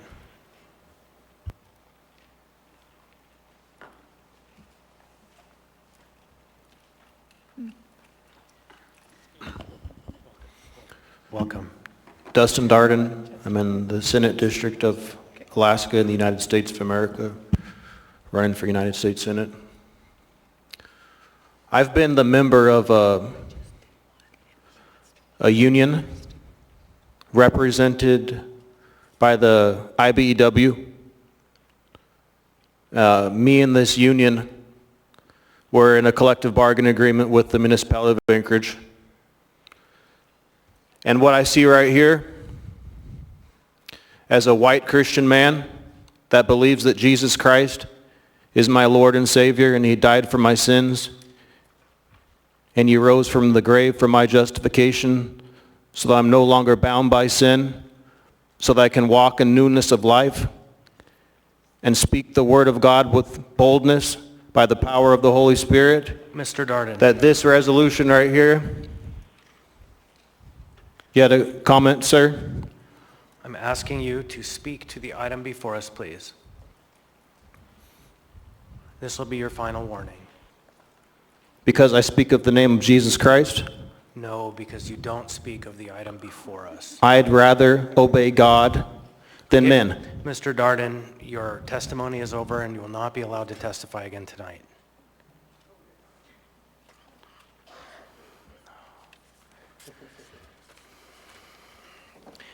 Anyone else wish to be heard on this item?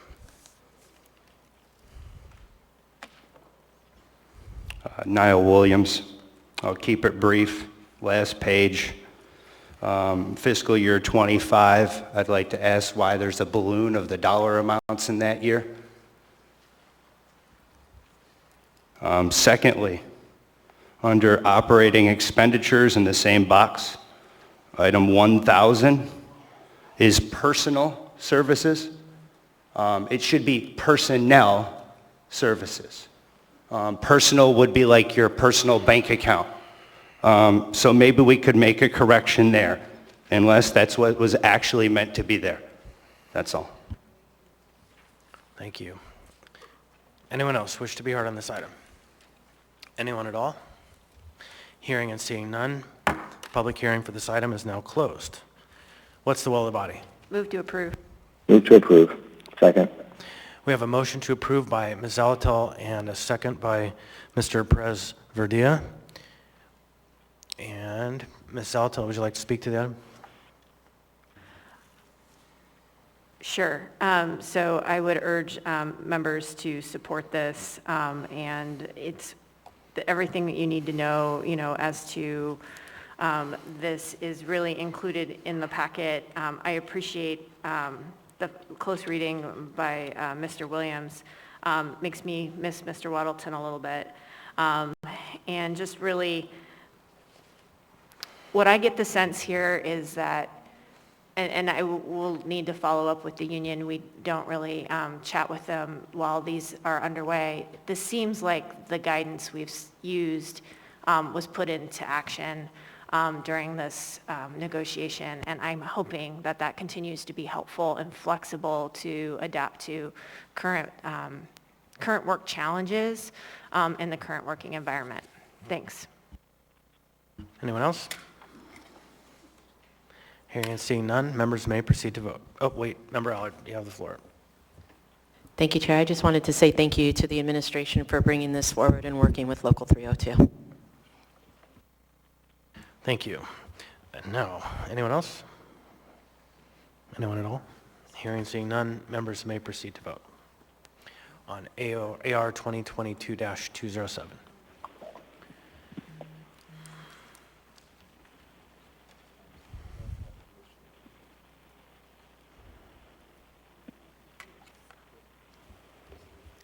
Mr. Perez-Verdia? Yes. Oh, not working. Can you go? Okay. So I think, Just one- yeah, we have some It technical must be issues. just you. There we go. You're in? I'm in. It worked. Okay. Mr. Cross? Yes.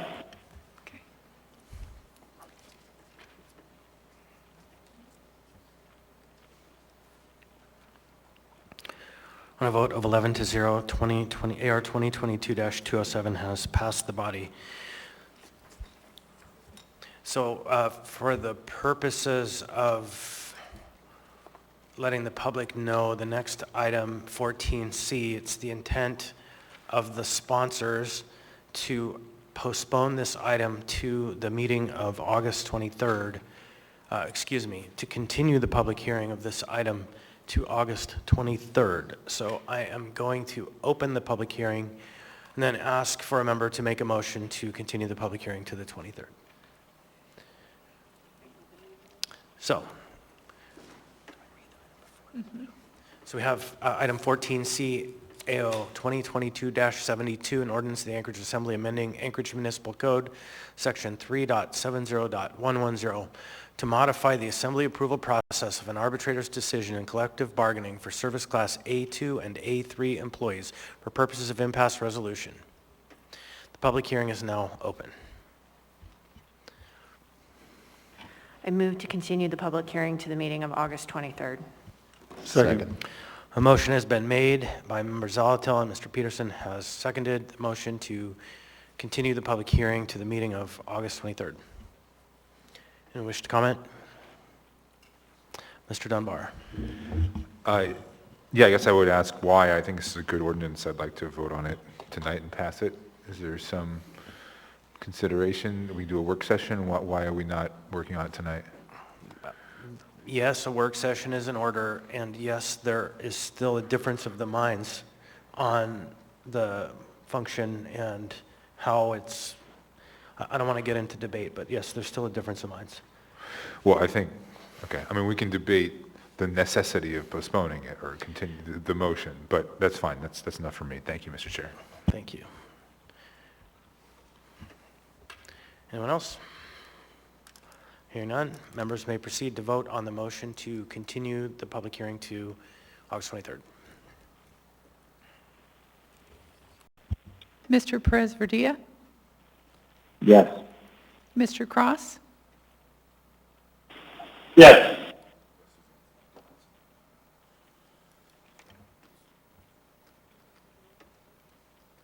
And with that, on a vote of 11 to 0, AO 2022-72 is continued to the meeting of August 23rd. Now I'm going to ask that we take a break for 5-10 minutes, just to stretch our legs as we continue into the last part of the meeting.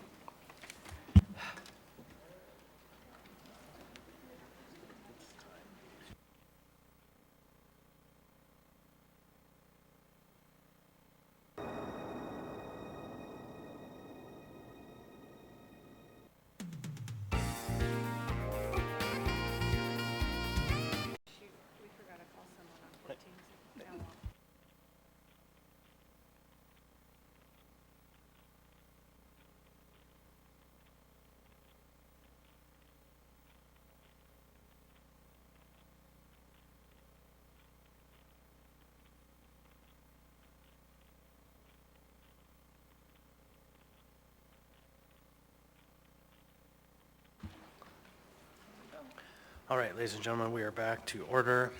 Item before us now is 14D, AO 2022-73, an ordinance authorizing the transfer of ownership of certain interests in the Mount Spur Elementary School to the Department of the Air Force located at Joint Base Elmendorf-Richardson on portion within Southeast C4, T132, R3W, and terminate the land lease for the school grounds. Public hearing for this item is now open. I'm sorry, Mr. Darden, you are not able to testify again tonight. Anyone else wish to be heard? Mr. Williams.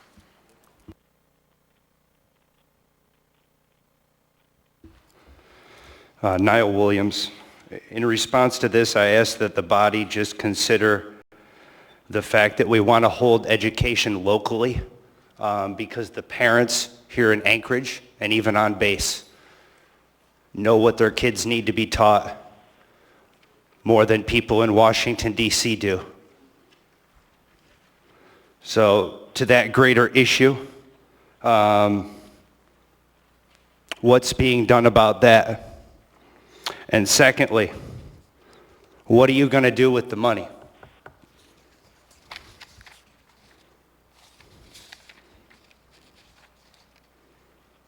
Because I'm having trouble finding if it's actually going to have an economic impact.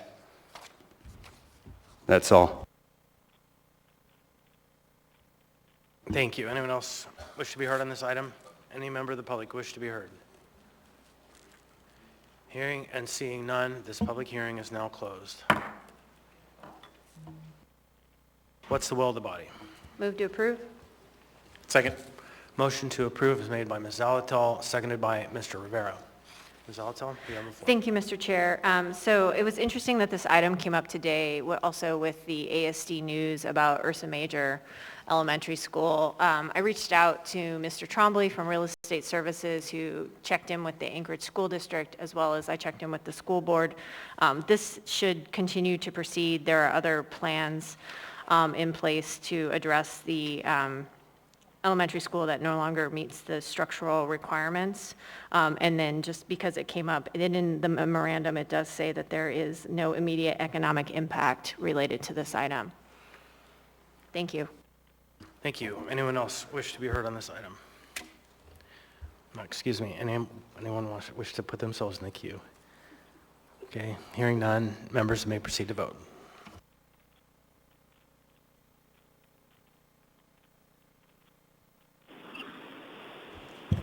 Mr. Perez-Revilla? Yes. Mr. Cross? Yes. On a vote of 11-0, AO 2022-73 has passed the body. Next before us we have item 14E. AO 2022-74, an ordinance of the Anchorage Assembly amending Anchorage Municipal Code of Regulations 25.10.007 to allow Parks and Recreation Director to waive permit restrictions at municipally owned campsites. The public hearing for this item is now open. Members of the public who wish to be heard, please come on up.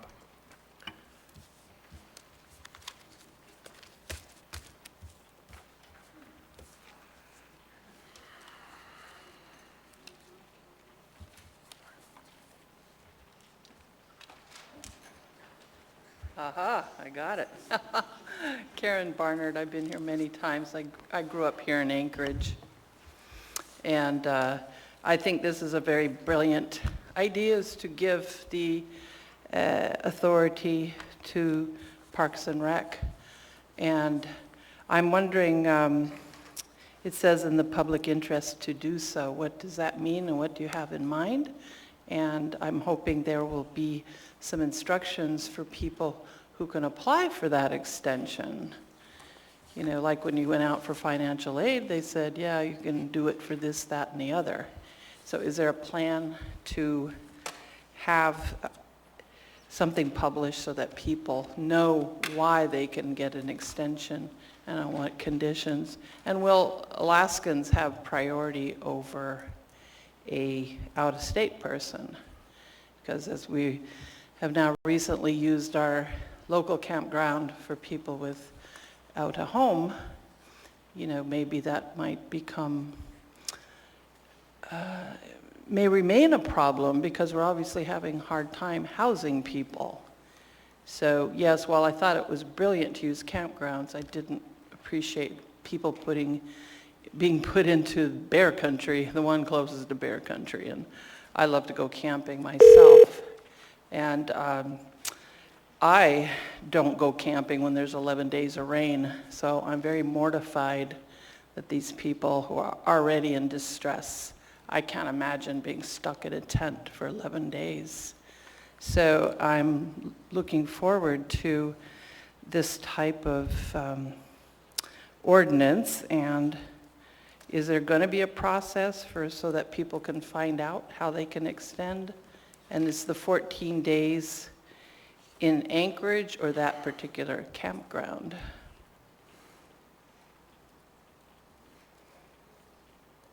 Does anybody answer questions, or, nobody answers questions? Okay, all righty, thank you.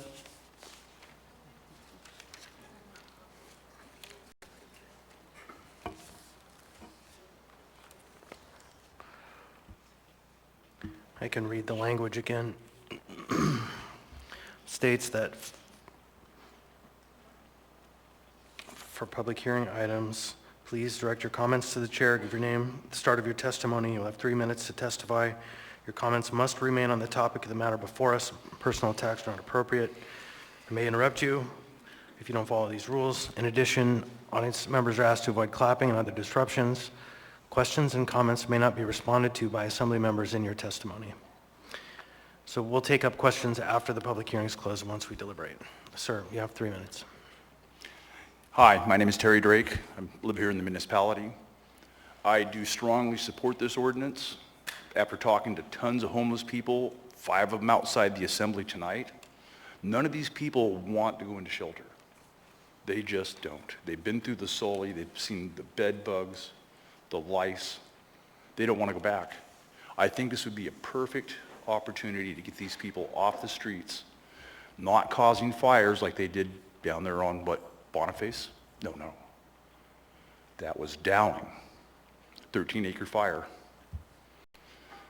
If you guys don't start taking care of this homeless problem, a lot of these people that aren't being helped, I see all this money going to the nonprofits. I had one gentleman here at the Walmart on A Street. His whole family's out there.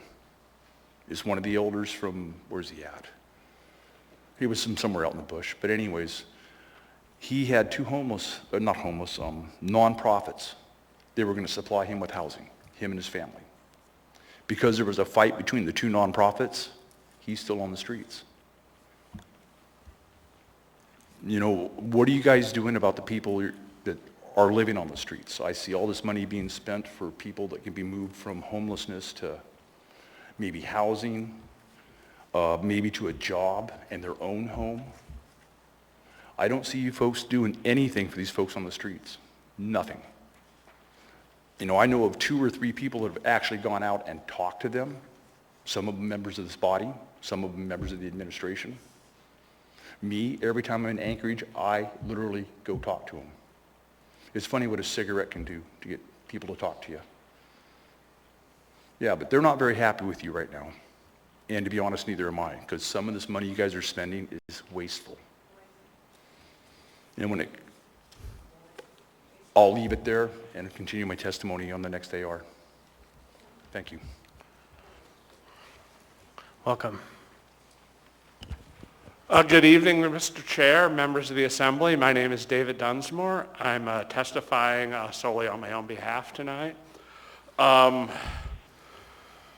This is very surreal for me, the whole situation with Centennial Park, because I've, for years, been advocating for a safe, legal, long-term place for people to be able to camp in our city. And, former Mayor Begich can tell you I was, a bit of a thorn in his side on that issue. So it's really surreal for me to have to testify against this ordinance. And there are 3 fatal flaws with this ordinance I want to point out, but before that, just kind of can't really speak to this without talking about the whole situation with Centennial Park. And like one thing we can see, one of the huge flaws with this is like laws are just words on a page. You can see right here, it says 7 days. The mayor's staff told the Northeast Community Council it said 14 days. That was if you have an administration that just treats the laws as meaningless words on a page, it's not even worth engaging with the words they're trying to change. One of the fatal flaws with this, if you look at the AM, it says there are no economic effects of this ordinance, which tells me that the administration has no plans for putting in any of the needed services or safety steps that would be necessary. The Anchorage Coalition to End Homelessness has prepared a really well thought out memo about what steps would be take, but those would have economic effects. And the fact that the administration says this ordinance has no economic effects tells you all you need to know about that the administration has no plans to create a safe environment. One of the other fatal flaws is in the title of this ordinance, and this is really why trying to amend this to create a better situation is impossible, is this delegates the authority to the Parks and Recreation Director, and they're just not the appropriate one to make those decisions and would limit any illegal campsites to parklands and not allow Heritage Land Bank land or other land that might potentially be in better sites. As we've seen, Centennial Park is just a completely unacceptable location and unsafe. The other fatal flaw I want to point out is by allowing the Parks and Recreation Director the authority to unilaterally declare land for long-term occupancy, that cuts community councils out of the land use planning decision and delegates to the Parks and Rec Director the ability to unilaterally declare land that isn't zoned for long-term occupancy. Thank you. There is one member with a question. Ms. Allard. So I'm a little bit confused, but if you're saying that the Parks and Rec shouldn't be in charge of the Parks and Rec, which is the campground, who would you want to be in charge of that? Through the chair, Ms. Allard, one of the things we've seen with Centennial Park is that there's Are you talking about, I apologize, are you talking about Centennial Park or Centennial Campground? Through the chair, Ms. Allard, Centennial Campground is located within Centennial Park. I'd be happy to show you around East Anchorage sometime if you'd like. No, I've been there probably half a dozen to 12 times already, but I'm just asked a very specific question and I just need a quick answer. Ms. Allard, hold on. We're getting into a back and forth and this is not appropriate. And so let's bring it back and there was a question asked and a question answered. Yeah, through the chair, Ms. Allard, I think one of the things we've seen with the management of Centennial Campground is the needs for managing a campground for long-term occupancy is different than the needs and the staffing needs for managing a campground, which Centennial Campground is designed for short-term RV and travel camping. And so I think it would really require a multi-agency approach to getting this right. Obviously, if it's on Parks and Rec land, the Parks and Rec is going to be Chair, he's part of it. Chair, he's not answering my question. I don't want to take up everybody's time. Thank you. All right. Thank you, Mr. Dunsmore. Welcome. You have 3 minutes. Thank you. I'd like to read a letter on behalf of our community council, please. Are you speaking on your own behalf or on behalf of the council? On the council with a little bit of me at the end. That's fine. So I'll go ahead and, which council is it? Scenic Foothills. Okay. Thank you. Thank you. Would you please state your name for the record? I will. Hello, my name is Karen Williams, and I'm from the east side of Anchorage Scenic Foothills neighborhood. I thank you for this opportunity to speak to you. I'm on the board for the SFCC, and I would like to read a letter from our board which speaks to the situation at Centennial Campground and our opposition to AO 2022-74. Mayor Bronson and Assembly persons, Scenic Foothills stands in solidarity with Northeast Community Council and their July 14th resolution regarding timely notifications to community councils in opposition to the unnoticed and unsupported repurposing of a public park for a response to homelessness. Community councils are the cornerstone of our city and act as a voice for the neighbors in our unique areas. Traditionally, liquor licenses, new businesses, changes in zoning are announced at community council meetings for information and input. This is an important step in transparency and democracy.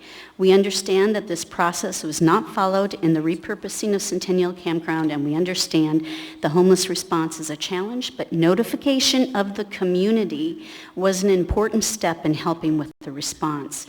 Since Centennial Campground has already been repurposed as an encampment for those experiencing homelessness, that we ask the municipality provide a coordinated response, including food, services, housing, outreach, and a safe environment. Many of our community members have and continue to donate items and volunteer time. We have witnessed vulnerable and mobility-challenged individuals as part of the population. They should be immediately transferred to more appropriate shelters. We support an emergency extension of stay limits in parks, but feel that open-ended extension of stay limits at Centennial Campground is not appropriate. Proper notification of changes to city ordinances must be given to the affected community councils with adequate community dialogue.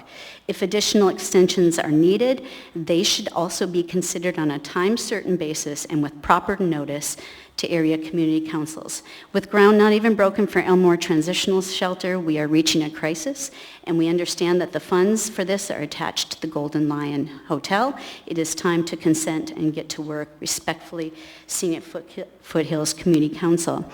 Our community council just last night met to create a resolution which encapsulates what was written in this letter and further addresses the following. Number one, that the willingness of individuals, businesses, nonprofits, and faith-based organizations who have stepped up in the absence of a clear plan or municipal leadership, that these efforts by these groups is not a justification for the abdication of municipal responsibility, nor ignoring the long-standing notification practices we expect.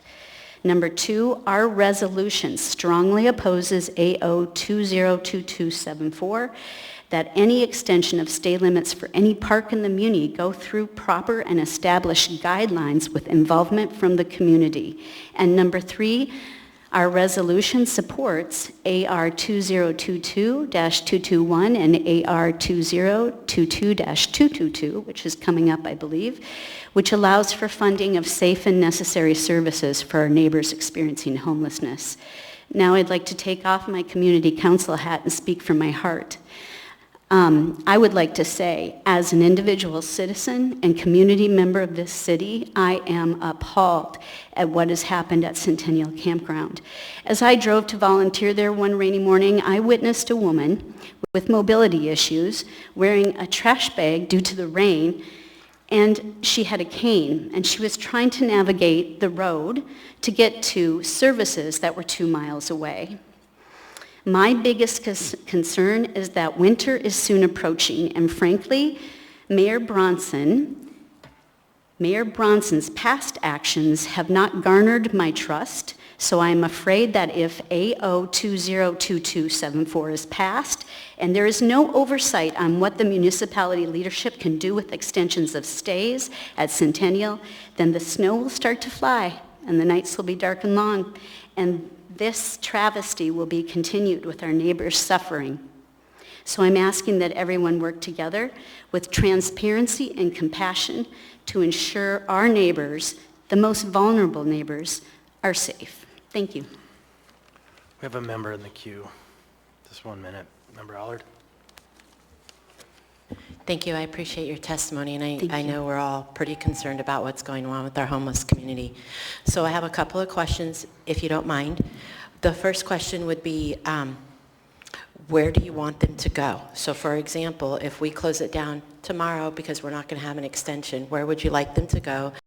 And two, if we close it down, you are aware that they will be probably go to illegal camping where there's no resources, so. So I'm not opposed to camping, and nor is our community council really, opposed to camping be one of the options on a continuum of options available for people.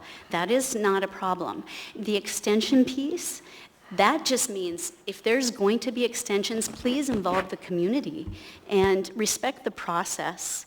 But I'm not opposed to seeing that as being an option on the continuum of services, as long as that option has the infrastructure necessary to assure that people are safe, well-fed, and all of those components that make us good people, that we are taking care of our neighbors. Thank you. I have just one more question, Chair. I absolutely agree, and I commend our community for stepping up and getting involved finally, because it wasn't happening before. Finally, people like you and others are coming out, seeing what is going on with the campground. I've been involved before. So I want to ask you a question about this one sentence, and tell me if you're against it or for it. Go for it. Just one sentence, Kate. It says, the restrictions contained in this section may be waived by the director, meaning Parks and Rec director, when the director finds it is in the public's interest to do so. Is it in the public's interest to do so in regards to giving somewhere where homeless campers that are not being discriminated against have somewhere to go? Again, I'm not opposed to a camping option in the continuum of options. However, I think that just giving carte blanche, that extensions of stay can happen at any time, and it's done by an administration that has not really garnered trust because of past situations. I have to say, it needs to follow a process, and the community needs to be involved. Okay, so are you against that sentence, yes or no? Thank you very much. No. You're not against it? I'm sorry, repeat the sentence. Okay. No, this is out of order. The whole purpose of her testimony was to say she's you. not in support of this ordinance, and that sentence is the effective language of this ordinance. So she answered that question through her I testimony. could speak for myself, Chair. I know you can, but I'm saying that question is now out of order. Thank you for your testimony. Thank you, I appreciate that. Mr. Darden, you may not testify. You have lost the privilege tonight of testifying on these public hearing items. You can come back at the end when the item is final audience participation, when you can speak on whatever item you want, but 3 times, and you're warned each time you need to speak to the item before us. You could not do that, so please step aside. Welcome. Chair, can I have a point of information, please? Okay. Are you using your position as chair to stop somebody from testifying? The record will reflect exactly what occurred tonight. That's a violation of code. Thank you. I'd need to know that. Thank you. You should file an ethics complaint. Thank you. Please. Yarrow Silvers, East Anchorage. AO 2274 is overbroad. Any Centennial Park stay extension should require community engagement, a plan, and an end date. This overbroad municipal code change would allow the administration to extend stays in any park at any time for any reason, unilaterally with no oversight. Already, the mayor has proven himself untrustworthy of this code change. He has repurposed Centennial Park as a homelessness camp with no community dialogue, no plan, and he refuses to even tell the truth about it. His chief of staff promised that the administration would keep Northeast Community Council informed, and they have since broken that promise, refusing to even attend a council meeting. An extension of stay limits must include a plan because we have a history of people moved with no plan. Children, elders, people in wheelchairs, and walkers were moved 2 miles away from the nearest grocery store without food. They were not provided bear containers to store food, and with the burn ban, they couldn't cook food. Through the chair, what did you expect the people to do, Mayor Bronson? Did you expect the 90-year-old woman and the many others using canes, walkers, and wheelchairs to walk to Fred Meyer's 3 times a day to eat? The municipality still doesn't provide food, but the community has stepped up. This funding could run out at any time. The people that the municipality moved here have no food security. Any plan must come with a guarantee that people will be fed. The language in public interest should be amended to for the current homelessness response. This is because the mayor is lying about what this is. He's having his staff lie for him about what this is. It's a stupid lie because everyone knows it's a lie and that this is the mayor's homelessness response. But it's more than a stupid lie, it's a harmful one as well. Because of this lie, the mayor believes he can shirk responsibility. Perhaps he believes that the insurance companies won't see through his lies if something happens, but in reality, he is placing the municipality at great financial risk. Perhaps he believes his lie abdicates him from the responsibility of following health regulations and shelter codes. Because of this lie, the municipality is not tracking campers for outreach, they aren't vetting, which leads to things like shootouts in a crowded camp, or making any efforts to separate people in ways to make the camp safer, like creating a strictly dry section. This lie has real consequences, and there should be no code change without calling this for what it is, a homelessness response. While I do not support this code change, I do want to remind you that the people staying at Centennial cannot be legally moved or abated as the municipality has no place available to put them. I hope the administration is making plans because winter is coming. Thank you. Welcome. Please state your name for the record. What Through the part of chair, town you live in. I'm in the queue. Oh, sorry, Mr. Salt. Go ahead. Ms. Silver. Question for Ms. Silver.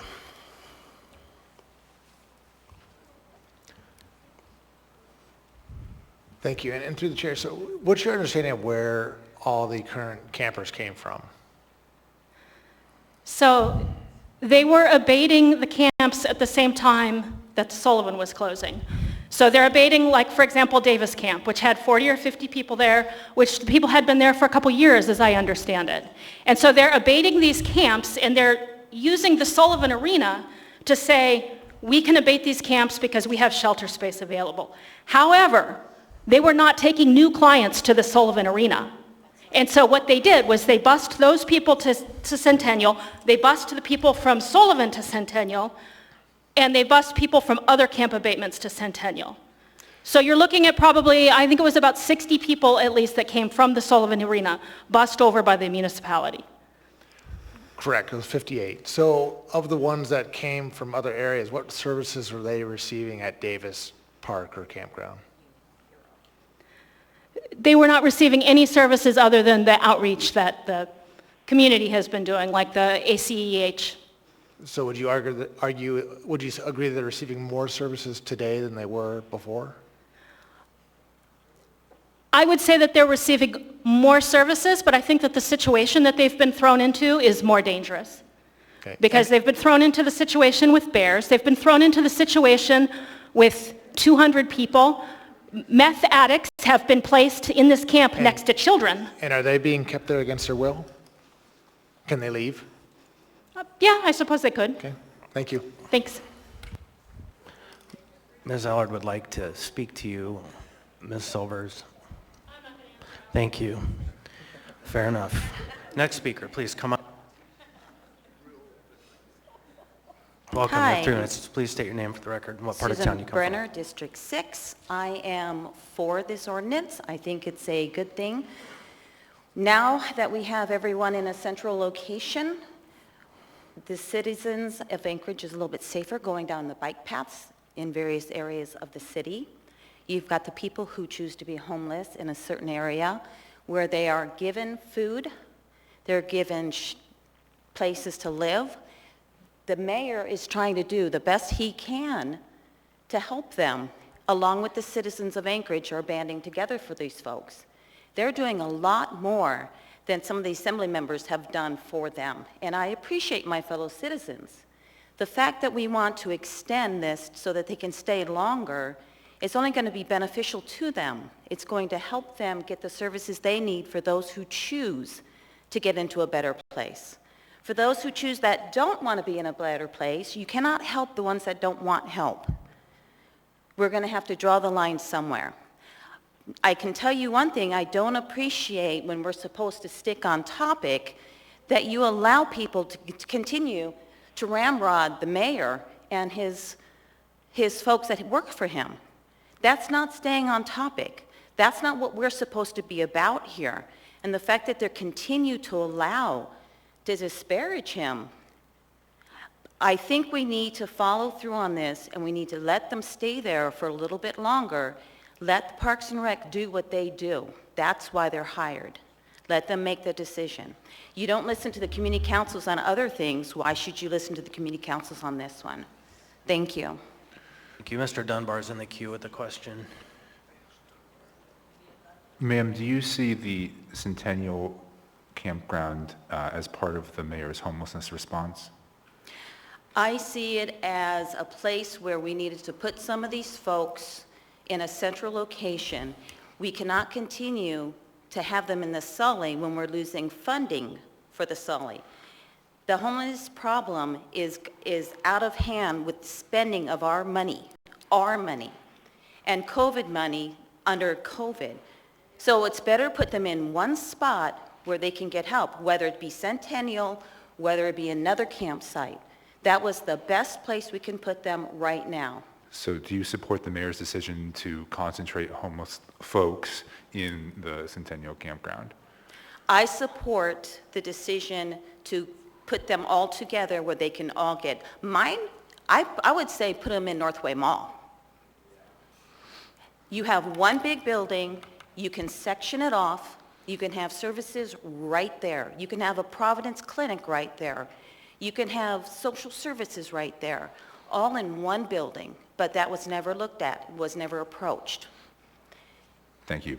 Mr. Chair, I would like to note something just quickly. I used the word concentrate. I know that has become sort of politicized. I don't want anyone to read anything into the use of that word. I just meant move people to an area. Thank you. All right, next, please. Welcome. Please state your name and what part of town you live in. My name is Wendy, and I just have one thing to say, really. I think should we just actually support this? I mean, should we just let them camp on 3rd Avenue again, or all over the state, or all over Anchorage again?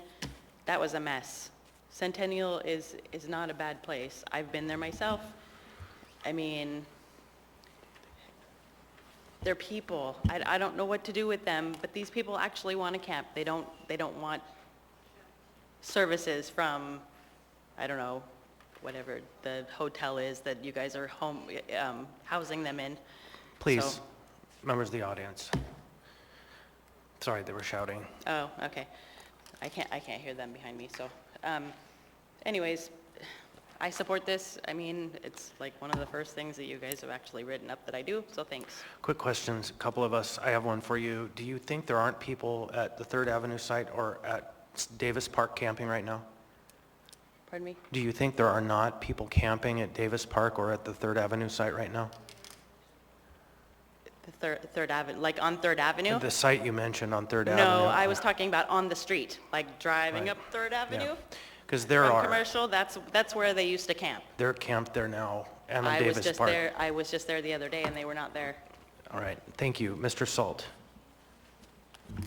So I agree with what you said about, I'm a private pilot, so I fly over Anchorage quite a bit, and homeless camps are very easy to spot from the air. And before this, throughout the summer, there were numerous camps throughout the woods, and I've noticed a significant reduction in those camps out in the woods. There's still some out there, but I guess I wanted to ask you, have anyone, what's the reason why they like the camp, why they don't want to go to a shelter? Do you have any opinion on that? I don't know. Honestly, if I was homeless, I would be camping instead of in a shelter. Okay, fair enough, thanks. Wait, I'm sorry, you spoke. Somebody took themselves out. Go ahead. Yeah, Eric Lambertson. I support Mayor Bronson, and I support this. I do think that the Assembly has had years of obstruction and years of attempting to have concentration camps.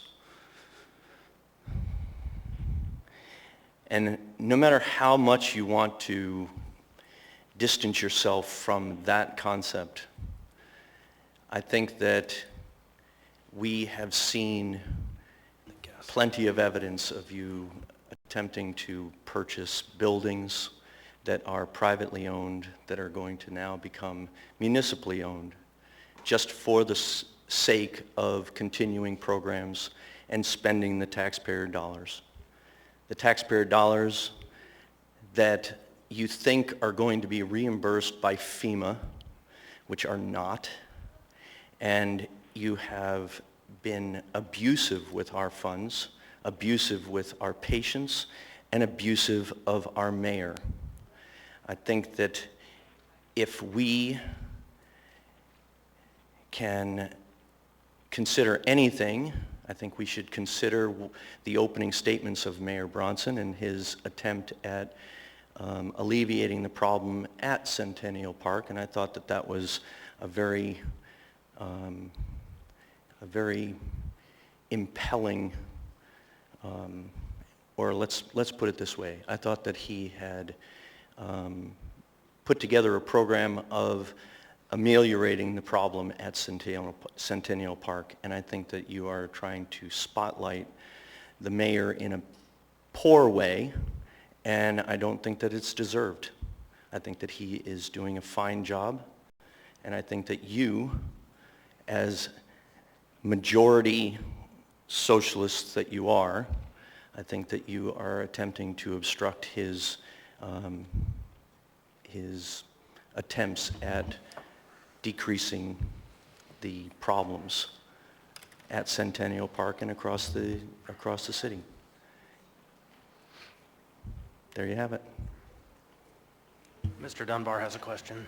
Thank you, Mr. Chair. So, Mr. Lambertson, you've stated you are a strong supporter of Mayor Bronson. Do you support Mayor Bronson? I say that I'm a supporter of Mayor Bronson. Good. And you agree with this? So you do agree with Bronson's policy of using Centennial Campground as a homelessness facility? No, I don't think that it's a homeless facility. I think that it is an attempt at taking care of a problem that you folks have not taken care of for many, many years, even before Bronson. And you know, you've been part of this dais for several administrations.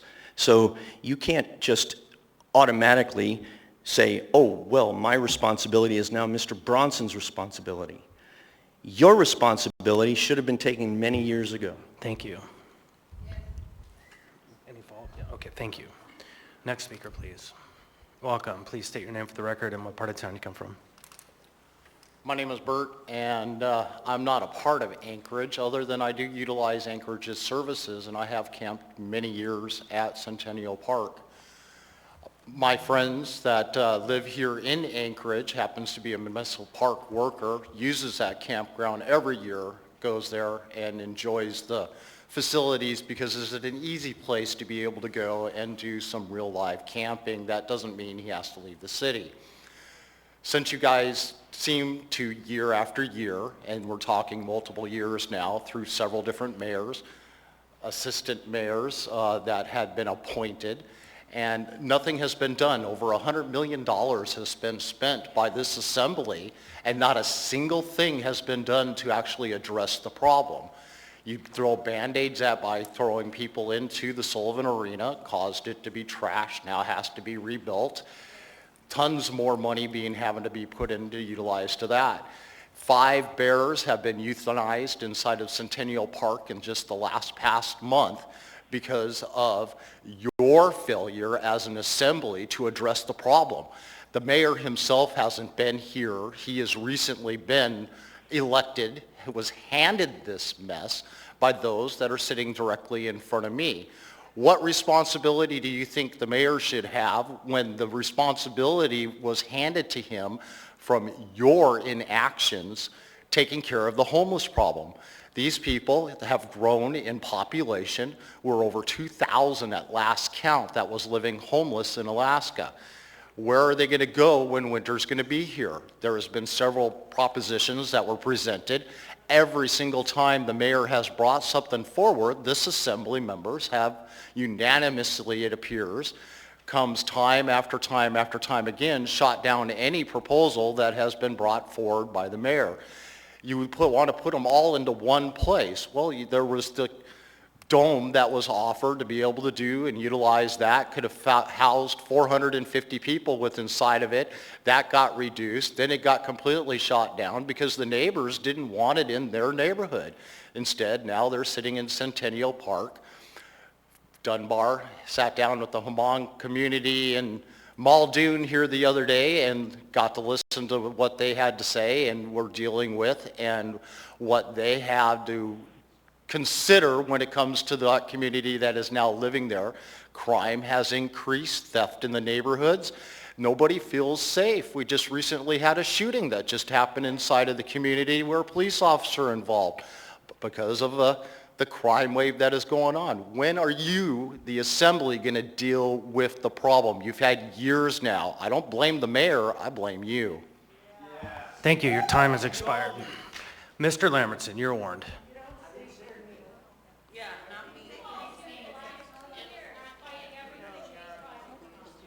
Yarrow, you also need to be warned. Please, everyone, behave like adults. Mr. Vaughn, do you need to speak to that man? Yeah, I have a question. Go ahead. If you don't mind coming back up. I keep hearing that number, $100 million. I've heard that a couple places, and it's kind of like one of these things that just keeps being repeated.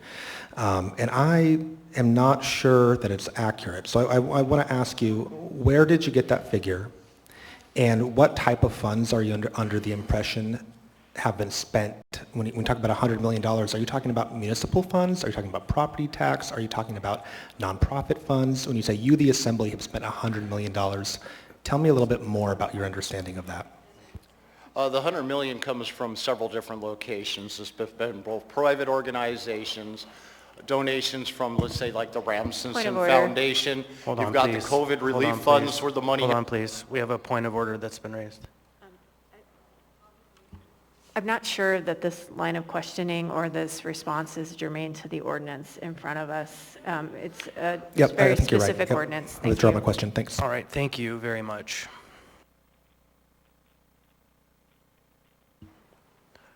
Welcome. Please state your name for the record. You have 3 minutes. Hi, my name is Tammy Smith, and I would just like to say that I support this ordinance. I find it very interesting that this body continues to blame the Bronson administration when they have failed to do their job prior to Bronson even being mayor. The blatant attacks and lies that people in this chambers, the Northeast Community Council, Dunbar, Peterson, George Martinez continue to spread on social media is disgusting for their own politically motivated agenda.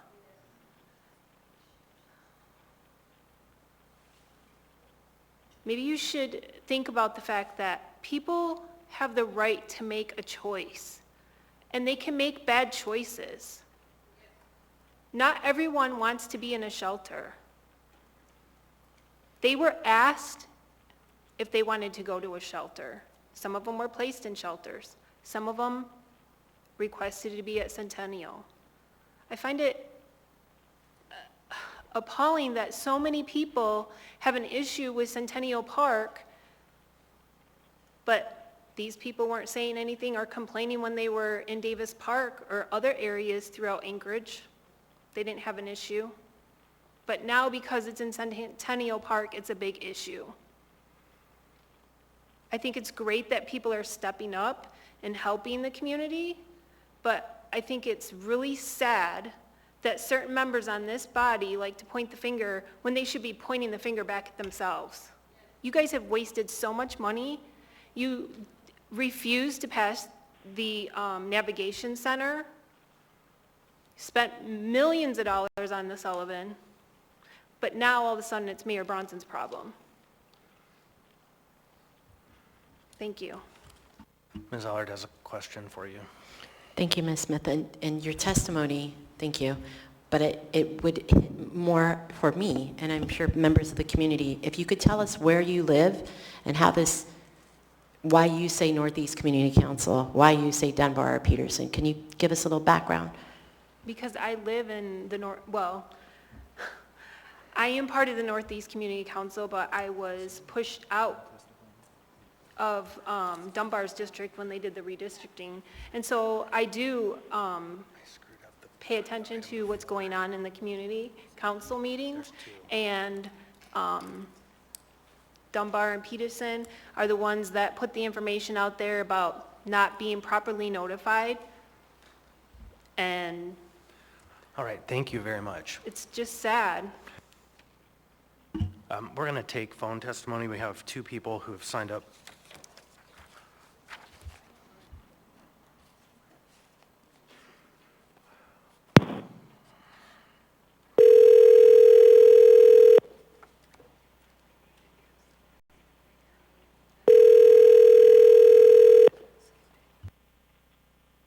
Your call has been forwarded to an...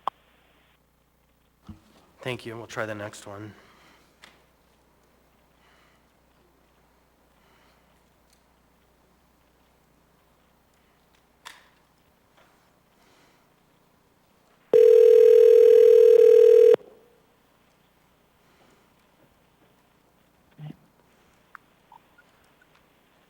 Hello? Hello, Mr. Marsh. This is the Anchorage Assembly calling you. We're hearing testimony on AO 2022-74, ordinance to waive permitting requirements at municipally owned campsites. You'll have 3 minutes. Okay, thank you. My name is Jonathan Marsh, and I reside in South Anchorage, part of Suzanne and Randy Solty's district. I say that I oppose AO 2022-74, and here are many reasons why. I do not find this administration trustworthy or transparent. To remove many of our homeless neighbors from the only shelter they had at the Sullivan to a campground in an area without proper facilities, upkeep, not within Mr. walking Marsh, distance. hold on. I'm going Yes. to pause your time. To the lady in blue, I'm warning you now. Please stop with the outbursts. Thank you. You are warned, and you are warned again now. Thank you.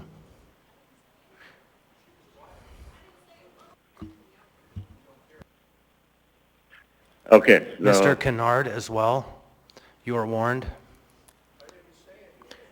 And you just did again. And Mr. Drake, you are all now warned. Mr. Marsh, you may continue. Okay, thank you. So to remove many of our homeless neighbors from the only shelter they had at the Sullivan to a campground in an area without proper facilities, upkeep, not within walking distance for many folks to grocery stores, long distance of dependable source of food or electricity, just reeks of a lack of planning and empathy, not to mention being in danger of wildlife roaming around the woods. This ordinance would give the mayor too much power to repurpose parks without informing the public. We've seen the results of this already, and they aren't good. If the administration wants to extend stay limits, a detailed, articulate plan that includes an ending date is needed to gain the public's trust as well as the trust of the homeless community. Perhaps a better plan would be to reconsider the Golden Line building and the Tudor Alaska Club building. They continue to sit empty for no good reason at all, and would certainly be better options for many than just being outside, especially with summer over halfway over and colder months coming soon. This isolated, out of sight, out of mind mentality with the homeless population does nothing to actually solve the problem. People need stable roofs over their heads before anything else. I'm not talking anything extravagant, but a reliable place with shelter from the elements, with showers and running water available, food storage, refrigeration available, just simple basic stuff that most of us take for granted. The more people that have that, the higher chances they can get back on their feet and either get help with any mental or addiction issues or become more stable and hold down jobs. Most places aren't going to hire anyone off the street who has nowhere to shower. Please come to the table with the Assembly with a plan that treats the needy in a dignified manner that actually helps those in need instead of a rushed action that unnecessarily and uncompassionately removes those from having a roof over their head just because, well, only you guys in the administration can answer that. Thank you. Thank you. Next, come on up. You have 3 minutes. Please state your name for the record, what part of town you're from. Good evening, Marcy Tompkins, South Anchorage. I support this ordinance. I support the mayor. He's trying to find answers. This evening, in a lot of testimonies here at the podium and on the dais, one word keeps coming to mind frequently: entitlement. I grew up learning, if you don't work, you don't eat. Some in this city believe certain groups of people are entitled to pristine bathrooms, a never-ending supply of toilet paper, feminine products, shelter from inclement weather, and food. Where does the toilet paper go that's in these restrooms? Do entitled people feel they get to just walk off with rolls of toilet paper when they want? Who's making the bathrooms disgusting and dirty? Who broke the toilet in one of the restrooms? They even get free Wi-Fi. My kids had cell phones before me because they worked and they paid for their phone and their Wi-Fi. Some homeless people have cell phones, and taxpayers are footing their Wi-Fi bill. Seems to be a lot of drug and alcohol issue as well. Interesting choices on how money is spent, while hardworking people's taxes foot bills for their basic human needs. Slanted info has also been shared. A shooting at the campground. We were told how and why that altercation came to pass. Selective information has become commonplace. If any of our previous mayors and assemblies had been able to take care of this problem of homeless populations, we wouldn't be where we are at now. So unfair to put all the blame on a new mayor. Interesting to have a scapegoat for where others have failed in a previous endeavor. Interesting reflections of character. Why aren't these overly concerned citizens taking homeless people home with them, feeding, clothing, supplying all their needs? Talk is cheap. Finger pointing is easy. I stand in agreement with the resolution for breastfeeding even. We're made amazingly. We have amazing abilities. Yet more entitlement there was mentioned too, slamming our mayor when he removed options to bring babies to work. Selective info given again. Thank you, Ms. Demboski, for some clarifying info. If your boss blesses you with paid maternity leave and or allows you to bring your infant to work, yay. It's not an entitlement though. You can choose to stay home, live frugally. It's tough if you basically have to work just to pay for childcare, but it's your choice. We reap what we sow. Give a man a fish, he eats for a day. Teach a man to fish, he eats for a lifetime. Quit enabling poor personal choices. True caring is shown by tough love. Thank you. Ms. Allard. Thank you. I have a Mr. question Drake, for you. you'll come to order. It's your second warning. So my question is, it sounds like you're okay with having homeless campers at a campground. Were you in favor of the navigation center? Yes. So we wouldn't be here today if we had that going, right? Correct, but yes. Thank you. Okay. Come on up. Thank you. You'll have 3 minutes. Please state your name for the record, what part of town you're from. Pull the microphone down, please. There you go. My name is Gwen, and I live on the east side. And I cannot support this ordinance. And I have to say, I expect more of a person who will run for office as the mayor of a city the size of Anchorage that thinks he can treat lives so cheaply. There's huge trust issues. And this is probably not germane, but in one way it is. I think it is alarming that I have to feel as impatient and as threatened to come to a meeting to talk to the assembly as I do. I've watched things over the last year, and it's shameful. And I just want to say that we can all do better. And just for starters, some of the people who attend these meetings chronically, they're not performance artists, they're rude, and it doesn't help. Could I ask you to we can all do better. To the ordinance? I said I'm opposed to it. All right. It treats life cheaply. Thank you. It speaks to the mayor's administration.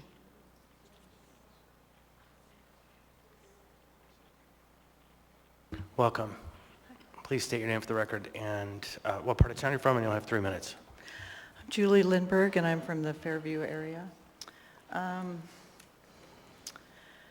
You know, I've lived here for quite a few years, over 20 years, and never really taken part down here at the city council meetings, and I want to apologize to you and to Anchorage for being busy raising my kids and living life and leaving my city of Anchorage in your hands. It seems like until COVID-19 hit, nobody cared where anybody lived. They could live anywhere on the street, but all of a sudden, when COVID-19 hit, everybody has to be brought into a building, which didn't make any sense, because then you had to separate everybody 6 feet apart. But, you know, that's government. So now that we've got them in buildings, now we have to keep them in buildings for some reason. I don't know why we just can't release them back into the wild like they were before. And I appreciate this camp because now it's taken all the people from my area, which was around cars and on Gamble and the bike trails, and taken them to a specific spot where they were asked if they would like to go. They weren't moved there by coercion. They were invited to live there if they would like to. And I think it makes more sense. People can hang together, they can help each other, they can be protected easier. I can't imagine that there's more bears down in Centennial Park than there is right in the middle of Anchorage, because everybody's got one in their backyard. So I can't see that there's more bears down there. And so for the people in Centennial Park, welcome to the real world, because I've had people in my backyard setting fires and stealing my stuff, and I wasn't feeling really comfortable either, but I don't think you were really worried when they were up by cars on Gamble. And so I think now we're all kind of sharing in this problem of what to do with the homeless. And it has been a lifetime thing ever since I've been in Anchorage. I believe it is getting worse because we're giving so many services for people who are not working for anything. So if we move them into the Northway Mall, then we can have people flushing jeans down those toilets just like they did at the Sullivan Arena. So I don't know which is different, the toilets there or the toilets there. Either way, they're going to be destroyed by people who do not have to fix the toilets they're destroying. When I destroy my toilet, I, for some reason, have to call a plumber, and he has to come fix it. But I'm paying for someone to fix a toilet that I don't even use, which makes no sense. Thank you. Member Allard has another question. I have a question for you, just so I get clarity on the ordinance, if you support it or not. The restrictions contained in this... Yes, I do support it because I don't know a lot of people that camp at Centennial Park during the winter. And if there's people, homeless people that are willing to camp there, go for it. Okay, thank you. Welcome. You'll have 3 minutes. Please state your name, what part of town you're from. Yes, good evening. I'm just a citizen, concerned citizen. When this fire went up, there was a specific fire in June. I just want to thank the mayor for his quick thinking. I do support this ordinance because that fire went up. It was in my backyard. It was, probably a couple miles away. And it was surprising to realize that in a moment, because of these potential homeless camps that were having fires, my household could go up in flames, my property, and with all due respect, last I checked, I'm definitely a law-abiding, tax-paying citizen, and I was endangered because of this assembly's refusal to cooperate with the executive branch's desires to create a navigation center. So I want to say thank you to the wonderful executive staff and Mayor Bronson for your hard work. I respect a pilot's decision to realize that a contingency plan needs to get executed immediately. I understand that the community councils and that the assembly doesn't appreciate that they wish that they could have created a gridlock or a bureaucratic movement that would take days and weeks, but unfortunately, it would rather have these very special, important people in a centralized place without their fires going, without endangering of my children walking to Campbell Park, Camel Creek Park, than them spread out all over and creating dangers to our neighborhoods. So I applaud you guys. I applaud the Salvation Army, and they're stepping up, and I'm saddened that the Anchorage Coalition to End Homelessness hasn't stepped up. Please, please extend this. And if they want to camp in the winter, they can. I've worked with pilots. This is something that you should expect, Assembly. This is leadership.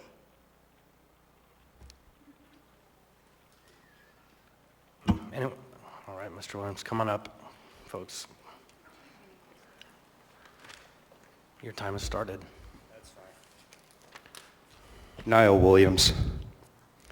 So there's a couple of issues I want to talk about with this ordinance. The first, the deaths of 5 black bears. This is a major problem. That's the reason why I came to Alaska. I wanted to see the bears, so I'm kind of mad. Secondly, once again, we're exposed on the body-worn cameras not being on the officers. 3 members of this body and a local news media outlet immediately issued a statement about the officer-involved shooting. The person accused has due process rights. I feel those were infringed by those 3 members as well.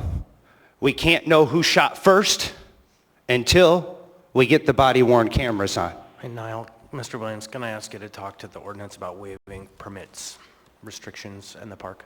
Correct. Thank you. So here we're already blasted past 14 days on what should have been a temporary plan. Why was it moved to Centennial Park? Because it's closest to through the chair, Member Dunbar. And obviously you were at odds with the administration because you ran against them. But it's time to stop the infighting and the childishness by both sides. Every one of you holds accountability, administration and all 12 members. Yeah, I'm sorry, even you, Mr. Volland. Because our members of the community are out there, they're suffering, and the community's divided. The fires are still going on yet just this morning. Arctic and Fireweed. AFD did a kick-ass job putting the fire out. I'm led to believe that it could have potentially been a methamphetamine cook, so I was a little disappointed that Anchorage Police Department didn't do a better job investigating that. I hear members of the community referring to people as other, them. Not my problem. It's all our problems. As a Christian person, it's about tough love. Yeah, but it's also about if somebody's starving, you give them a piece of bread.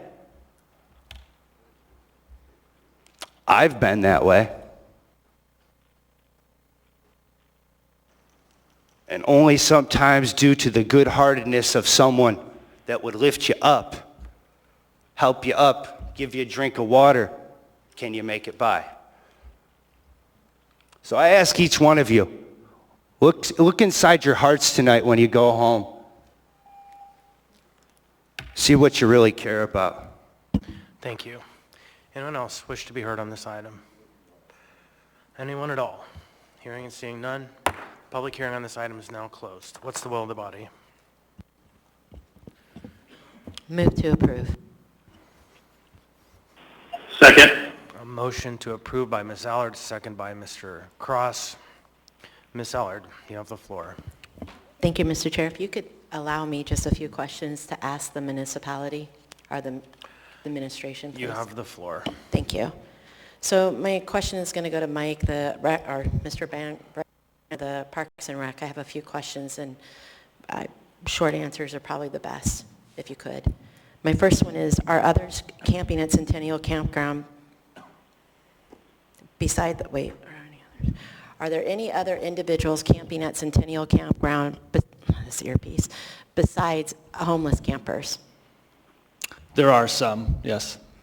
Are you aware of campers now or in the past staying longer than the 2 weeks? Absolutely, yeah. Do you know how long? I've heard military up to 2 months. Sure, I've had At least one individual will tell me they've spent the whole summer there before. I know in another instance, a person stayed for 6 weeks. Okay. My other questions are, who is damaging the campground, as bathrooms were mentioned as being destroyed, and sinks and other things that were happening there? Sure. Specifically, I couldn't say, but it's Campers. campers. By not allowing homeless campers to camp at Centennial Campground, is that a discriminating against individuals that are homeless? The campground is open to all members of the public. In terms of discrimination, I would probably refer you to the municipal attorney, but it's open to everyone. Okay, and then one of my last questions to you is, how many campgrounds do we, and I'll do a follow-up depending on your answer. I know the answer, but I hope you do too. How many campgrounds is the Parks and Rec director over in the Anchorage city? Sure, the Parks and Rec department has one campground, Centennial Campground. So you, at the time, had the ability to waive the fees for any campers, homeless or not, out of state, doesn't matter, to camp there for free? That's correct. So in your opinion, is it realistic to just allow the extension to happen, since it happens regularly anyways? It just gives you the ability by code to do so, something that's already going on?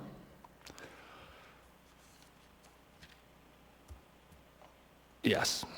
And Mr. Chair, I have two questions to the meeting manager. There are other people in the queue, so if you'll wrap these last two questions up, that'd be great. I'm sure she'll make it quick. Thank you. Ms. Domboski, can you please explain the land use, and can you reference the bear drama? We are in Alaska. Through the chair, Assemblymember Allard, with respect to land use, Centennial Campground is a campground. The land use has not changed. The use has not changed. It's been a campground for decades. So there has been no change to the land use.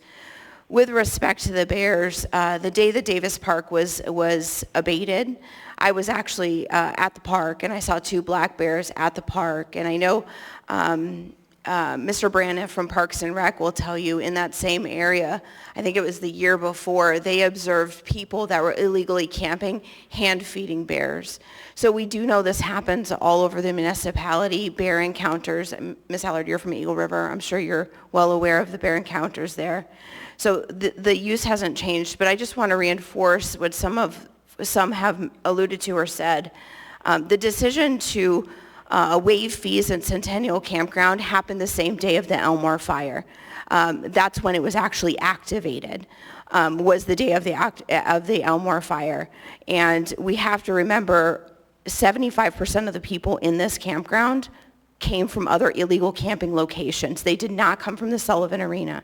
75% of them came from other locations. And on a personal note, I just want to address something that was alluded to or said, accused of. The mayor at no time has ever told any member of his staff to lie or lie for him. In fact, he's made it very clear, if he finds out a member of his staff has lied, they will be fired. Thank you, Chair. Mr. Dunbar. Thank you, Mr. Chair. So I'll start by speaking specifically to this ordinance. What we've heard tonight and we've heard before is that this ordinance isn't necessary. Ms. Allard's questions to the park director were interesting and illuminating, that it already is the case, apparently, which I didn't realize, that people who aren't experiencing homelessness have remained in this park for months at a time. Also, with people that are experiencing homelessness, we've heard at the last meeting that because of Martin v. Boise, they cannot be abated out of here because we don't have shelter space or housing to which they can go.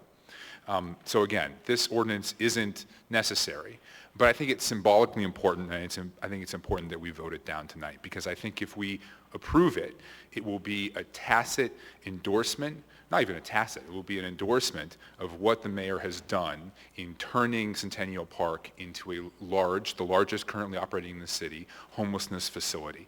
And to understand that, we have to have a little bit of historical context, because we heard a lot about how the Assembly hasn't done anything in the testimony, and this mayor, this poor mayor, he doesn't have any real power, and he just got in office, and But if we go back 2 years to 2020, I mean, a lot of us were in this room, and some of the people on the mayor's campaign are now working for him on this dais, and they were part of the effort to stop the prior plan that involved the purchase of several buildings and a continuum of care, each of which was significantly smaller than what we are now seeing out in Centennial Park. And these buildings were going to alleviate some of the challenges that we see and allow us to responsibly exit from Sullivan Arena. So that was 2020. We passed the ordinance to purchase the buildings. A couple of them were, some of them weren't. Then we passed again in May of 2021 a plan that involved a purchase of the Alaska Club, among other things, to get us out responsibly of the Sullivan Arena. We had given earnest money already. The mayor came in, and one of his first acts was to throw that in the trash. We aren't going to use that. We aren't going to go there. For whatever reason, whatever promises he made, we weren't going to use the Golden Line that we already owned for drug treatment. We weren't going to use the Alaska Club where we put earnest money down. And they were going to try to put people into one large facility. Then they said, well, within the next few months, we'll throw up something at Tudor and Elmore. And I think this body rightly had serious concerns with putting 1,000 people on the Campbell Creek Trail, because I think the problems you would have seen there, where you're mixing different populations, where you have, we just talked about wildfires. We have serious concerns at that location. So we've been trying to responsibly exit from the Sullivan Arena. Then we get to a couple months ago, and this administration, this mayor set, he's coming back onto the dais, which is nice. He set this arbitrary date of June 30th. We're going to be out of there on June 30th. And we asked repeatedly, what is the plan? Where are you going to go? Where are folks going to go? And said, we've got it covered, we've got it covered, we've got it covered. Now they talk about people coming from different parts of the city that are ending up at Centennial Campground. Some of those folks were at the Sullivan, then they were illegally camping. Now they're there because the Sullivan Arena stopped receiving new people. So what we've seen is this chaotic process that ended with this tragedy, this humanitarian crisis that's happening now in Centennial Park. It is a complete failure of leadership by this mayor and this mayor alone, acting unilaterally. And if we pass this tonight, unfortunately, though it's just pretty anodyne words on a page, it will be endorsement of his policy decisions. We cannot do that. We cannot pass this. Thank you, Mr. Chair. Mr. Salt, you're recognized. Thanks, through the chair. I don't believe in crying over spilt milk. We're here. Regardless of how we got here, this is where we are. Okay, we can look back and armchair quarterback this thing all day long, but we're here. We have this, and we got to deal with it. I also believe that there's a portion of this population that is here through life choices. Okay, that's who's ultimately responsible. So I guess my question is to Mike, why Centennial Campground of all the campgrounds to pick from? The Parks and Rec Department has one campground in the municipality. Okay. Yeah, I realized that tonight. Thank you. And so what happens, so we've kind of heard this is kind of conflicting. So what happens if this is voted down? So everyone there has already been there for more than 14 days, so therefore they should be kicked out.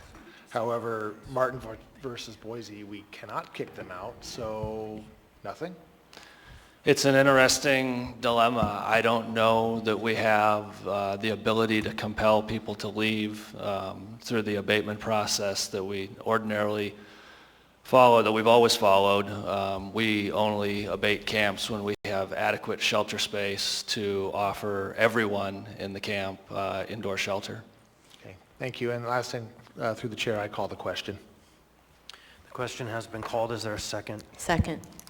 Ms. Allard has seconded the call, so the motion to call the question has been made by Mr. Salt and seconded by Ms. Allard. The question is properly before us.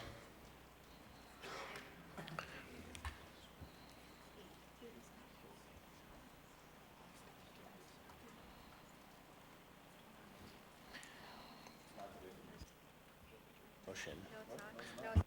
Okay, you're right, it's not okay. There you go, so the question has been called. This is a question that takes 8 votes. Members may proceed to vote.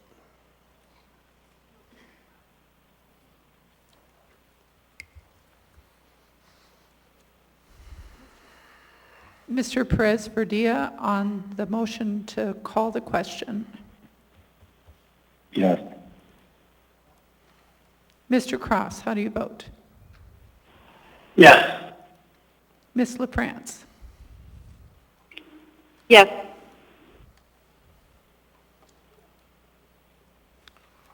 The question has been called on a vote of 11 to 1. The motion passes. The question is now before us. The question being, shall AO 2022-74 pass the body?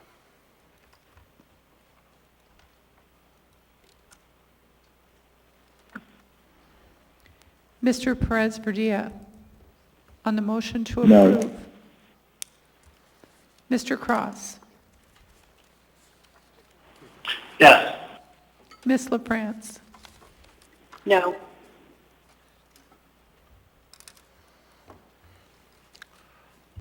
On a vote of 3 to 9, AO 2022-74 has failed to pass the body. I would ask for a motion to extend the meeting. Is there a specific time, Mr. Chair? We have two pretty important items. Okay, then move to extend till midnight. No. Second. So It's been seconded, Mr. we Chair. have a motion and a second. The alternative is if we don't get through these items, we meet again next Tuesday. I can get in the queue. Please. I move them, so first of all, I move to amend the motion to 11:30. Second. I have a motion by Mr. Dunbar and a second by Mr. Peterson to amend the question to 11:30. Can I speak to that? You have the floor. I think these are good these are good resolutions coming up. I think we can pass them quickly. I have faith that we can get it done. So, Mr. Chair, if I may, I'm not interested in wasting any more time, so I will just go ahead and change my motion to 11:30. And we can come back to that if we need to. Yeah, I agree. Okay, so we're good. The motion before us is shall the meeting be extended to 11:30? And I would seek unanimous consent. As much as I want to object, I don't hear any objections, and so this item passes. We're extended to 11:30. So, next item, Ms. Salatil. Thank you, Mr. Chair. The next two items are items that I've previously declared conflicts about, and I would ask to be excused. Thank you. Member Zalatil has a conflict on the next two items, our last business items of the night, and therefore she's excused for the remainder of the night. Next item on the agenda is 14F, AR 2022-221, a resolution of the Anchorage Municipal Assembly reappropriating not to exceed $2,500,000 previously appropriated for operational costs for shelter, day center, and or treatment center within the Alcohol Beverage Retail Sales Tax Fund 206000 and appropriating not to exceed $1,500,000 of Alcohol Beverages Retail Sales Tax Fund 206000 fund balance to be used as a direct grant to United Way for rental unit rehabilitation to the Anchorage Health Department for emergency sheltering to include cold weather response, and to the Anchorage Coalition to End Homelessness to be used for expanded outreach and transportation services. Public hearing on this item is now open.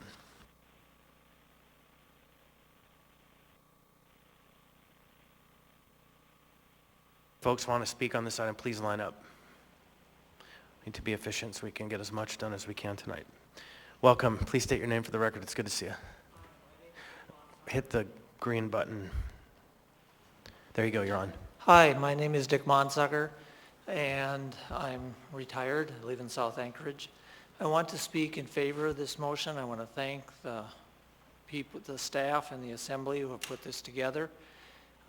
We've talked a lot about homelessness the last hour, and the efforts that are included in this motion are critically important.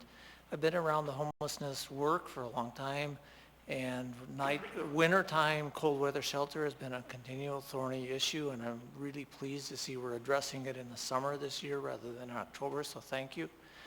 And I also really appreciate the effort that will be put into outreach.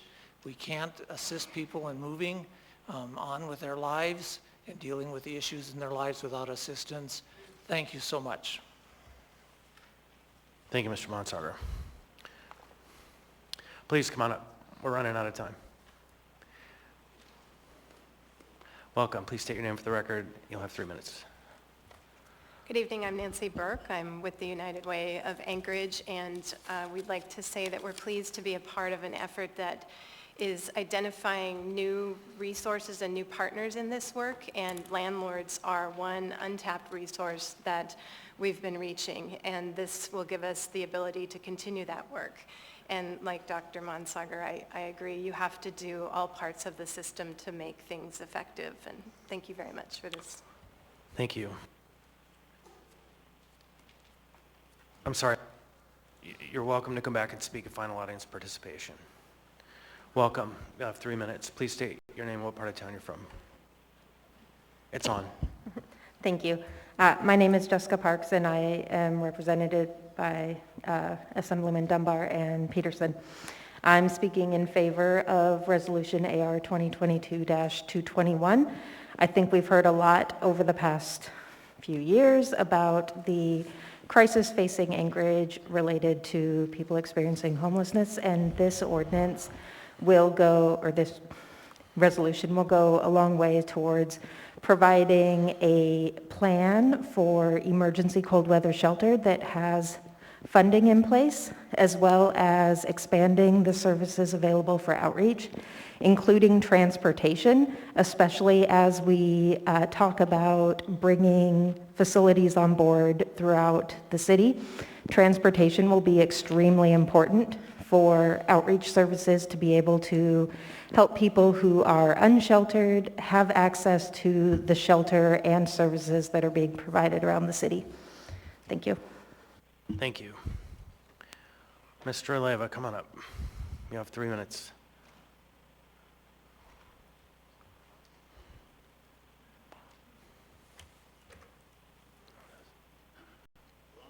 The microphone's off.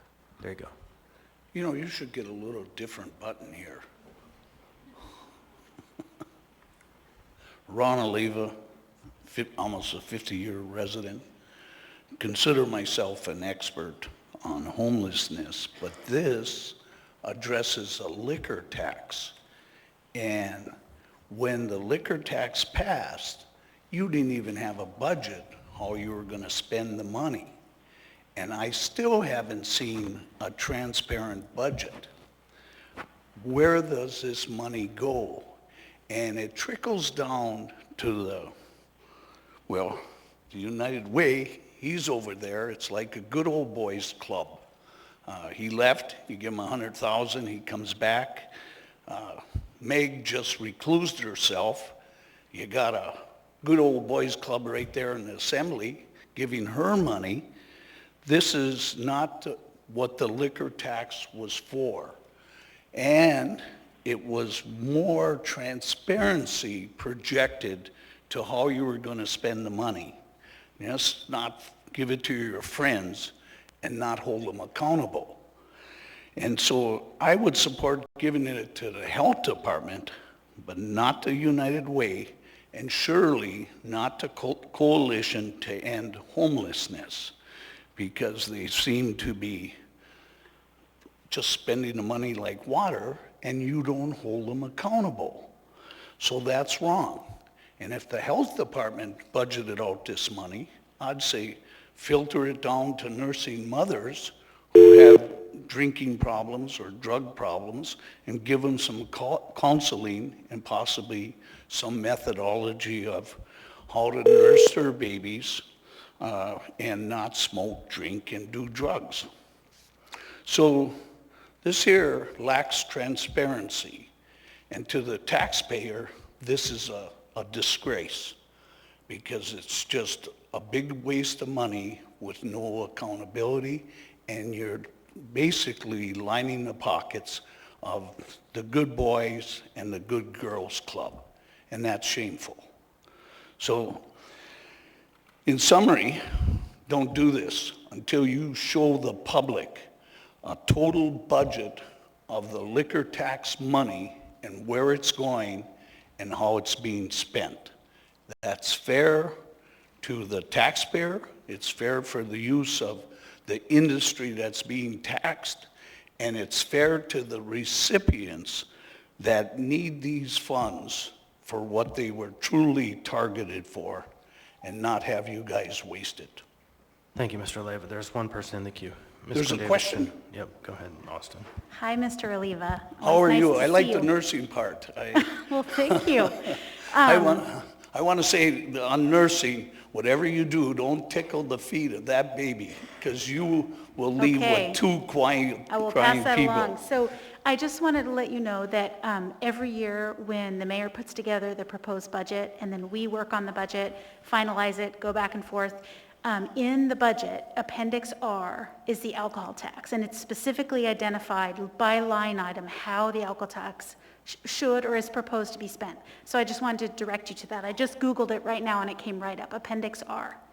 Thank you. Well, thank you for that, but it's outrageous how that money's spent. I mean, the police got some of the money, the ambulance people got some of the money. All right, Ron. Where was all the talk I'm gonna about jump in. treatment and trickling down to the people it was targeted to receive? For the sake of time, and say thank you for supporting But the I didn't hear you. Thank you for supporting the Fairview Block Party this weekend, and we're going to hear from the next person. Thank you. Okay. Any other questions? No, if anyone here thinks that was the best presentation of the night, don't raise your hand.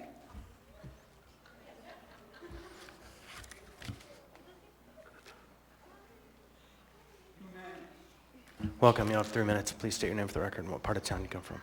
Niall Williams, and I'd like to say praise God for Mr. Oliva echoing my comments. Whenever the alcohol tax comes up, I've said since time immemorial that we need to have a true accounting, and it needs to be available online, readily available for the public. All parts of the budget, it should be that way. I believe that every check that's written by this city, you know, every dollar that's spent on a procurement card, any citizen should be able to look it up at any time. I'm looking at the original version, so just 221, not the S. Section 1, we're talking about how we're going to pay for 60 rental units to be rehabilitated, up to $2,500 per bedroom per unit, and to pay for security deposits. So which is going to come first? It seems like the language is not clear there. Are we paying rental money? Or are we paying to fix up old junky apartments that are not to code? Therefore enriching private business owners that may or may not be friends of who's voting for the bill. I have a problem with running everything through the health department because really it's not the health department that will actually be the principal of who's running this. It's actually the United Way and HUD.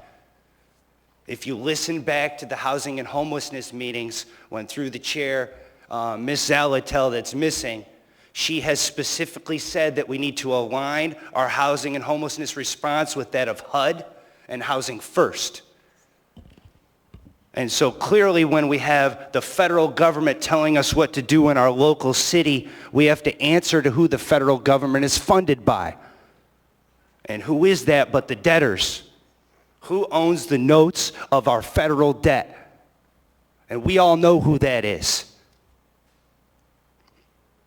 Same puppeteers that control some members in this room.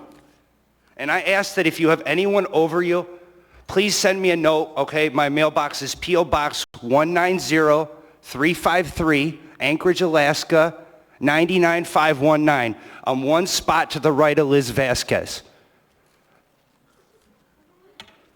And I will keep your name confidential. You can rat out anyone that has something over you, okay? Any of those debtors or those donors that have, you know, dangled things in front of your face, or if you have addictions that are problems, write me a letter. I promise you I'll keep it secret.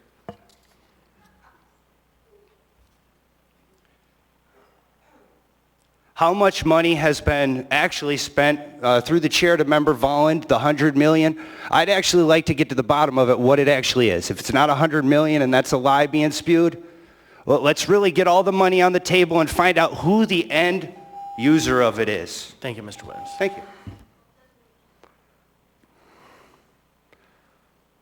Welcome. You have 3 minutes. Please state your name, what part of town you're from. Thank you, sir. I'm Citizen Drake, given a monk here by La France. You know, this isn't the correct use of these funds. And previous speaker was right, we have no accountability on this. Absolutely none. I've been trying to find out, I've been trying to look where these taxes are going. I seem to be unable to do that. And I do a lot of research. This gentleman behind me here that just talked, you guys were talking about $100 million we spent on the homeless. I think that's baloney.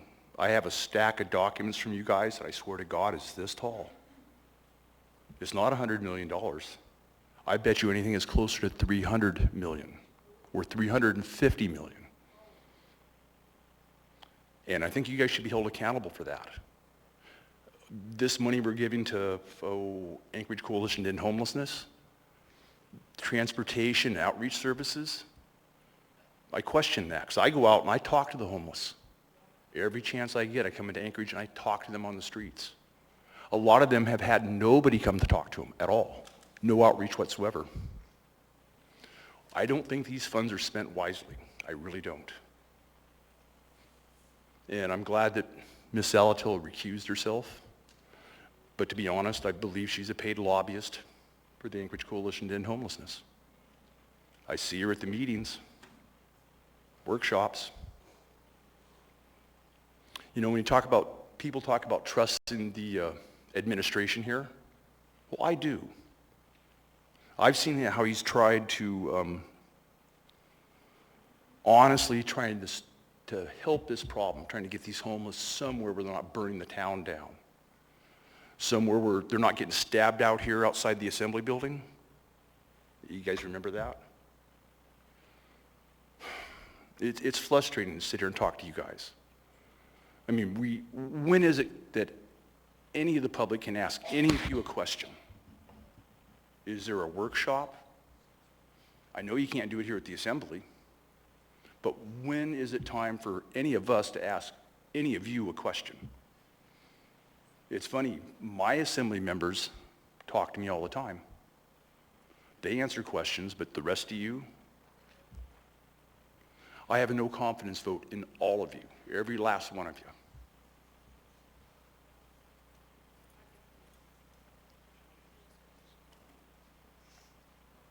Welcome. You'll have 3 minutes. Please state your name for the record and what part of town you're from.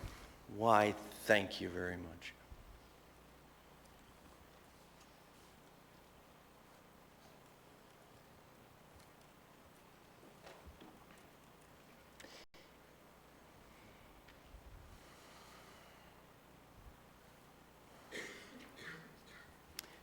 This time at the mic seems to be a waste of time, just as you're wasting the money of Anchorage taxpayers. You've been wasting the money of Anchorage taxpayers ever since you've been sitting in your seats.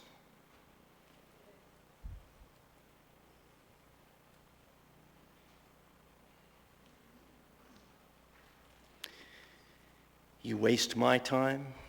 You waste the folks at home's time. I've asked for you to step down from your seats. Point of order, Mr. Chair. Yes, sir. I've asked. This testifier is not speaking to the item. The speaker is directed to put his comments toward this resolution. Can you stop the time? Because I don't understand why my time is being wasted with Please proceed. With procedural issues. Please proceed. Proceed with what? Your Asking you to leave your testimony. your seat? Okay, Because you are of the now waste of... speaking off topic. Excuse me? You're now off You're topic. wasting the time and the money of the taxpayers of this city. I'm a taxpayer. 30 years I've been paying taxes on time and without any discrepancy. And I have a right to speak. I have a right to speak. I have a right to speak at you, around you, to you. And I'm speaking to you about your waste of time and money.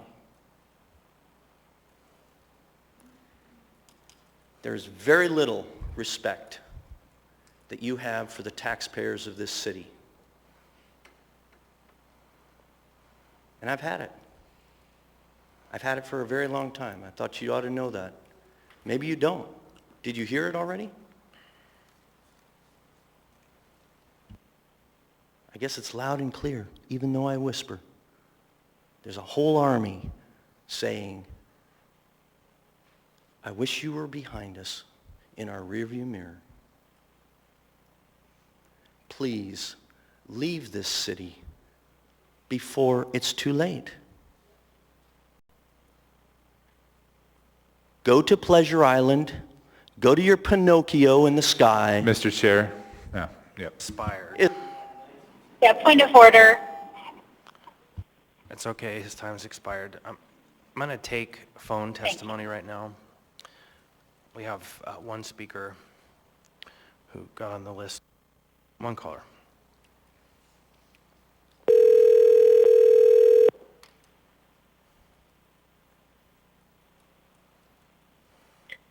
Hello, Susanna. Hi there, Ms. Brawley. This is the Anchorage Assembly calling. We're taking testimony on AR 2022-221, resolution reappropriating funds to support the United Way's rental unit rehab program in the Anchorage Health Department. You have 3 minutes. Yeah, thank you. Thank you for the opportunity to testify. I'm speaking as an individual resident in District 3. My name is Anna Brawley. I support this resolution providing funding for the immediate needs of people without housing in our community. It's money to help with housing, presumably in a real building, not in a campground, and with basic services such as transportation. Thank you to the sponsors, members Perez Verdia, Rivera, and Voland for bringing this funding plan forward. While I still strongly support utilizing as much of the alcohol tax revenue as possible for prevention and not all for downstream emergency response, it's clear we have an emergency. It is an emergency of this administration's own making against advice of experts, providers, and everyone who has worked for years to build a functioning system in this community to prevent and reduce homelessness and to stop the complex cycles of trauma and poverty that got us here in the first place. So this funding is still necessary. We should fund necessary and effective responses to homelessness. As everyone knows, this funding alone is not enough. Just like only shelter is not enough, emergency response is not enough, mental health services alone are not enough, and even housing by itself is not enough. Each is a piece of a system designed and partly built in this community that needs a chance to work. But this is a place to start rebuilding, meeting the needs of people who struggle in this community, and to put public resources toward this public crisis. Doing nothing and hoping others pick up the slack is not going to work, and it hasn't worked before. We can either choose to be a city who cares and does the work or not. I hope we choose better starting now. Thank you for taking this step and approving this critical funding. Thank you. Thank you, Ms. Brawley. Anyone else? Anyone at all? Hearing seeing none. Oh, here you come. Okay. Please line up if you're intending to testify. The green button. There you go. Welcome. You have 3 minutes. Please tell us your name and what part of town you live in. My name is Amanda Jensen, South Anchorage. I just have I know you can't answer questions, but I have a few concerns with the amount of money in this. This is, when I add up the 3 sections, I come out with $4 million. The first one is $2,500 per bedroom per unit for 60 units, rental units. So if it was a 4-bedroom, that's like $10,000 per unit. That's a lot of money. Like, I will buy a house and rent it out if that's a part of this. The next part is $2 million. But there's no specific information on like what that $2 million is going towards. So there's just concerns of like, it's a cold weather response, but where's that money actually going? It's not listed out. It says where it will not go is a navigation center. So I'm concerned on where specifically it'll go. I agree that we need to house the homeless during the winter. I don't want anybody to freeze to death out in a tent, but I'm not sure what they did before the Sylvan Arena was available. And then the third section is $1.5 million for transportation costs. Seems like a lot of money to transport people. So I guess that's my concern on this amount of money. So that's all I have. Thank you. Thank you. Welcome. Please state your name for the record and what part of town you're from. You have 3 minutes. I'm Veronica Lambertson, lived in Alaska since '85. Watching this city fall apart, millions of dollars, homelessness on the street corners, they're not just in the park. I'm having deja vu here again to take care of the homelessness in Anchorage that is an issue.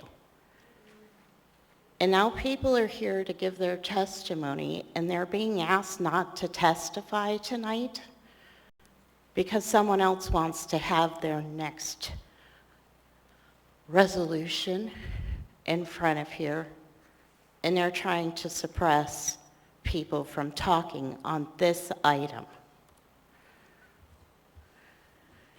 This item is more than twice what the Bronson administration asked for.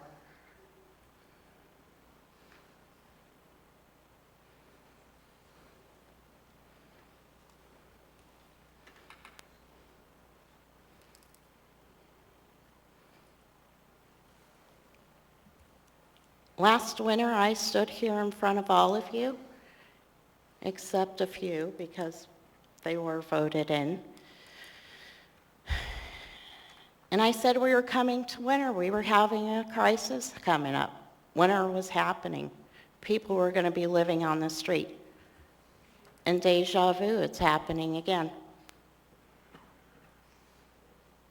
And you're wanting to just throw millions and millions of dollars at something that doesn't fix the problem. If all of these organizations tonight you plan on giving this money to wanted to fix the problem, we wouldn't be here right now. The problem would have been fixed. I am tired of donating my money to every single nonprofit because it's a waste of my hard-earned money, and I'd rather give it to the guy who's pulling garbage out of a trash can at a grocery store so they can go and get fresh food from the store. But you guys here tonight are going to waste my money, every taxpayer's money here in Anchorage, and you're going to give it to all the nonprofits. Shame on you. Thank you. Anyone else? Anyone at all? I'm sorry, Mr. Darden, you are not able to testify. I thought you said anyone at all. For final audience participation, Mr. Darden. Hearing and seeing none, public hearing for this item is now closed. What's the will of the body? Move to approve the S version. Move to approve. Second. So I have a motion to approve the S version by Mr. Rivera, and I think I heard the second was Mr. Perez-Verdia. Yes. Mr. Rivera. Thank you, Mr. Chair. I move Rivera-Volland Amendment Number 1. Is there a second? Second. Second. Okay. Motion to amend is made by Mr. Rivera. Second is made by Mr. Volland. Mr. Rivera. Thank you, Mr. Chair. So in order for me to walk through this amendment, I just really quickly want to go through the changes in the S version. So the S version makes a change in the title of this ordinance, up the amount from the Alcohol Beverages Retail Sales Tax fund balance from 1.5 million to 1.72 million. Then in section 2, the S version splits up the 2 million for emergency shelter costs into 3 different sections, keeping 1.217 million with the health department, then providing direct appropriations, direct grants to Christian Health Associates at $350,000 for family emergency shelter services, and $433,000 to Catholic Social Services for Brother Francis Shelter to provide adult emergency shelter services. In addition, on Section 5, the appropriation request for outreach, which includes a variety of things outside of just transportation costs, is increased from 1.5 million to 1.72 million. The amendment basically fixes some errors and technical aspects of the resolution, including the title. It fixes a discrepancy in the number in the title. It fixes that also in sections, I believe, 2 and 3, and just makes some minor changes that don't really affect the outcome. It just cleans it up. Thank you, Mr. Chair.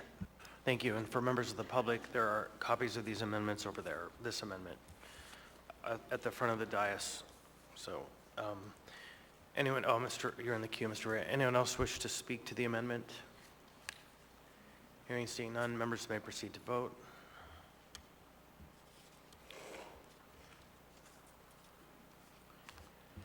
Mr. Perez Padilla on amendment number 1. Yes. Mr. Cross? Yes. Ms. LaBrance? Yes. Ms. Quinn Davidson? Yes.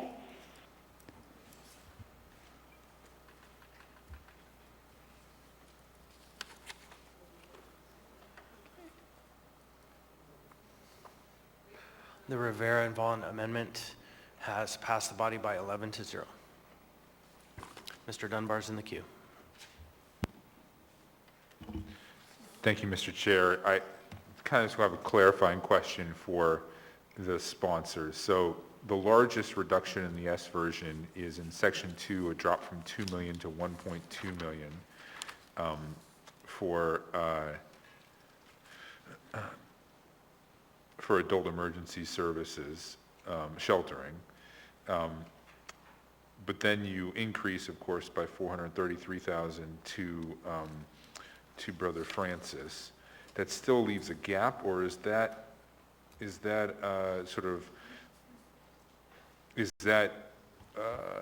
taken up by Section 3? May I respond, Mr. Chair? You have the floor. Thank you, Mr. Chair. Yeah, so basically what we did, and I alluded to this a little bit in the work session last Friday.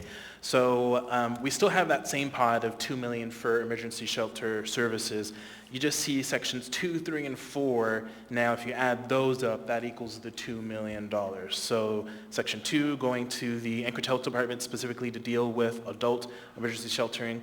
Section 3 to deal with family emergency sheltering, and then Section 4 to boost the capacity of Brother Francis Shelter for adult emergency sheltering. And can I ask a follow-up, Mr. Chair? Please. And I apologize, perhaps you said this during the work session and I missed it. So Brother Francis has sort of been resistant to expanding their bed capacity. How high are they willing to go, and have you been able to speak with them directly about it? Yes, so as I understand it, the Brother Francis Shelter has had a variety of conversations. They are willing to increase their capacity from right now they are at 75 to up to 120, I believe, is the new number. Okay. Thank you, Mr. Rivera. Thank you, Mr. Chair. Mr. Cross.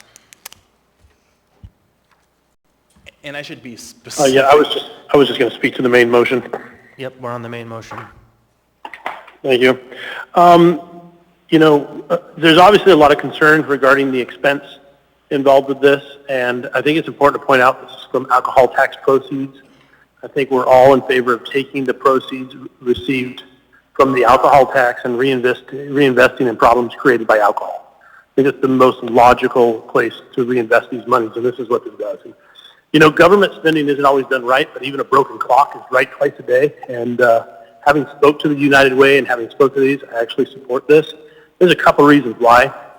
One is that you got to understand the 60 units they're targeting are the most needed units, and mostly 1 and 2 bedrooms. There was a individual testimony concerned about the size of the units, but the truth is when it comes to helping individuals that are transitioning from homeless into the normal renting world, there's a real shortage of 1 and 2 bedroom units that are available, and this is targeting that need immediately, particularly in light that we're going to be closing down the Centennial Campground here with the most recent vote, or will be expedited, those people will be escorted out. We We better get on providing some place for them to go here pretty rapidly, unless you want them back in your backyard.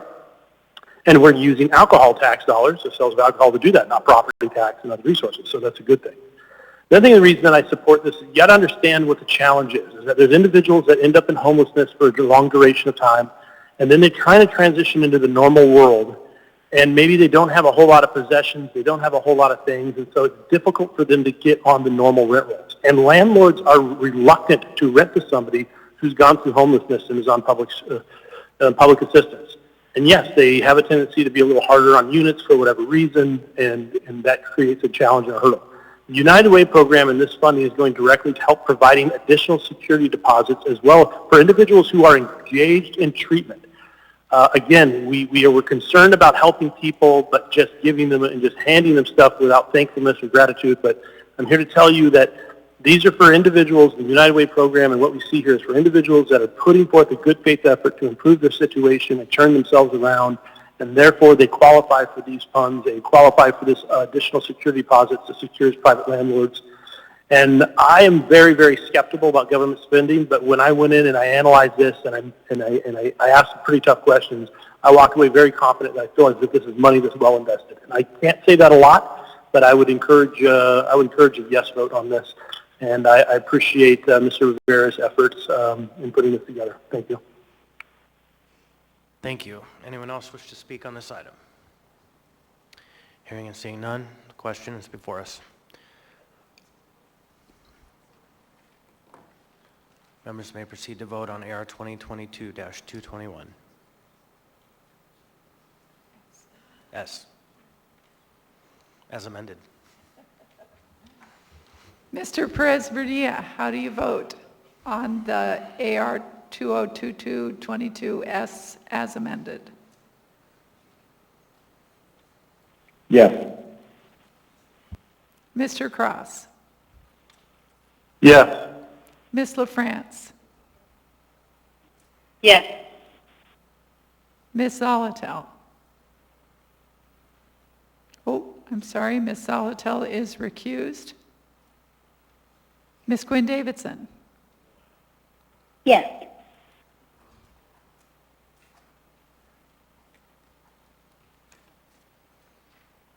AR 2022-22S as amended has passed the body on a vote of 9-2 with one member recused.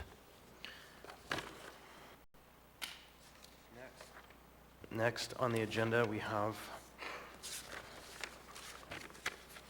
item 14G, AR 2022-222, a resolution of the Anchorage Municipal Assembly appropriating when tendered an amount not to exceed $3,400,000 of the American Rescue Plan Act of 2021 local fiscal recovery funds as a direct grant to First Presbyterian Anchorage LLC for purchase of the guest house. Public hearing is now open. Welcome. Please state your name for the record. Ron Oliva. Consider myself an expert on homelessness. The first thing out of the chute, giving this amount of money to a Presbyterian LLC, I'd like to, for the record, the separation of church and state. And giving it to an LLC with no resume of transitional housing or workforce housing is just beyond belief. The other thing, in Fairview, we tried to get the Red Roof Inn as a 200-person-a-year training center for Copper River Seafoods, but they gave us 48 chronic inebriates after we had 460 homeless between Beans and their brother Francis. Now, the alternative to this is, first of all, this violates the comprehensive plan for downtown because you'd never put a homeless transitional housing or workforce between the Sheraton and the Fifth Avenue Mall. It just doesn't make sense. We already are feeling the overflow from the Aviator and the guest house. In fact, they renamed it the Pest House. The problem I see is there's an alternative, and for the same amount of money, You can go to the east side from Eagle Street to Gamble. It's a deteriorated neighborhood with the Henry House and the Backpackers Inn. You could knock down the whole half block, bring in a pipeline camp similar to what's out in Dillingham, house 400 people, take my property, make it a training center for cottage industries, a wood mill, bike training. There's all types of training that could occur, and you could even have a regulated campground because the navigation center is going in Beans, and don't tell me that Brother Francis, who you rewarded for their negative results, you seem to pick homeless partners and agencies and reward them for negative results. I don't understand the economics of that. And you always say, oh, we're not going to have an impact. 75 people. Now it's what? 120. Then it'll be 180. Then it'll be 240. And then the emergency will come and we'll be back to the same place we were that you never said it would happen. And you're going to bring us more. This is wrong. I believe it's unconstitutional, not economic, and will not address the homeless issue. And shameful. Thank you, Mr. Leyva. Do you have any questions? No. You're going to vote for this. I know you are, and that's disgraceful. Chris, can I get my $250,000? You're giving away all this money. Please, Mr. Leyva, your time has expired. That money was owed to me. Your time has expired. I understand. My life's going to be expired. I'm sorry, Ron. Yeah, you're sorry. Mr. Rivera. Thank you, Mr. Chair. I'd like to move to extend till midnight. Second. Motion to extend to midnight has been made by Mr. Rivera, I believe, seconded by Mr. Solt. No, who was the second? Oh, Mr. Volland. This motion takes 8. Is there any objection? I'm hearing no objection. We are extended to midnight. You are up, Mr. Williams. You have 3 minutes. Please state your name, what part of town you're from for the record. You begin. Niall Williams, resident of planet Earth, United States, Alaska, Anchorage. I tend to move around a little bit. Here we go once again. Take the $3.4 million and send it back to Washington, D.C. Stop letting the federal government into our lives. With each time you take the check, you continue to be controlled and to not be in control of the situation. And here we are once again. There's a number of quid pro quo money laundering schemes that are being completed. On the last item, testimony was brought forward by someone that said, someone in the audience is actually preventing people from testifying. That is in fact true. And the person who was preventing people from testifying was holding a member of the public back, and he is the individual who heads up First Presbyterian LLC. He's in the room. He's been spending all night here waiting to get his $3.4 million check, so he wanted to make sure that this item got before the body and got passed tonight. Now, I don't know this man from Adam. I've seen him at a few of the municipal events, but I figure whenever 501c4 shows up in this room, it's because they are salivating to get a check. If you put your faith in the blood of Jesus Christ, you don't need to wear a mask.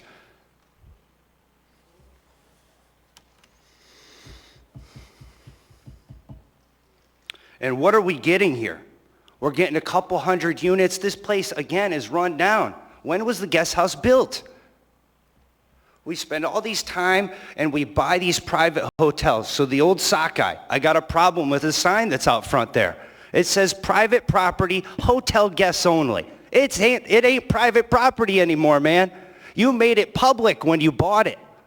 And this is what you try and do. You try and avoid indemnification for the municipality when you privatize your homelessness response through LLCs. So you're giving it to a nonprofit partner, but really it's your hand moving them. And then it's the other person's hand up you that's moving you. Really, none of you are in control. Back to the topic at hand. Send the $3.4 million check back to the federal government.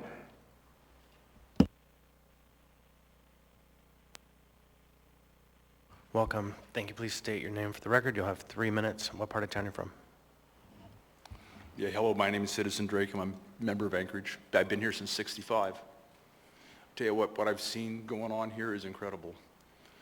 I take pride on talking to people and asking questions. I spent maybe 45 minutes with Mr. Schultz, and he was very honest and forthcoming. You know, although I kind of like his idea of taking these people, well, he's actually not taking too many people off the streets. These are couch surfers and people that their last step into getting into a home is this shelter. How much money are we spending? Was it, what, 3.4 million? You know, I'd like to know where the 2 documents went that were on that AR. The one you told me didn't exist, I saw with my own eyes, Mr. Constant. And I know, you told me that in an email. And also the federal document on how this money is spent. That's gone too. I know none of you will answer any questions for me, but I'd really like to know why. I really would. And of course, crickets. You know, as much as I like Mr. Schultz, and I kind of like the idea he's doing, it doesn't take anybody off the streets, or very few. The people that need to come off the streets, are going to remain there. They don't want the Sully. They don't want any of these homeless camps, or shelters, I should say. After talking to 60 homeless people over the past couple of months, nobody wants to go back into shelter after being treated they were at the Sully. The place was infested. People told me they had to burn all their belongings to get rid of both the lice and the bed bugs. Are you guys going to seek reimbursement for this cost? I think you don't have to because it's part of the American, what do you call it, the ARP, whatever, out of the funds from the feds. I think this is a terrible way to spend this money. I know it'll help some people, but it won't help the most needy. It won't help the people on the streets. It won't help the people at Centennial Campground. And by the way, why was there a gunfight at the campground? Could it have been the citywide drug bust? People running from Dubin into the campground, opening fire on the police? You know, I think that's part of the reason right there.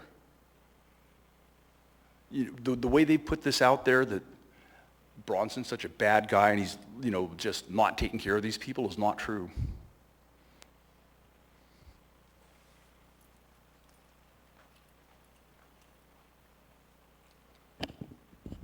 I'm sorry. We'll have time for you after the public hearings are closed. Welcome. You'll have 3 minutes. Hi, I'm Julie Lindberg, and I'm from Fairview area. So apparently I'm the person that was stopped from speaking on the last one. A man came up and asked me if I wouldn't mind not speaking so that his resolution could move forward. I don't have a problem with that. It's going to move forward anyway. We do live in America, and we have the choices to make ourselves. So with all those people that are upset that I let him to speak, it's okay. We live in America, so get over it. But anyway, I would like to have somebody from the First Presbyterian Anchorage Church come up and tell me what they're going to do with this money. 300, well, you know what it is. Sorry, I'm bad with numbers. Anyway, so if we could have him come up and speak and present his plan, I think that would be great. Thanks. Thank you. Welcome. You please state for your name for the record what part of town you're from, and you'll have 3 minutes. Yeah, my name is Eric. I actually spoke to someone who was working at the Aviator, and this is a similar situation to the Aviator. You gave money to the Aviator during COVID. That person told me that they had the most deplorable circumstances working there. It was absolutely awful.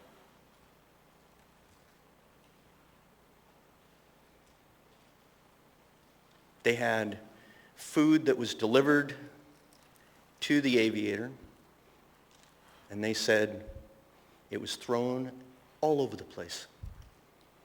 There were feces on the wall. People were pissing in the hallway. It was awful. And now there's going to be a rehabilitation of the Aviator. Now we're talking about a new building that the Assembly is going to vote to have $3.4 million given to an organization to manage. What oversight? What plan? Who is it that is actually going to review the plan? Have they had any experience doing this before? You didn't ask that of the people that you gave the money to when you gave the money to the people for the Aviator.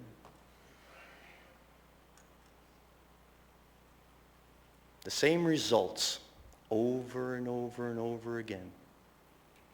And I'm not supposed to ask as a taxpayer.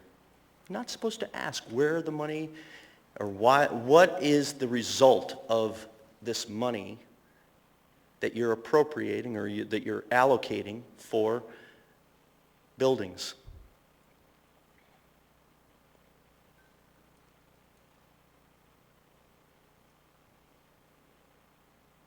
Waste of time. Waste of taxpayer money. Year after year after year. What's the definition of insanity? Doing the same thing over and over and over and over and over again, expecting a different result. We elect you fools, or we don't. Maybe the Dominion voting machines are really that bad. Thank you. Is my time over? Your time has expired. Thank you. Welcome. You'll have 3 minutes. Please tell us your name and what part of town you're from.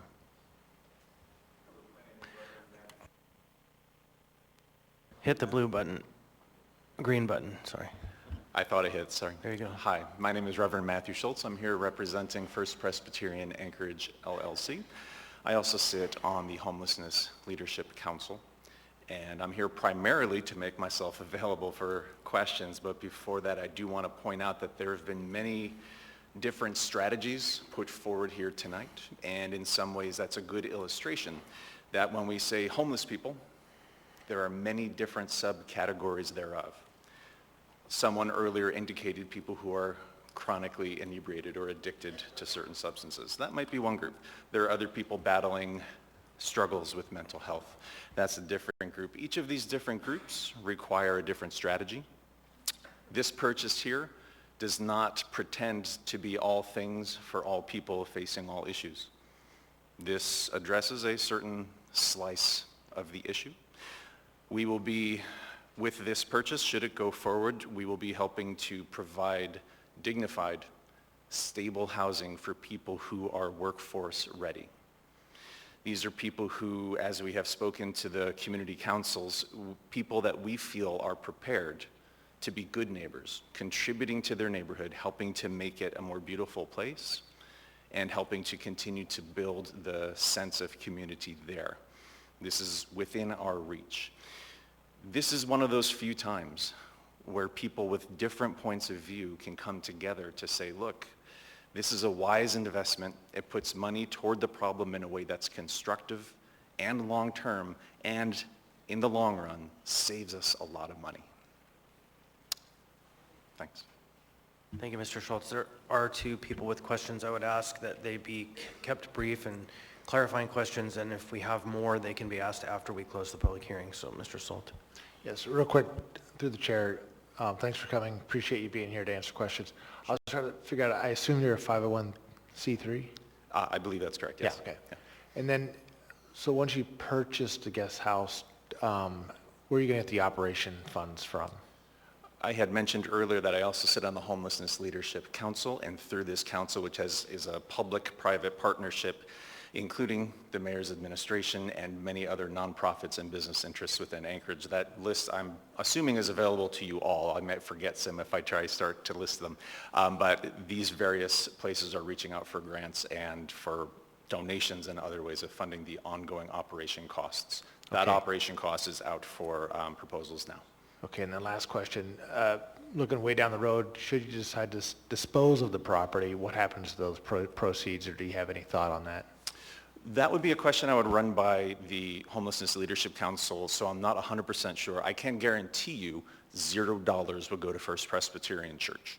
Should any fall in our laps, we would give it directly back to the municipality and ask the mayor and the assembly to do with it what you feel is most appropriate. Thank you, Ms. Howard.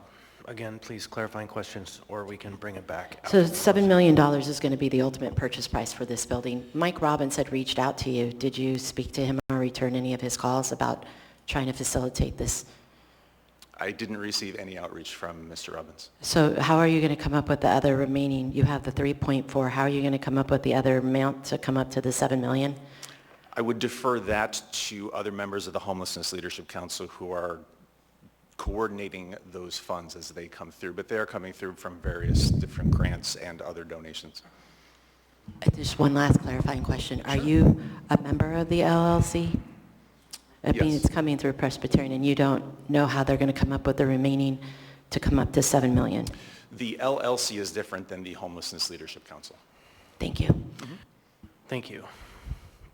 That's it. Thank you. Thanks very much. Yep. Welcome. You'll have 3 minutes. Please tell us your name, what part of town you're from, and go. Hi, my name is Bert, and I am from the Mat-Su Valley. I am here speaking in Anchorage for a reason, and that has to do because of homelessness. Mr. Volin asked me a question earlier today, where did I come up with that $100 million plus that has been spent on homelessness? This right here is a great example of where that money came from.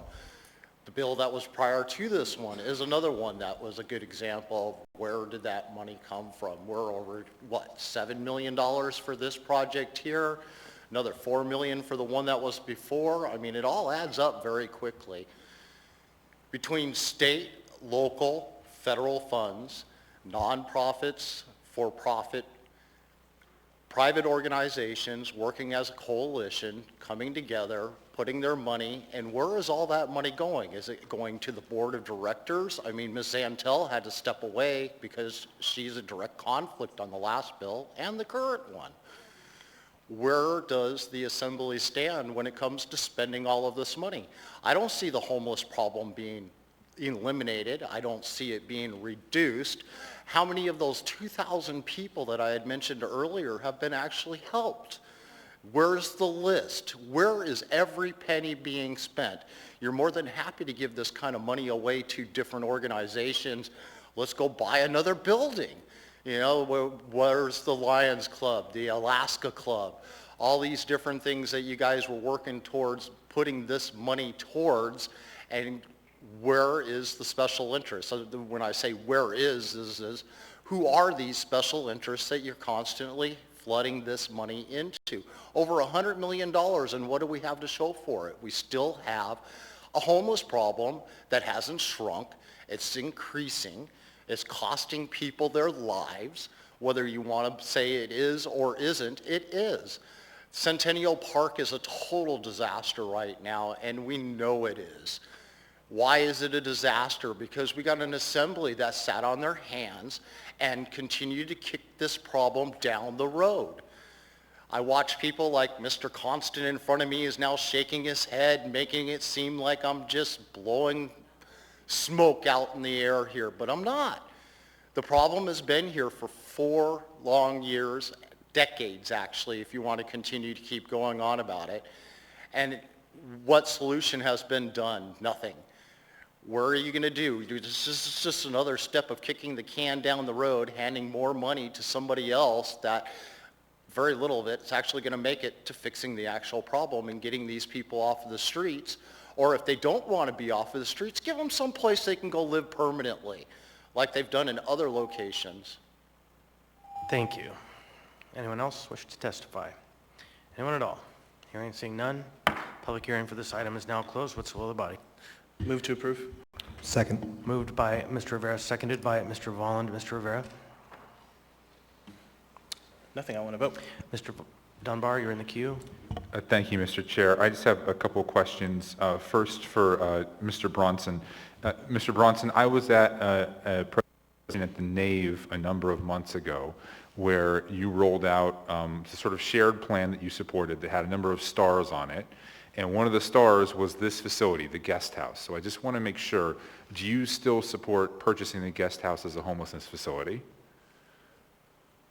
Oh, wait, Dave Bronson was here earlier. He was just here. He was here. He had a family emergency come up, so he had to leave. Madam Municipal Manager, are you comfortable speaking? Is the administration still supportive of purchasing the guest house as a homelessness facility? Through the chair to Mr. Dunbar, we had some info come to us today in regards to ACDA, and so we are discussing some options as far as supporting the guest house purchase via that. Is that a yes or a no? I would say the conversations are ongoing.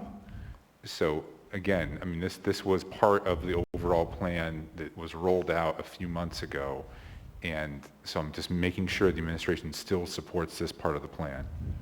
Through the chair to Mr. Dunbar, yeah, we support sheltering people, and as far as guest house acquisition, we would like to. There was some new information that came to light today that we would like to take a look at. Thank you. And one more question, Mr. Chair, follow-up.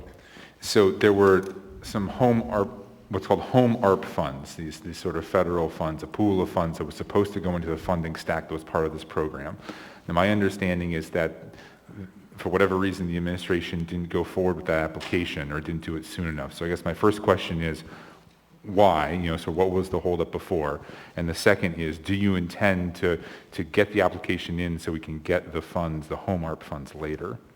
Through the chair to Mr. Dunbar, that wouldn't be something I would be able to comment on, but I can have Joe Gerace with the Health Department contact you on that. Is Mr. Gerace available to speak tonight? I am texting him as we speak. Great. Those are my questions, Mr. Chair. Thank you. And before I go to Mr. Perez-Verdia, I would want to make sure the record is clear that the guest house is not being proposed as a shelter. The guest house is being proposed as housing, as actual individual units for people to live in where they have a lease and they have an opportunity to get on their feet, which is the mission of all this conversation. I even just heard from this gentleman from the valley, like, get them off the street, give them some place to live. This is exactly that. It's not shelter. And that means it has revenue associated with it, with vouchers that come through the HUD programs, the HFC programs, meaning this is one of the rare programs that actually has a funding source that doesn't put us on the hook forever. And so it's one of those rare and very important programs for us to really contemplate how to get on the ground, because we need more housing units. Mr. Volland, and then Mr. Perez-Verdia. Yeah, thank you. I spoke on this at length at the work session, and so I don't want to repeat everything.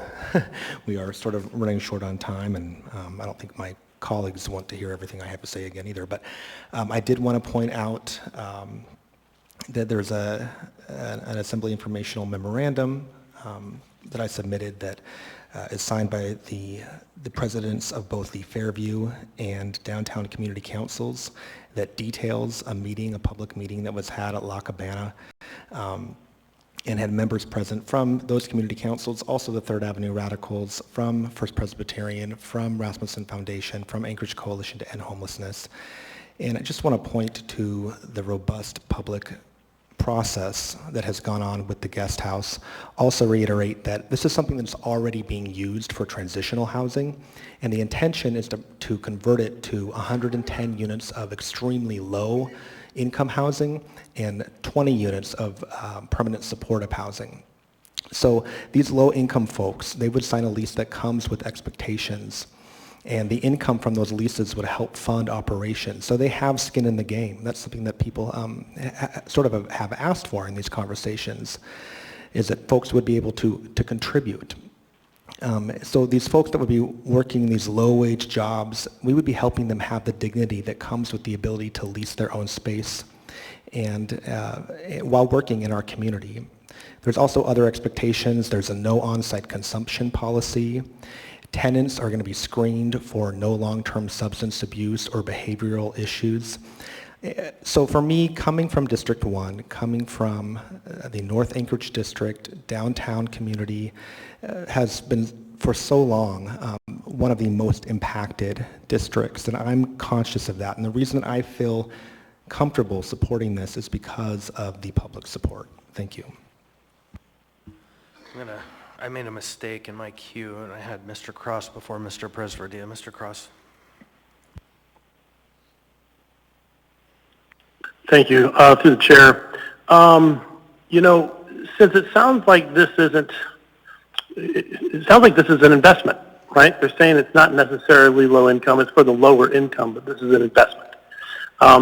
When title transfers, the title will not be in the MOA. It's not going to be our property. We're basically giving them money. And I guess I have heartburn over just giving money for an investment, which, although it may be solving a problem, is still intended to be profitable to some extent. So I'm going to say that I can't necessarily support this in the way it's currently structured. I would have preferred that it run through AEDC, and that was either a low-interest loan or it was something that was solving it, but just giving them the money. The problem is that removes the negotiation of the sales price.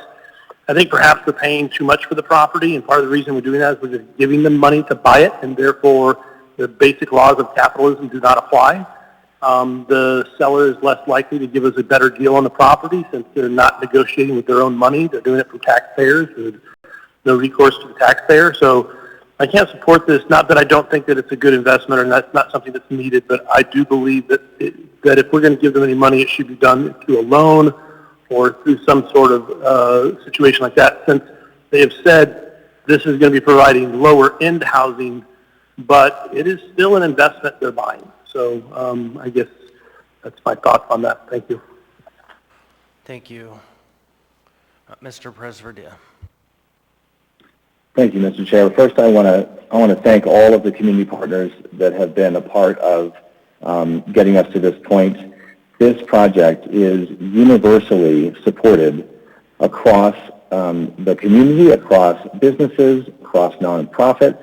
It is universally seen as an important step forward. It was absolutely supported by the mayor. As a matter of fact, the mayor publicly said that he would commit $3.4 million to ensure that this project moved forward. Unfortunately, he was unable to come up with those funds, which is exactly why we're here today, because in order to make sure this project moved forward, the Assembly needed to come up with those funds.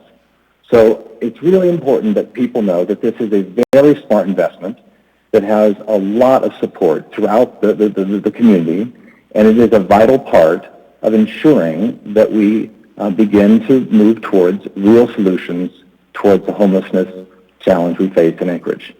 And with that, Mr. Chair, I call the question. Second. The question has been called by Mr. Presverdia and seconded by Ms. Allard. The question being called. Members may proceed to vote. This vote takes 8.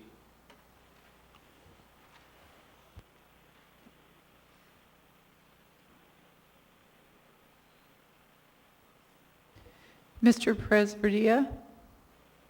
Yes. Mr. Cross? No. Ms. LaPrance? Yes. Ms. Quinn Davidson?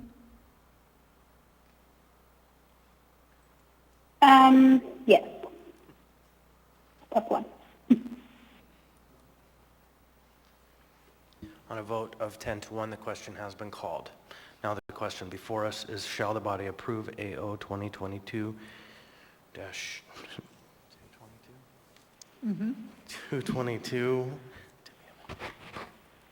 as amended?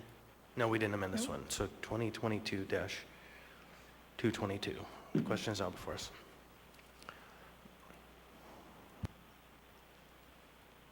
Mr. Perez-Verdilla?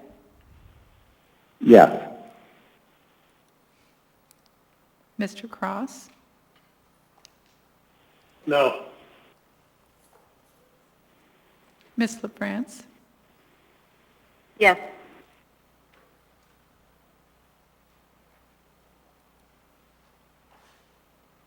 Ms. Quinn Davidson? Yes.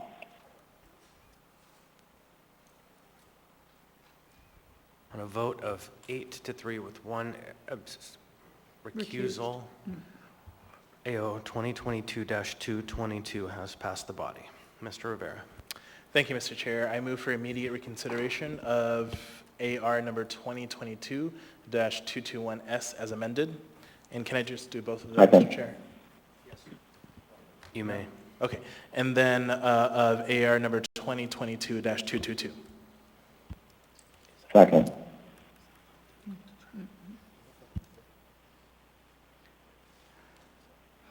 Thank you. And I'm reminded I urge a no vote. Thank you.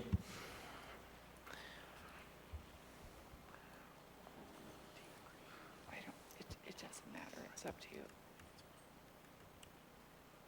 Mr. Chair, Ms. Quinn Davidson?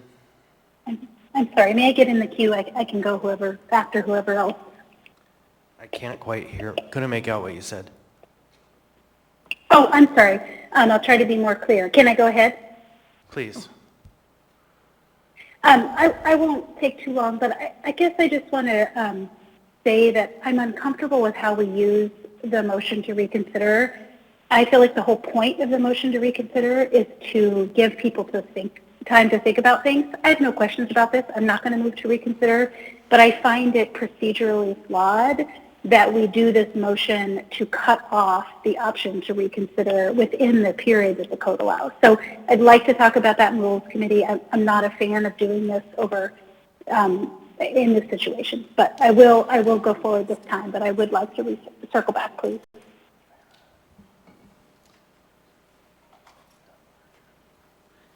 Thank you. Mr. Rivera, in the queue to speak to that?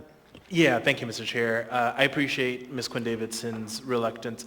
The rationale for the motion is so that the money for this can immediately start moving out the door. So that is the reason, at least on these two resolutions, why I made that motion. Thanks. And procedurally, I would just say the reason the 8-vote supermajority is required is because it does do something that is outside of the normal procedure. So both perspectives, I think, are accurate. Are we ready? Yes. The question is, shall we reconsider both AR 2022-221S as amended and AR 2022-222? A no vote has been recommended.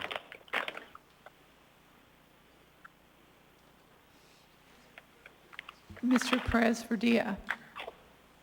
No. Mr. Cross? No. Ms. LaFrance? No.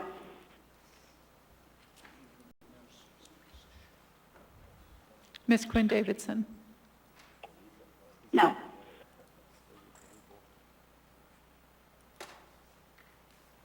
On a vote of 0 to 11, both AR 2022-221S as amended and AR 2022-222 have failed to be reconsidered.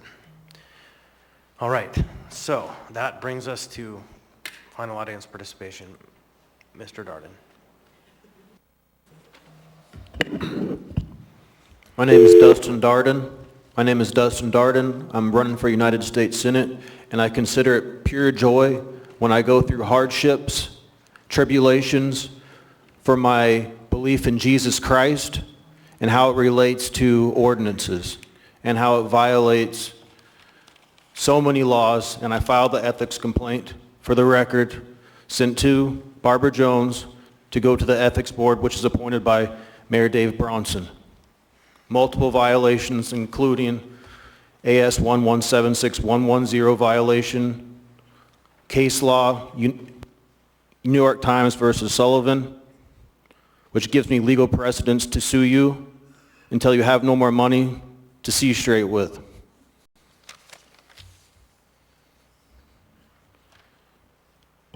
Now, I want the municipal manager and the legal department to hear this before you take off. There is a case that I want you to look at. There is, the case number is 3AN 2205190CR. In this case, this individual was pulled over by Anchorage Police Departments for not having a seatbelt on, and they were given a charge with a Class C felony for failure to provide a DNA sample. Now, this was for not wearing a seatbelt. This had nothing to do with violent crimes or sexual offenses, which Dunleavy wrote into law. I'm telling you, Anchorage Police Department charged this person, 3AN 2205190CR, you can look it up on court view, for not providing a DNA sample. So if we could please have Sarah Stanley expeditiously get rid of this garbage, because this is going on as we breathe on God's green earth. Also, January 6th Commission, they sent down the National Guard prior to this. They're staging the National Guard throughout the United States, and the people they're looking for are these crazy Christian conservatives that read Bibles. Also, Dunleavy had till the 16th of this month to veto an item which you could accuse Christopher Constant of being nuts, and he could be detained by a nurse practitioner. This is insane. We got to stand against this unconstitutional hyperbole and stick to our God-given fundamental rights, because they are under severe attack. And if there was ever a time to be involved, go down to Kenai on August 10th, sit with the people that are standing up for your grand jury rights in Kenai, the 10th of August, 8 a.m. Thank you, sir. Mr. Leva, welcome. Please state your name for the record and what I didn't ask you that question. Final comments. I'm not coming back here. It's a waste of time. You're not supposed to do harm. And the harm that was done to me with those homeless, and Chris, look me in the eye, you know it's true. 15,000 calls. I cleaned it up. Nancy Burke made almost $1 million. She was a lifeguard. That chemical that I was accused and convicted of was swimming pool chlorine. I disinfected. From that, it led to a plagiarized article that ruined my reputation as a chemical terrorist and trying to kill the homeless. With that, I cut down an infected spruce tree and a mayday tree, an invasive species, on my driveway easement, and was sued by the landowner. When they Googled me, they said he's an asshole, and they awarded him $117,000. I appealed the legal fees that I had to pay at $6.75 an hour. 5 hours of my appeal, they spent 210 hours fighting my appeal, and the judge awarded them another $82,000. They seized all my accounts, and then I ran out of cash. You owe me the money, I'm out of cash, and now they're going to seize my property and sell it at the courthouse steps. You did this. You did this by your decisions that you were to do no harm. And you said you had no money, and you gave away $100 million. You just gave 3.4 to because he had a collar on, and you trusted him.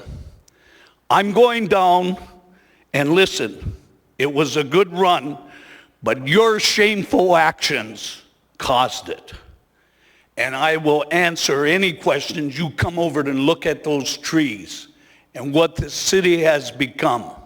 It's shameful. And I don't think you know the definition of shame. And Felix, when I asked you about your love life, you said it was not relevant.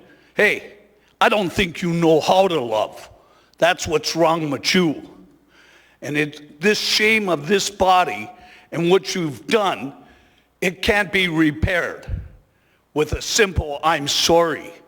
That's not going to work for myself, my family, my employees. You are destroying this city by what you're doing, and I'm part of that destruction. Do you have any questions? Shame on you. Ms. Strong, welcome. Please state your name for the record. You'll have 3 minutes. My name is Jean Strong. I live somewhere in Alaska, and Kevin and Jamie are my peeps. When I was a kid, I lived in India for a number of years, and we didn't have any running water or any electricity. We had a well in the backyard with a pump attached.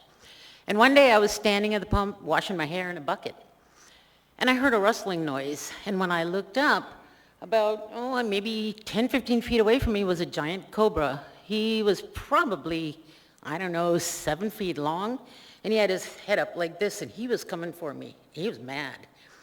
And I just kind of froze. I was, like 10, 11 or something like that? And before I could react, all of a sudden, zip, something came flying across the yard. It was black. It looked like an avenging angel. And that was my dog, Tippy. He was a black lab. And he grabbed that cobra by the back of the neck, and he started shaking it. And this titanic struggle came about where they were knocking things around, because these snakes were really strong. And they fought, and they fought, and they fought, and I was terrified that my dog was going to get killed. And I started yelling for help, and my sisters came running out of the house. They were all much older than me, and they had big sticks and garden hose and things, and they were going to kill this cobra. But my dog actually had it under control. He killed that thing deader than somebody with dirt in Hillary Clinton. And he basically saved my, sorry guys. So the thing is, what's been happening, I am no longer a helpless child, okay? And these people behind me, some of them, they're my sisters with sticks and garden hose. And the things that have been happening in Anchorage over the last few days, or last few years, I should say, sorry, are the cobra. And Bronson is my black lab, and I'm keeping him.